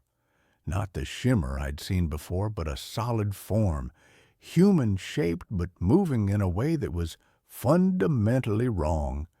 Joints bending backward, limbs extending too far. It walked from one end of the building to the other, then turned and walked back, over and over, like it was pacing. On my 21st night, I heard children laughing during my 2 a.m. patrol. The sound was coming from inside one of the units in Building 3, even though all the units were supposed to be locked and I was alone on the property. I checked the unit number, 327, and made a note to tell Gerald about it. But when I mentioned it to him in the morning, he just nodded tiredly and said, "Add it to the list of rules for the next guard." I started to understand that Riverside storage wasn't one anomaly. It was full of them. Unit 7 to 13 was just the worst, the most dangerous. But there were others. Things were leaking through, or had leaked through, or had always been here. The facility was a thin place where the boundaries between whatever was normal and whatever was other had worn away. On my 28th night, I met the previous guard. I was doing my 5 a.m. patrol when I saw him, a young guy, maybe 25, standing near Building 11 and looking confused. He was wearing the same security uniform Gerald had given me, and he was translucent, like fog. "Are you the new guard?" he asked when he saw me. His voice sounded distant, echoing slightly. "Yeah, I guess so." "You need to leave. This place isn't safe." "What happened to you?" He looked down at his hands, seeming surprised to see through them. "I broke the rules. I thought I could help. There was a kid, at least I thought it was a kid. I saw him on the cameras wandering around near the river. Rule number 6 said to call Gerald if I saw a child, but I thought there wasn't time. I thought the kid might fall in the river or get hurt. So I went to get him." "What happened?" "He led me to the water. When I got close, I realized he wasn't a child. I don't know what he was. He looked like a child, sounded like a child, but when he smiled at me, I could see that his mouth went too far back, all the way to his ears. And then he pushed me. I don't remember hitting the water. I just remember sinking and sinking, and the river was so much deeper than it should have been. I could see things in the depths, structures, cities, things that shouldn't exist. And when I tried to swim up, the surface just kept getting farther away."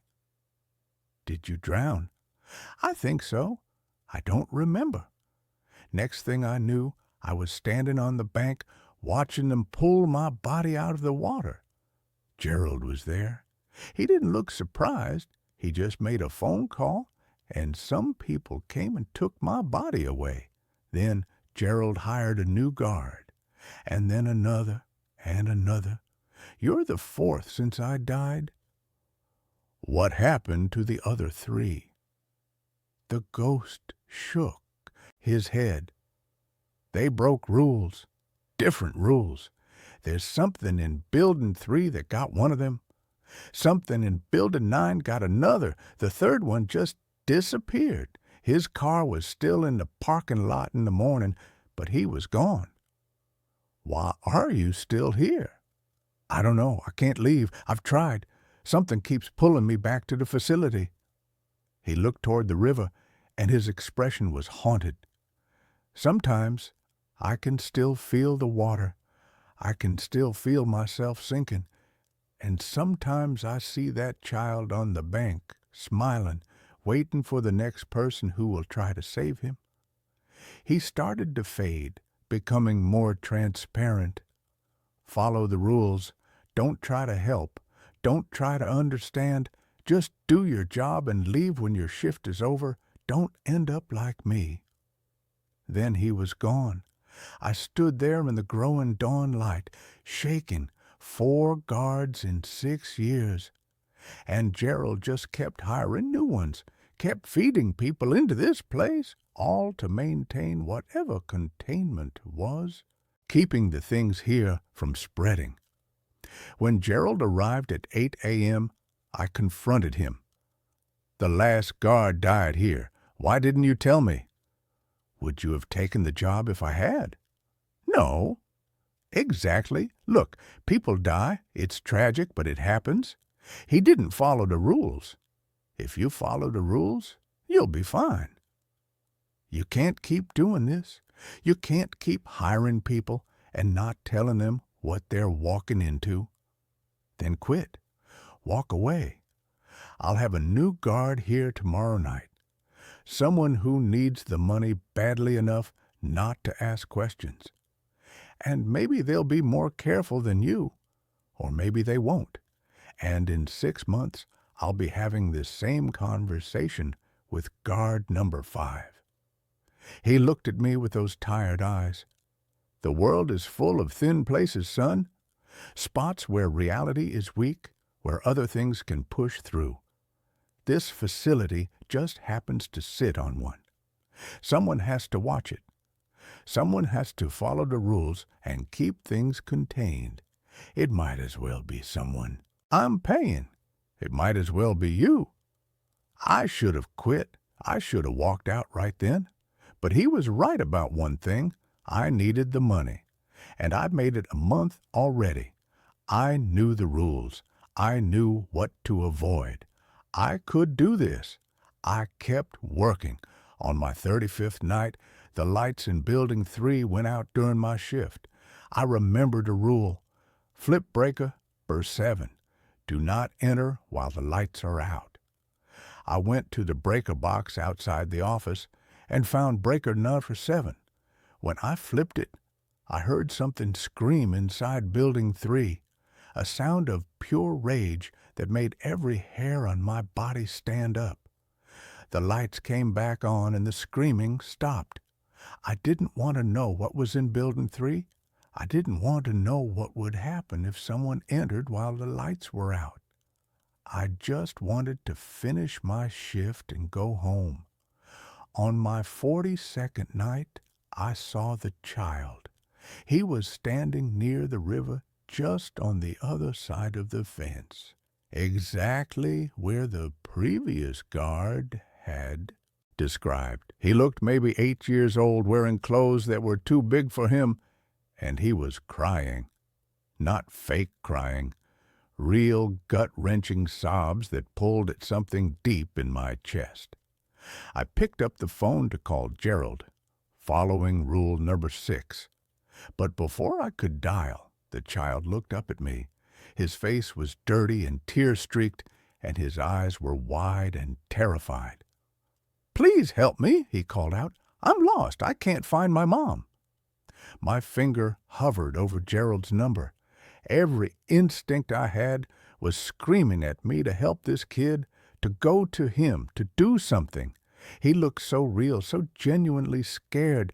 Then he smiled, just a little upturn of the lips, and I saw what the previous guard had seen. The smile extended too far, cutting across his face in a way that was fundamentally wrong. I dialed Gerald's number. He answered immediately. "There's a child by the river. Stay in the office. Don't go outside. I'm on my way." "What is it?" "Something that looks like what you..." expect to see. Something that knows exactly what bait to use. Stay inside. I watched through the office window as the child stood by the fence, no longer crying, just staring at the office with that too wide smile. He didn't move, didn't blink, just stared. Gerald arrived 20 minutes later. He didn't come to the office first. Instead, he walked directly toward the river, carrying something I couldn't make out in the darkness. When he reached the fence, the child turned to look at him. I couldn't hear what Gerald said, but I saw him throw something over the fence. Whatever it was hit the ground near the child, and suddenly the air around the boy seemed to shimmer and distort. For just a moment, I saw what he really was. Something tall and thin with too many limbs.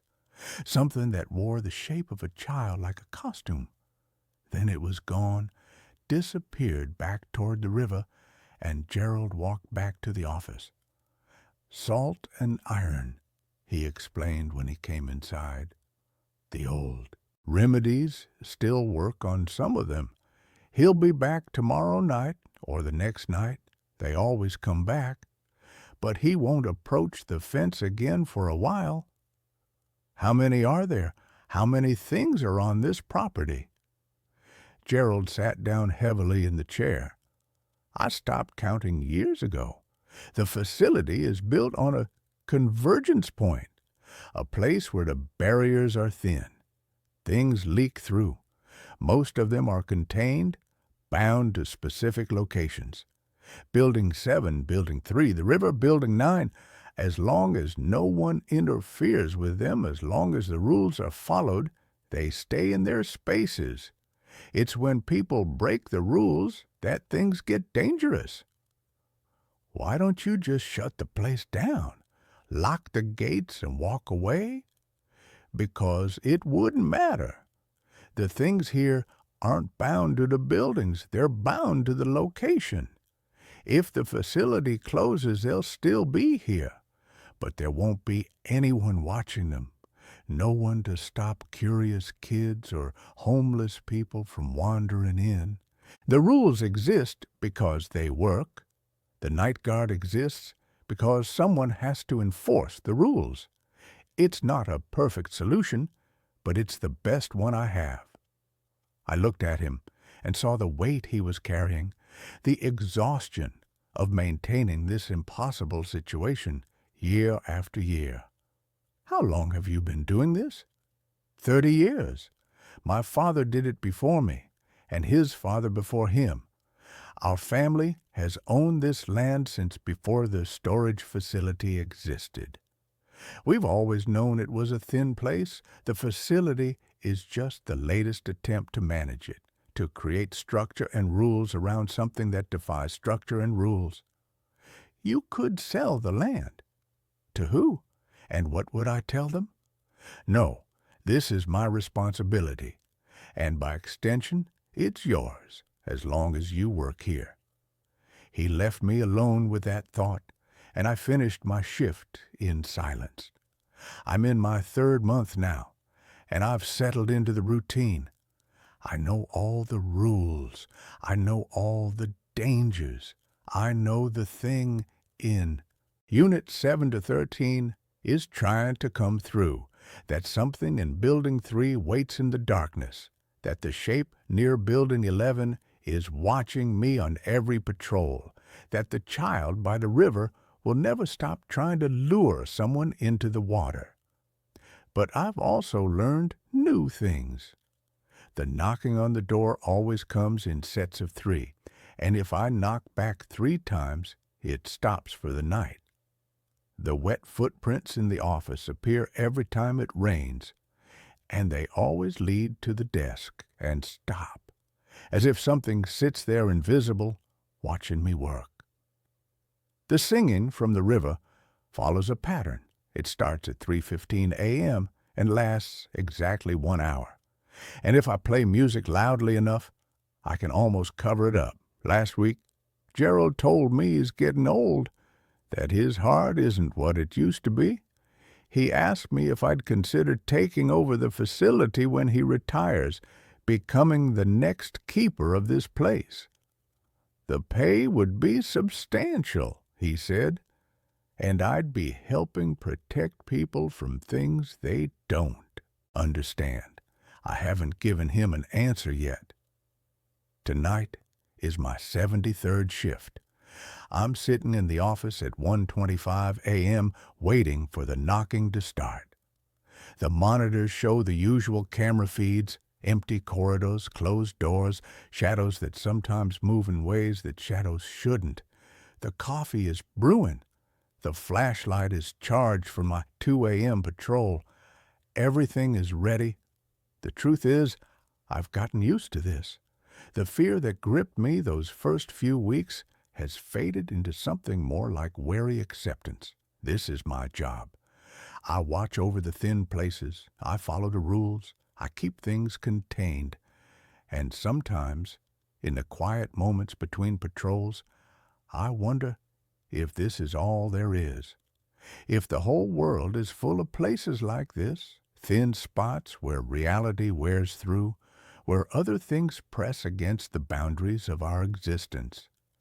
If every night shift guard, every security worker, every person who watches over empty buildings in the dark is really doing what I'm doing, keeping vigil over horrors that most people will never see. The knocking starts. 3 sharp raps on the metal door. I wait exactly 5 seconds, then knock back 3 times. The scraping begins, continues for 30 seconds, then stops. The nightly ritual completed, I check the monitors. Building 7 shows Unit 7 to 13 with its door open and blue light spilling out. Building 3's lights are on. The figure is standing between Buildings 10 and 11. The child is visible on the riverbank, waiting. Everything is where it should be. My phone alarm goes off. 2 a.m. Time for patrol. I grab the flashlight and keys and head for the door. Outside, the night is cool and quiet, except for the distant sound of the river and the buzz of fluorescent lights. I start walking down the main road, checking unit doors, following my route. When I pass Building 7, I don't look at Unit 7 to 13. When I reach the far end of the property, I don't look at the child by the river. When I walk between Buildings 10 and 11, I feel the figure's eyes on me. And that's where this story ends. Let's move on to the next one, The Weeping Channel. I do not own a television anymore. I smashed mine with a heavy framing hammer 3 weeks ago. I won't look at a computer monitor if the room is dark. I won't even walk past the appliance section of a department store, and I threw my smartphone into the river yesterday. I'm writing this on a library computer in a room full of people, with the sun shining through the windows. It is the only way I can type without shaking. Once I hit send on this post, I am leaving the city. I don't know where I'm going, but I know I can't stay here. It started because I was broke.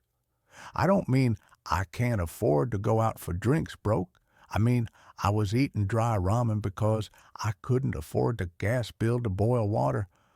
I was 24, fresh out of a useless degree program and drowning in debt. I had just moved into a basement apartment in the city to save money. Calling it an apartment is generous.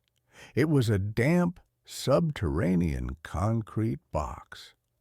The windows were thin, horizontal slits near the ceiling that looked out onto the ankles of passing pedestrians. The whole place smelled permanently of wet concrete, old cabbage, and that metallic scent of copper pipes that leak behind the walls.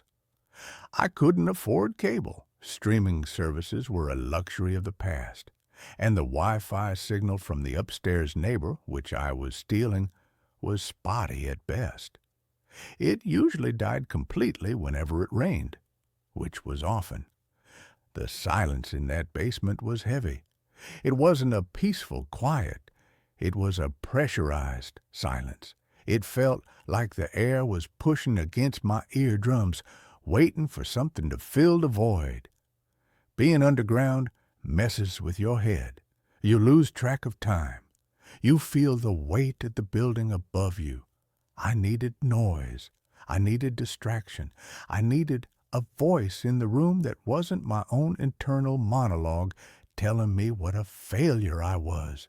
So, on a Tuesday afternoon, I went to a dusty thrift store on the corner of 4th and Elm. It was one of those places that smells like mothballs and other people's memories. I walked past the rows of stained shirts and chipped mugs to the electronics section in the back. There it was, an old CRT television. You know the kind, big, heavy, with a curved glass screen that gathers static electricity so you can feel it on the hair of your arms. It had a plastic casing that stuck out 2 feet in the back. It had a built-in VCR slot that looked like a hungry mouth and rabbit ear antennas wrapped in tin foil. It was ugly, it was heavy, it was perfect. "How much?" I asked the guy at the counter. He looked at it like it was a bag of trash. $8, he grunted. "No refunds. We don't know if it works." I paid cash. I lugged the monstrosity home, my arms straining under the awkward weight. I had to stop 3 times on the walk back just to catch my breath. By the time I got it down the narrow stairs to my basement, I was sweating and my back was screaming. I set it up on a plastic milk crate in what I generously called my living room. I plugged it in. I didn't have a cable box or a digital converter. I just wanted some white noise to sleep to. Maybe catch a ghostly signal of the local news, or a fuzzy rerun of a sitcom from the 90s. The first few nights were fine. I just got static. A snowstorm of black and white pixels, accompanied by that comforting hiss. If I stood on one leg and held the left antenna just right, I could get the audio from a Spanish soap opera, though the picture was just wavy lines. But mostly, it was just the static. It was enough. It filled the room. It pushed back the silence. Then came the storm. It was a Tuesday night, exactly 1 week after I bought the TV. It was raining hard outside, a torrential downpour that turned the gutters into rivers. Water was trickling down the window well, making a steady drip, drip, drip sound that was driving me insane. I couldn't sleep. I tossed and turned on my mattress, the springs digging into my back. The air in the basement felt thick, charged with electricity. Finally, I gave up. I sat up, wrapped my blanket around my shoulders, and reached out to turn on the TV. I clicked the knob. Instead of the usual snowstorm of static, the screen turned blue. It wasn't a no-signal blue. It was a solid electric blue that seemed to hum with intensity. It illuminated the entire dark room with an eerie underwater glow. The shadows in the corners of the room seemed to stretch and distort in the blue light. There was no sound, no hiss, no hum, just absolute silence. I smacked the side of the plastic casing hard. "Piece of junk," I muttered, tired and irritable. The blue flickered once, twice. Then an image cut in. It wasn't a broadcast. It was too stable, too sharp for an analog signal in a storm. And it wasn't a TV show. It was black and white, grainy. It looked like footage from an old security camera, but the angle was strange. It was low to the ground, maybe, knee-high, as if the camera had been placed on the floor. It showed a long, dark hallway. The floor was covered in black and white checkered tiles, like an old diner or a hospital from the 1950s. The walls were peeling, long strips of wallpaper hanging down like dead skin. The lighting was bad, flickering and dim, coming from some unseen source down the hall. At the far end of the hallway, deep in the center of the screen, there was a heavy wooden door. It was slightly ajar, spilling a sliver of darkness that seemed somehow darker than the rest of the hall. I stared at it. I waited for a title card, a commercial, anything. There was no sound at first. Then, slowly, a low humming started. It sounded like a choir humming a single discordant note. It was off-key. It vibrated in my chest. Hmm. I watched, mesmerized, unable to look away. Nothing happened for a full minute. The image was static, save for the rolling grain of the film and the occasional flicker of the light in the hallway. Then the door at the end of the hallway moved. It didn't swing open fast. It crept. It inched open, the darkness widening. A hand reached out from the void. It was a small hand, a child's hand, pale and delicate. It reached around the doorframe and waved, not a frantic wave for help, a slow, deliberate greeting, like it knew I was watching. Then the screen cut to black. I sat there in the dark, staring at the dead glass curve of the screen. I felt cold, not the damp basement cold I was used to. This was a deep internal chill that started in my marrow and worked its way out. I reached out and turned the TV off. Then, for good measure, I reached behind it and unplugged the cord from the wall. I threw the cord onto the floor.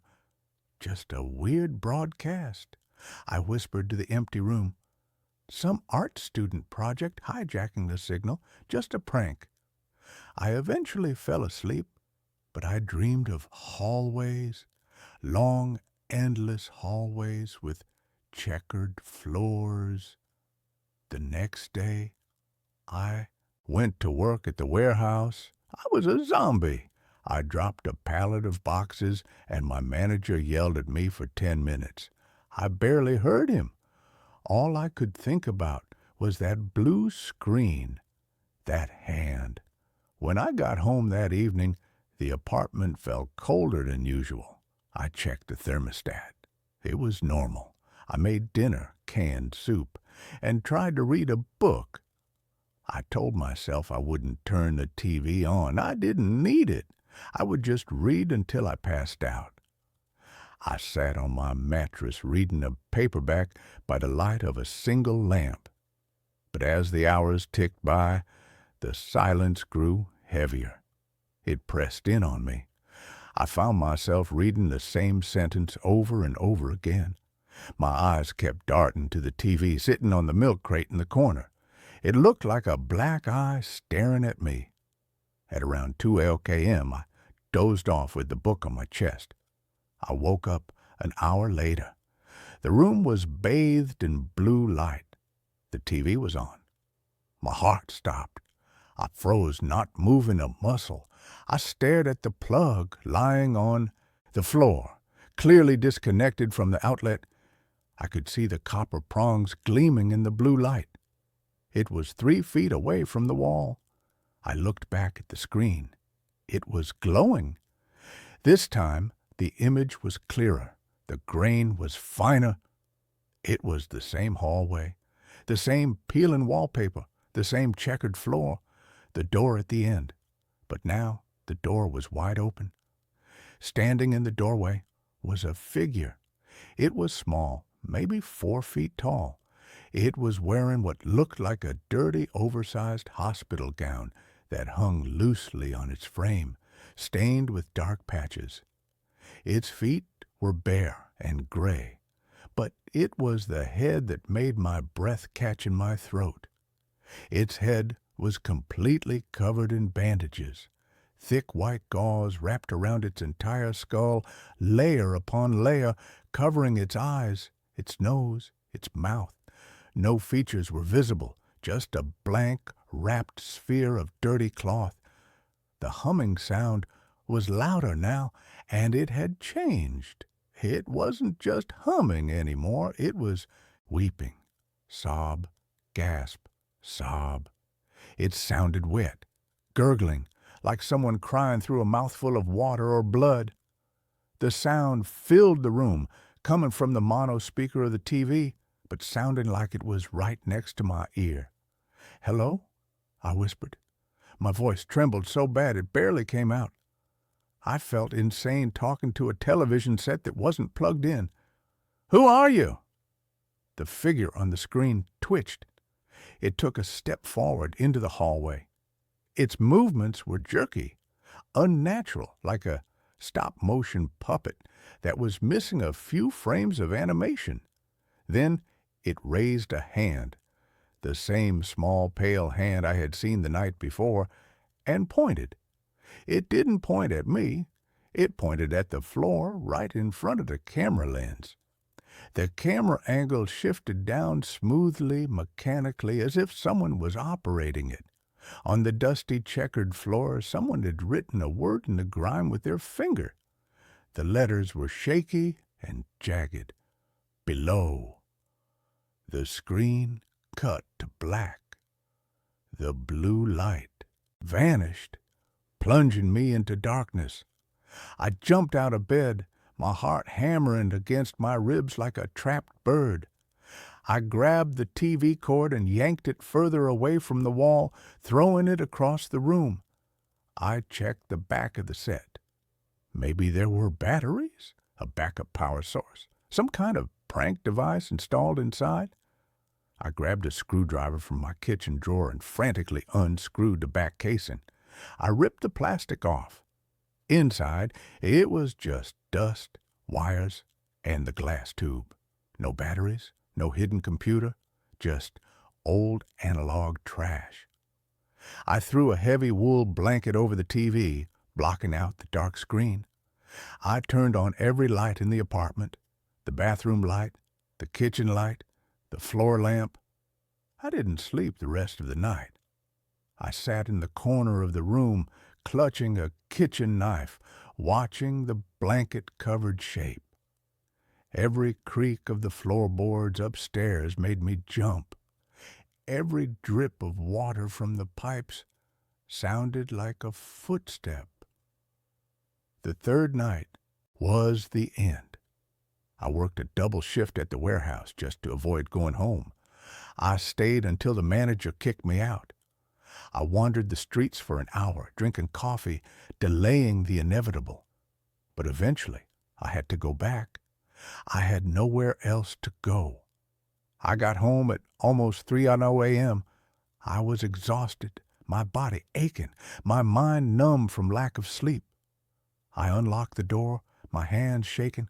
I walked into the apartment, dropped my keys on the counter, and froze. The blanket I had thrown over the TV was on the floor in a heap. The TV was on, and the volume was all the way up. The sound was deafening. It hit me like a physical blow, screaming, high-pitched, distorted screaming that sounded like metal tearing or a fox dying in a trap. It filled the small concrete box of a room, bouncing off the walls, vibrating in my teeth. I dropped my bag and covered my ears, wincing in pain. I ran to the TV to smash it, to stop the noise, to kill it. The image on the screen stopped me dead in my tracks. It was a face, extreme close-up. It was the bandaged face. The camera was inches away from it. The gauze was stained brown and red, wet and glistening around where the mouth should be. The texture of the fabric was so clear I could see the individual threads and the dirt trapped between them. As my hand hovered over the power button, the screaming stopped. Instantly. Absolute silence. The transition was so abrupt it made my ears ring. The figure on the screen tilted its head to the side, a bird-like, twitchy movement. Then, the bandages around the mouth area began to split. They tore open with a wet, raw-rip sound. Underneath the bandages, there were no lips. The mouth was sewn shut.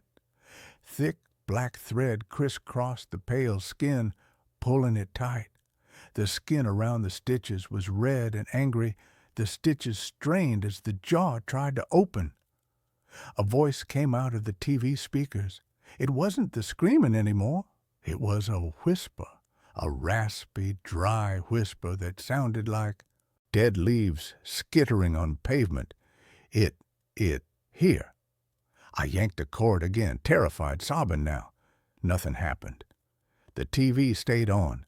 The face stared at me. I grabbed the remote, which I hadn't even put batteries in, and smashed the power button repeatedly. Nothing. "It is here," the voice whispered again, more urgent this time. The stitches on the screen began to bleed.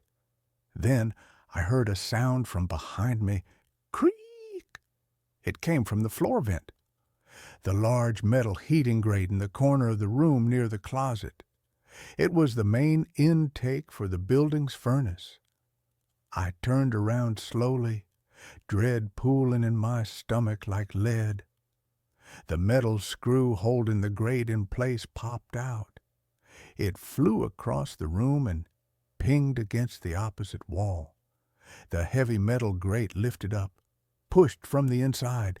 I watched in horror as long pale fingers wrapped around the edge of the vent. It wasn't a child's hand. These fingers were impossibly long, skeletal, and gray. The nails were black, cracked, and curled like talons. A head pushed up through the opening. It was wrapped in bandages, dirty, brown-stained bandages. I screamed and backed away, tripping over the milk crate the TV sat on. The crate collapsed, sending the TV tumbling. It hit the floor with a crash, but the screen didn't break. It landed face up, the image of the sewn mouth still staring at the ceiling, glowing blue. The thing crawled out of the vent. It moved like a spider, limbs splayed out at wrong angles, joints popping and cracking with every movement. It pulled itself onto the concrete floor, wearing that same filthy hospital gown I had seen on the screen. It stood up. It was small, hunched over. It crawled toward me on its hands and knees. I scrambled backward, crab walking on my hands and feet until my back hit the cold concrete wall. I had nowhere to go. "What do you want?" I screamed, tears streaming down my face. "Leave me alone, please." The thing stopped halfway across the room. It sat up on its knees. It looked at me with its bandaged face. It didn't attack. It didn't lunge. It raised a hand and pointed. It pointed at the TV lying on the floor. I looked at the screen. The image had changed. It was no longer the close-up of the face. It was my apartment. It was a live feed of my living room, shot from a high angle from the corner of the ceiling where the shadows were deepest. The picture was crisp and clear. I could see myself cowering against the wall, looking pathetic and small. I could see the bandaged monster kneeling in the center of the room, pointing. But on the screen, there was something else. Standing directly behind me, in the shadow of the doorway to the kitchen, was a tall, dark figure. It was a shadow person, a silhouette of pure vantablack darkness, 7 feet tall, its edges blurring into smoke. It had no features, no face, except for 2 points of burning red light where its eyes should be. I felt a cold breath on the back of my neck. It smelled of sulfur, ozone, and rotten meat. I didn't turn around. Every instinct in my body screamed that if I turned around, if I looked it in the eyes, I would die. The bandaged thing on the floor wasn't attacking me. It was warning me. "Run!" the bandaged thing hissed. The stitches on its sewn mouth tore open one by one. Pop, pop, pop. Blood dribbled down its chin onto the dirty gown. "Run!" I lunged to the side. I rolled away from the wall just as a massive black claw slashed the air where my head had been a second before. The claw gouged deep grooves into the drywall, sending white dust flying. I scrambled to my feet, slipping on the loose papers scattered on the floor. I sprinted for the door. The apartment shook. A low, guttural roar filled the room. It sounded like the earth splitting open. The lights flickered and exploded, showering the room in glass and sparks. I fumbled with the locks in the dark. Deadbolt, chain, handle. My fingers felt like clumsy sausages. I couldn't get the chain to slide. I felt something grab the back of my shirt. Cold. So cold, it burned my skin through the fabric like dry ice. I ripped forward with everything I had. I heard the fabric tear. I heard the screech of the shadow thing. I burst out into the hallway of the building, slamming the door behind me. I heard a heavy thud against the door from the inside, then scratching, frantic, deep scratching that sounded like knives on wood. I ran up the stairs, 2 at a time, tripping, falling, skinning my knees, getting up again. I didn't stop until I burst out onto the street. It was raining again. I stood in the middle of the sidewalk, panting, shirtless, bleeding from a long scratch on my back, the rain mixing with the blood. I looked like a maniac. I didn't go back down there. I called the police from a 24-hour bodega down the block. I told them someone broke in. I sounded crazy, hysterical, rambling about bandages and shadows. When the cops arrived, 2 burly officers went downstairs with flashlights drawn and guns out. I waited at the top of the stairs, shivering in the rain. They came back up 10 minutes later, holstering their weapons. They looked annoyed. "Apartment's empty, son," the older officer said, clicking his pen. "No sign of a break-in. But you got a mess down there. TV's on the floor. Vent cover is unscrewed. Light bulbs are blown. Looks like you had a party." "Did you check the vent?" I asked, grabbing his arm. "Did you look inside?" He shook me off. "Yeah, it's just a heating duct. Goes to the furnace room. It's too small for a person to fit in. Maybe a rat, but not a person, and definitely not a 7-foot shadow." "I saw it," I said. "It came out of there. The bandaged thing came out of the vent. The shadow was behind me." The officer looked at me with pity. He wrote something in his notebook. I saw him circle the word mental. "Maybe you need to get checked out, kid," he said softly. "There's a lot of black mold in these old basements. Makes people hallucinate. Seen it before. Carbon monoxide, maybe. Go to the hospital." They left. I moved out the next day. I refused to go back inside alone. I hired a moving company to grab my boxes, but I left the TV. I told them to leave it on the floor. I left my deposit. I didn't care about money anymore. I stayed on a friend's couch for a week, unable to sleep without the lights on. I flinched at every shadow. Then I found a new place, a 3rd-floor apartment in a newer building across town. No basement, lots of windows, electric baseboard heating, no vents. I thought I was safe. I really did. I thought the signal was stuck in that basement, bound to that cursed TV. But yesterday, I was walking past an electronics store downtown. It was a high-end place with a huge wall of flat-screen TVs in the window, all playing the same 24-hour news channel. As I walked by, the hairs on my arms stood up. Every single TV screen flickered in unison. The news anchor's face distorted, stretched, and disappeared. The screens turned blue. 50 shades of electric blue staring at me from behind the glass. Then the grainy black and white image appeared on all 50 screens. The passers-by didn't seem to notice. They kept walking, eyes on their phones, ignoring the glitch. The hallway, the checkered floor, the bandaged figure stood in the center. Its gown was tattered now, hanging in shreds. It stepped closer to the camera. It raised a long, bony finger and pointed directly at the camera lens, directly at me. Then text appeared on the screen, written in jagged white letters that looked like scratches on the film. "We are still below." I ran until my lungs burned and my legs gave out. I locked myself in my new apartment. I have covered the electrical outlets with duct tape. I have piled furniture against the door. I threw my phone in the sink filled with water. But it's getting quiet in here, too. Quiet. And 5 minutes ago, my laptop, which was closed and powered down on the coffee table, turned on. The lid didn't open.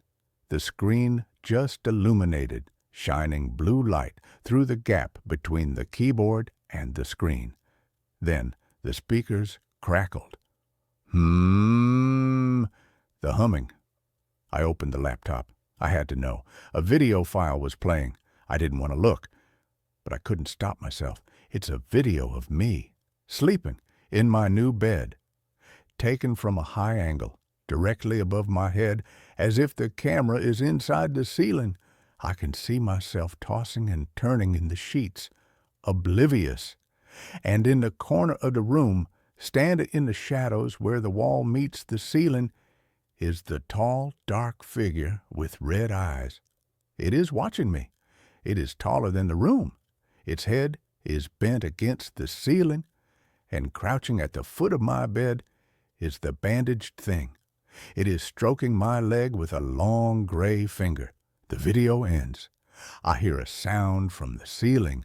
Creak! There are no vents in this apartment. But the drywall above my head is cracking.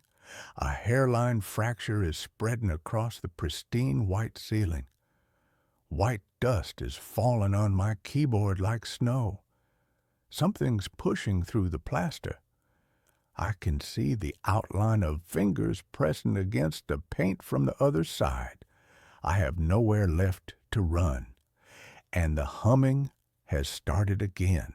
It's coming from the walls. It's coming from the floor. It's coming from inside my head. If you're reading this, do not buy used electronics. Do not look for signals in the static. And if you see a blue screen, run. Just run. And that's where this story ends. Let's move on to the next one. I accepted a job monitoring deep earth frequencies in a remote station, but the sounds from below are starting to call my name. I am writing this from a diner off Interstate 80. My hands are shaking so bad I can barely hold the pen, and I keep spilling the coffee on the table. The waitress looks at me like I'm a junkie, but I don't care. I haven't slept in 4 days. Every time I close my eyes, I hear the static. I hear the scratching. I hear the voice that sounds like mine, but deeper, wetter, like it's coming through a throat filled with mud. I need to get this down on paper. I need to leave a record, because I think I'm going to die tonight. Or worse, I'm going to go back there. It started because I was desperate. That's how all these stories start, isn't it? Nobody takes a job in the middle of nowhere for minimum wage unless they have no other choice. I had lost my job at the factory. My girlfriend had kicked me out, and I was living in my 2004 Toyota Corolla. I was scrolling through job boards on my phone, using the free Wi-Fi at a library, when I saw it. Position, seismic monitor. Location, Outpost 4, Blackwood Ridge. Duties, monitor automated systems, log frequency data, maintain equipment. Pay, $2,000 a week. Cash, $2,000 a week. For sitting in a room and watching the computer screen. It sounded too good to be true. I called the number. A man answered on the first ring.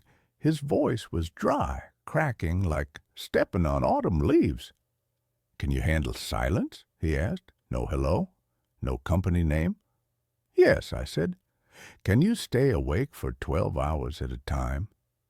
"Yes." "Do you have family who will miss you if you are out of cell service for a month?" "No."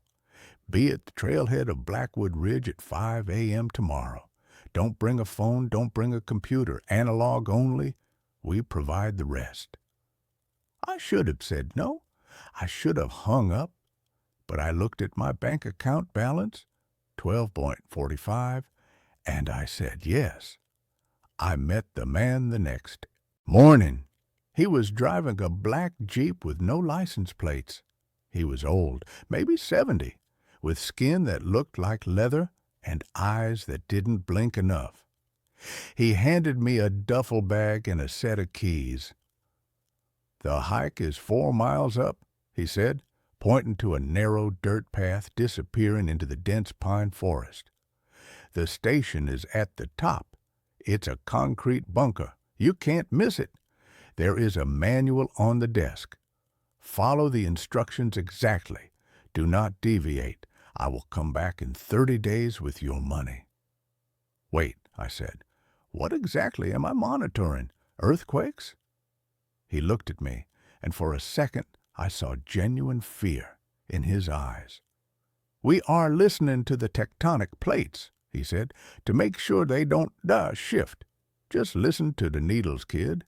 If they go into the red, you press the button. That's it."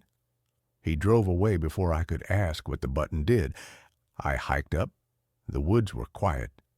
Too quiet. No birds, no crickets, just the sound of my boots on the dry earth and the wind hissing through the pine needles. The station was ugly. It was a gray concrete block half buried in the side of the mountain.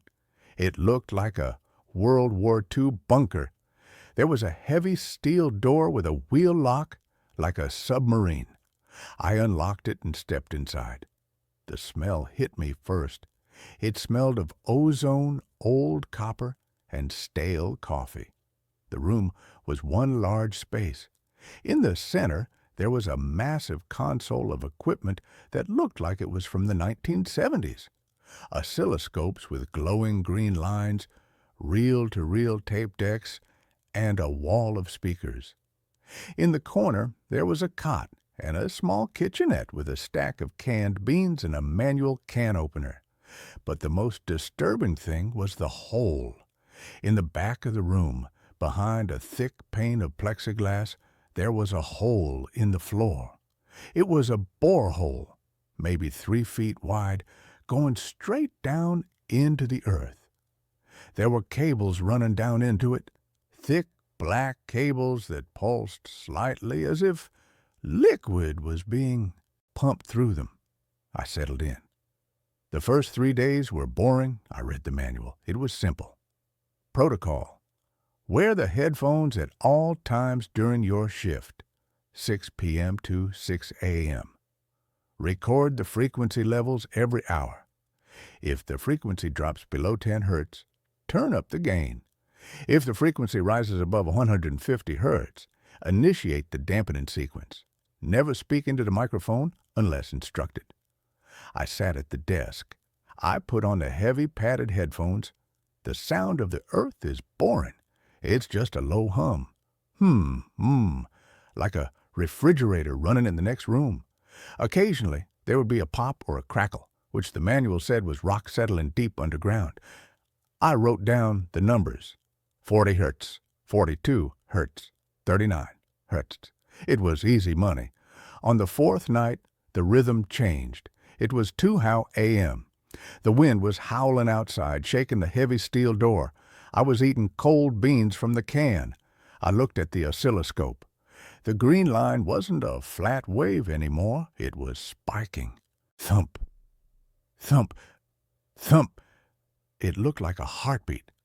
I adjusted the volume on the headphones. Thump, thump. It was slow, massive. It sounded like a hammer hitting a mattress wrapped in 10 layers of blankets. It was deep, so deep I felt it in my chest more than I heard it in my ears. I checked the frequency. 12 hertz. It was getting low. I followed the rules. I reached for the knob labeled gain and turned it up. The sound got louder. Thump, thump. And then, in the space between the thumps, I heard something else. Scritch, scratch. It sounded like fingernails on chalkboard or claws on stone. It was coming from the microphone deep in the hole. I leaned closer to the monitor. Just rocks, I whispered to myself. Just rocks sliding against rocks. Then a voice spoke in my ear. Hungry. I ripped the headphones off and threw them on the desk. I spun around, grabbing the flashlight. "Who's there?" I shouted. The concrete room echoed. "Who is it?" Silence.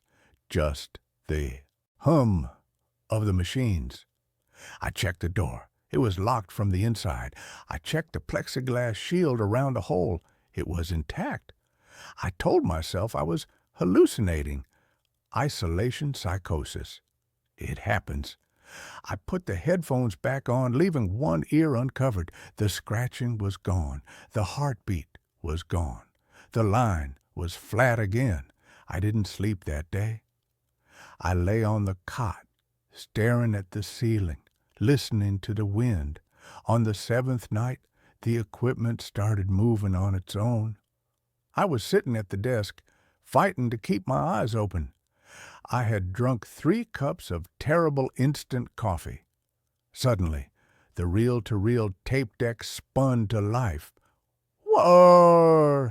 The tape started spinning fast. The needles on the VU meters slammed into the red. I hadn't touched anything. I grabbed the manual. There was nothing about this. I put the headphones on. The sound was screaming, not a human scream. It was electronic screaming, feedback, static, white noise. But underneath it, there was a pattern. Short, long, short, short, long, short, Morse code. No, it was too rhythmic. It was breathing, inhale, static, exhale, scream. I reached to turn the volume down, but the knob wouldn't turn. It was stuck. Then the red phone on the wall rang. I jumped so hard I knocked my chair over. There was a red rotary phone mounted near the door. The manual didn't mention it. I didn't even know it was connected to anything. Ring, ring, ring. It was a loud mechanical bell. I walked over to it slowly. My heart was hammering against my ribs. I picked up the receiver. "Hello?" "Don't listen to it," a voice said. It was the old man who hired me, but he sounded different, terrified. "Arthur, tell me you aren't listening to it." "The tape deck started on its own," I yelled. "What is happening? What is down there?" "It's waking up," the old man whispered. "We miscalculated. The dampeners aren't holding. Arthur, listen to me carefully. There is a breaker switch in the kitchenette, behind the fridge. You need to kill the power to the audio system. Do it now." "Why?" "Because it learns," he screamed. "It learns frequencies. If you let it listen to the room, it will learn your voice. And once it has your voice, it can open the door." The line went dead. I dropped the phone. "It will learn your voice." I looked at a console. The tape reels were still spinning. The needles were bouncing. And then, coming through the speakers on the wall, not the headphones, the main speakers, I heard a sound. Hello? It was my voice. It was the recording of me answering the phone 10 seconds ago. Hello? What is happening? What is down there? The machine was playing my voice back to me. But then it changed. The pitch shifted down. It became deeper, gravelly. What is down there, Arthur? It said my name. I hadn't said my name. I scrambled to the kitchenette. I shoved the heavy refrigerator aside. There was a gray metal panel on the wall. I ripped it open. There was a single large switch labeled Audio Mains. I grabbed it and yanked it down. Clunk! The lights in the station flickered. The tape deck slowed down. Woo! Click. The speakers went silent. The room was dead quiet. I stood there, panting, sweating. I was safe. I had killed the power. Then, from the hole in the back of the room behind the plexiglass, I heard a sound. Knock, knock, knock. 3 distinct knocks on the glass from the inside. I shined my flashlight at the hole. The borehole was dark. But on the inside of the plexiglass there was condensation, and in the condensation something had drawn a shape, a smiley face. I backed away. No, that's impossible. It's a sealed shaft. Knock, knock, knock. Louder this time. The glass vibrated. I grabbed my jacket. I grabbed the keys. I was leaving. To hell with the money. To hell with the old man. I ran to the steel door. I grabbed the wheel lock and turned it. It wouldn't move. I spun it the other way. Stuck. I threw my weight against it. It felt like it was welded shut. Then I saw the keypad. I hadn't noticed it before. A digital keypad next to the door. The screen was lit up red. Lockdown initiated. Containment breach. Open, I screamed, banging on the steel. Let me out. From the speakers, which should have been dead, a voice crackled. Let me out. It was mocking me. I looked at the console. The power switch I had pulled. It was physically pushed back up into the on position. I hadn't touched it. The tape reel started spinning again. I ran to the corner of the room, grabbing the heavy metal can opener as a weapon. I huddled on the cot. What do you want? I whispered. The speakers crackled. Arthur, hungry. I spent the next 3 days in that corner. I didn't sleep. I didn't eat. I just watched the hole. Every hour the sounds got worse. First it was scratching. Then it was screaming. Then it was singing. It sang nursery rhymes. Mary had a little lamb. But the voice was distorted, like a choir of drowning children. Then, on the 10th night, the visual feed turned on. There was a small green monitor on the console labeled Bore Cam. I had never looked at it because the manual said the camera was broken. It flickered to life. The image was grainy, black and white. It showed the rock walls of the shaft, deep underground. The camera was moving. It was being pulled up. I watched, paralyzed. The camera passed layers of rock, granite, shale. Then it passed something else, flesh.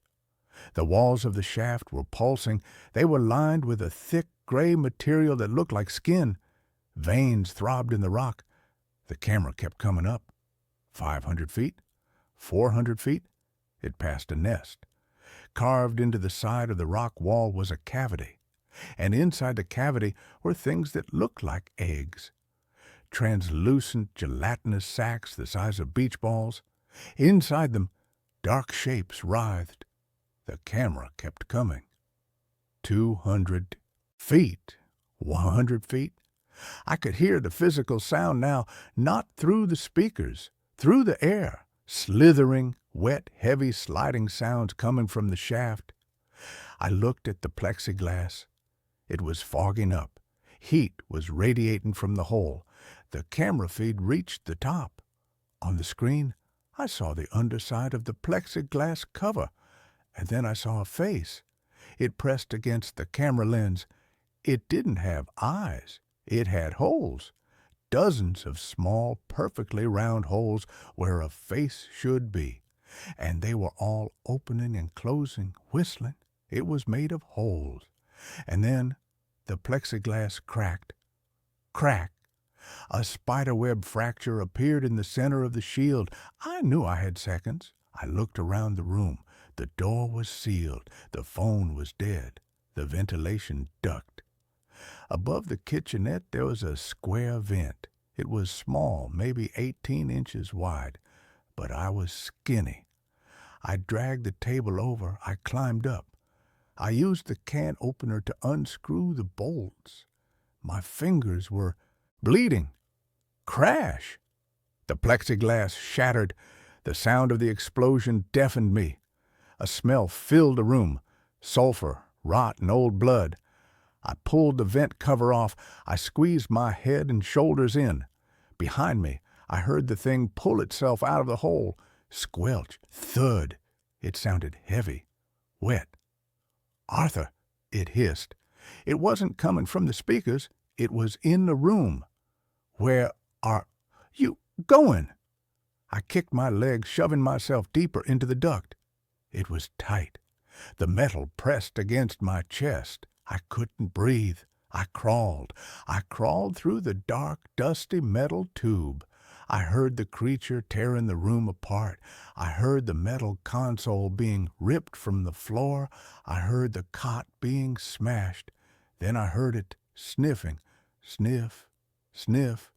It was sniffing the air, tracking me. I heard a heavy thud against the wall below the vent. It knew where I was.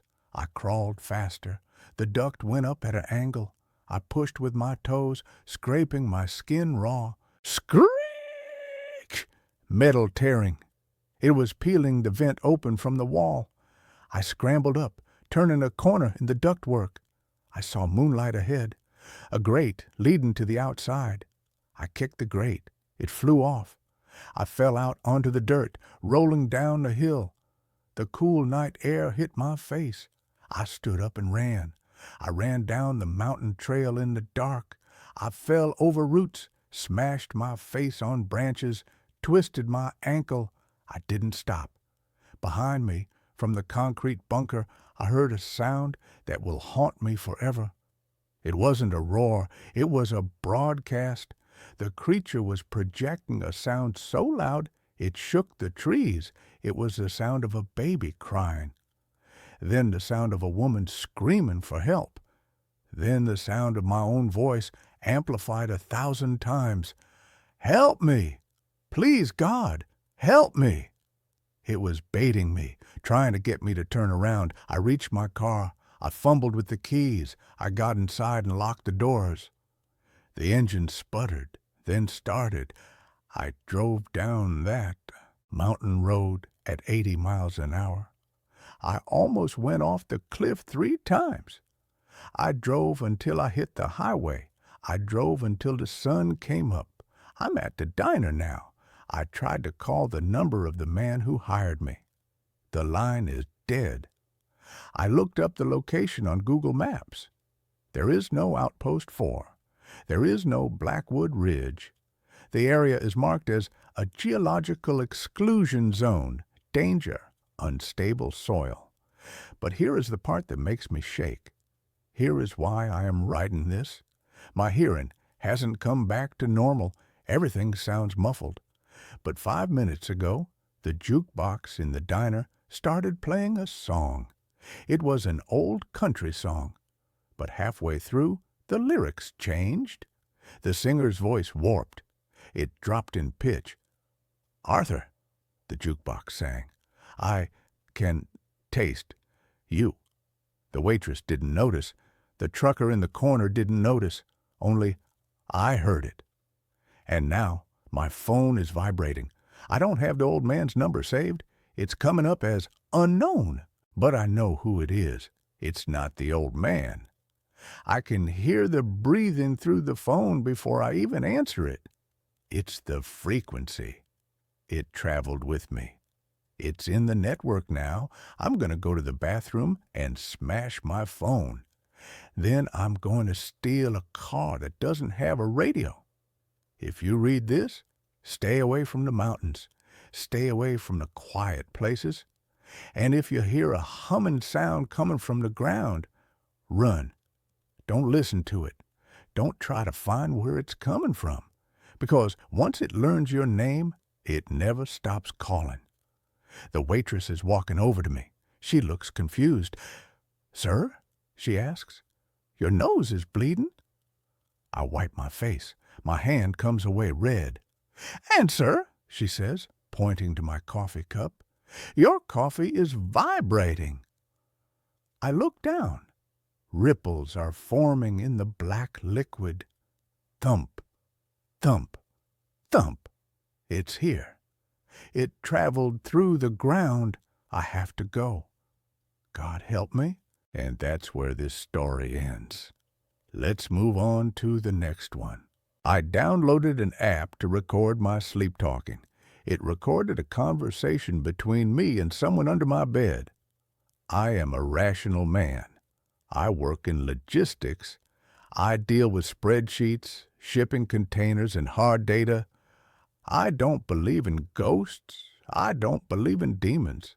And I certainly didn't believe that my one-bedroom apartment on the 5th floor of a secure complex was anything other than a box of drywall and IKEA furniture. I started using the app, SleepSpeak, about 3 weeks ago. My girlfriend, Emily, had stayed over a few times and complained that I was mumbling in my sleep. She said it was creepy, that I sounded like I was arguing with someone. She broke up with me for unrelated reasons, or so she said, but the comment stuck. I wanted to know what I was saying. Was it stress? Suppressed anger? Apnea? The app is simple. It runs in the background. It uses a noise gate to ignore silence and the hum of the air conditioner, only recording when it detects distinct vocal frequencies. In the morning, it gives you a list of events with timestamps. Night 1 to 3 were uneventful. A few recordings of me snoring. One recording of me groaning and shifting the duvet. I felt silly for even using it. Night 4 was when it started. I woke up on Tuesday morning feeling drained, like I'd run a marathon in my sleep. I grabbed my phone and saw the notification. 4 new events detected. I clicked the first one. 2:03 a.m. Me, muffled. No, the red one. Just nonsense, dream gibberish. I clicked the second one. 3:15 a.m. Me, put it back. Still normal. I clicked the third one. 3:45 a.m. The waveform on the screen was different. Usually my voice showed up as a jagged blue block of sound. This recording had that, but intertwined with it was a second, much thinner, sharper red spike. I pressed play. Me, groggy. It's too tight. Silence for 3 seconds. Voice B, it has to be tight, or it won't fit. I dropped the phone on my duvet. My heart did a somersault in my chest. I sat there in the morning light, staring at the screen. The voice, it wasn't Emily. It wasn't a neighbor shouting through the wall. It was a whisper, a dry, rasping whisper. And the audio fidelity was terrifying. It sounded like the source was inches from the microphone. My phone charged on my nightstand right next to my head. I played it again. It has to be tight or it won't fit. The voice sounded genderless. It sounded like dead leaves skittering on pavement. I searched the apartment immediately. I checked the closets, the shower, the utility cupboard. Nothing. The windows were locked. The front door was dead bolted. I live alone. I told myself it was interference. Maybe the app picked up a radio frequency, a crossed line. I deleted the app. I went to work. But by the time I got home, the curiosity was eating me alive. I'm a data guy. Anomalies bother me. If it was interference, I could prove it. I re-downloaded the app. I also bought a standalone digital voice recorder, a high-end Sony model I used for meetings. I placed the phone on the nightstand and the Sony recorder on the floor, sliding it halfway under the bed. My bed is a heavy wooden frame that sits about 6 inches off the ground. Just enough space for dust bunnies and lost socks. Night 5. I didn't sleep well. I lay there listening to the settling of the building. Eventually, exhaustion took over. I woke up and went straight to the devices. The app showed 12 new events.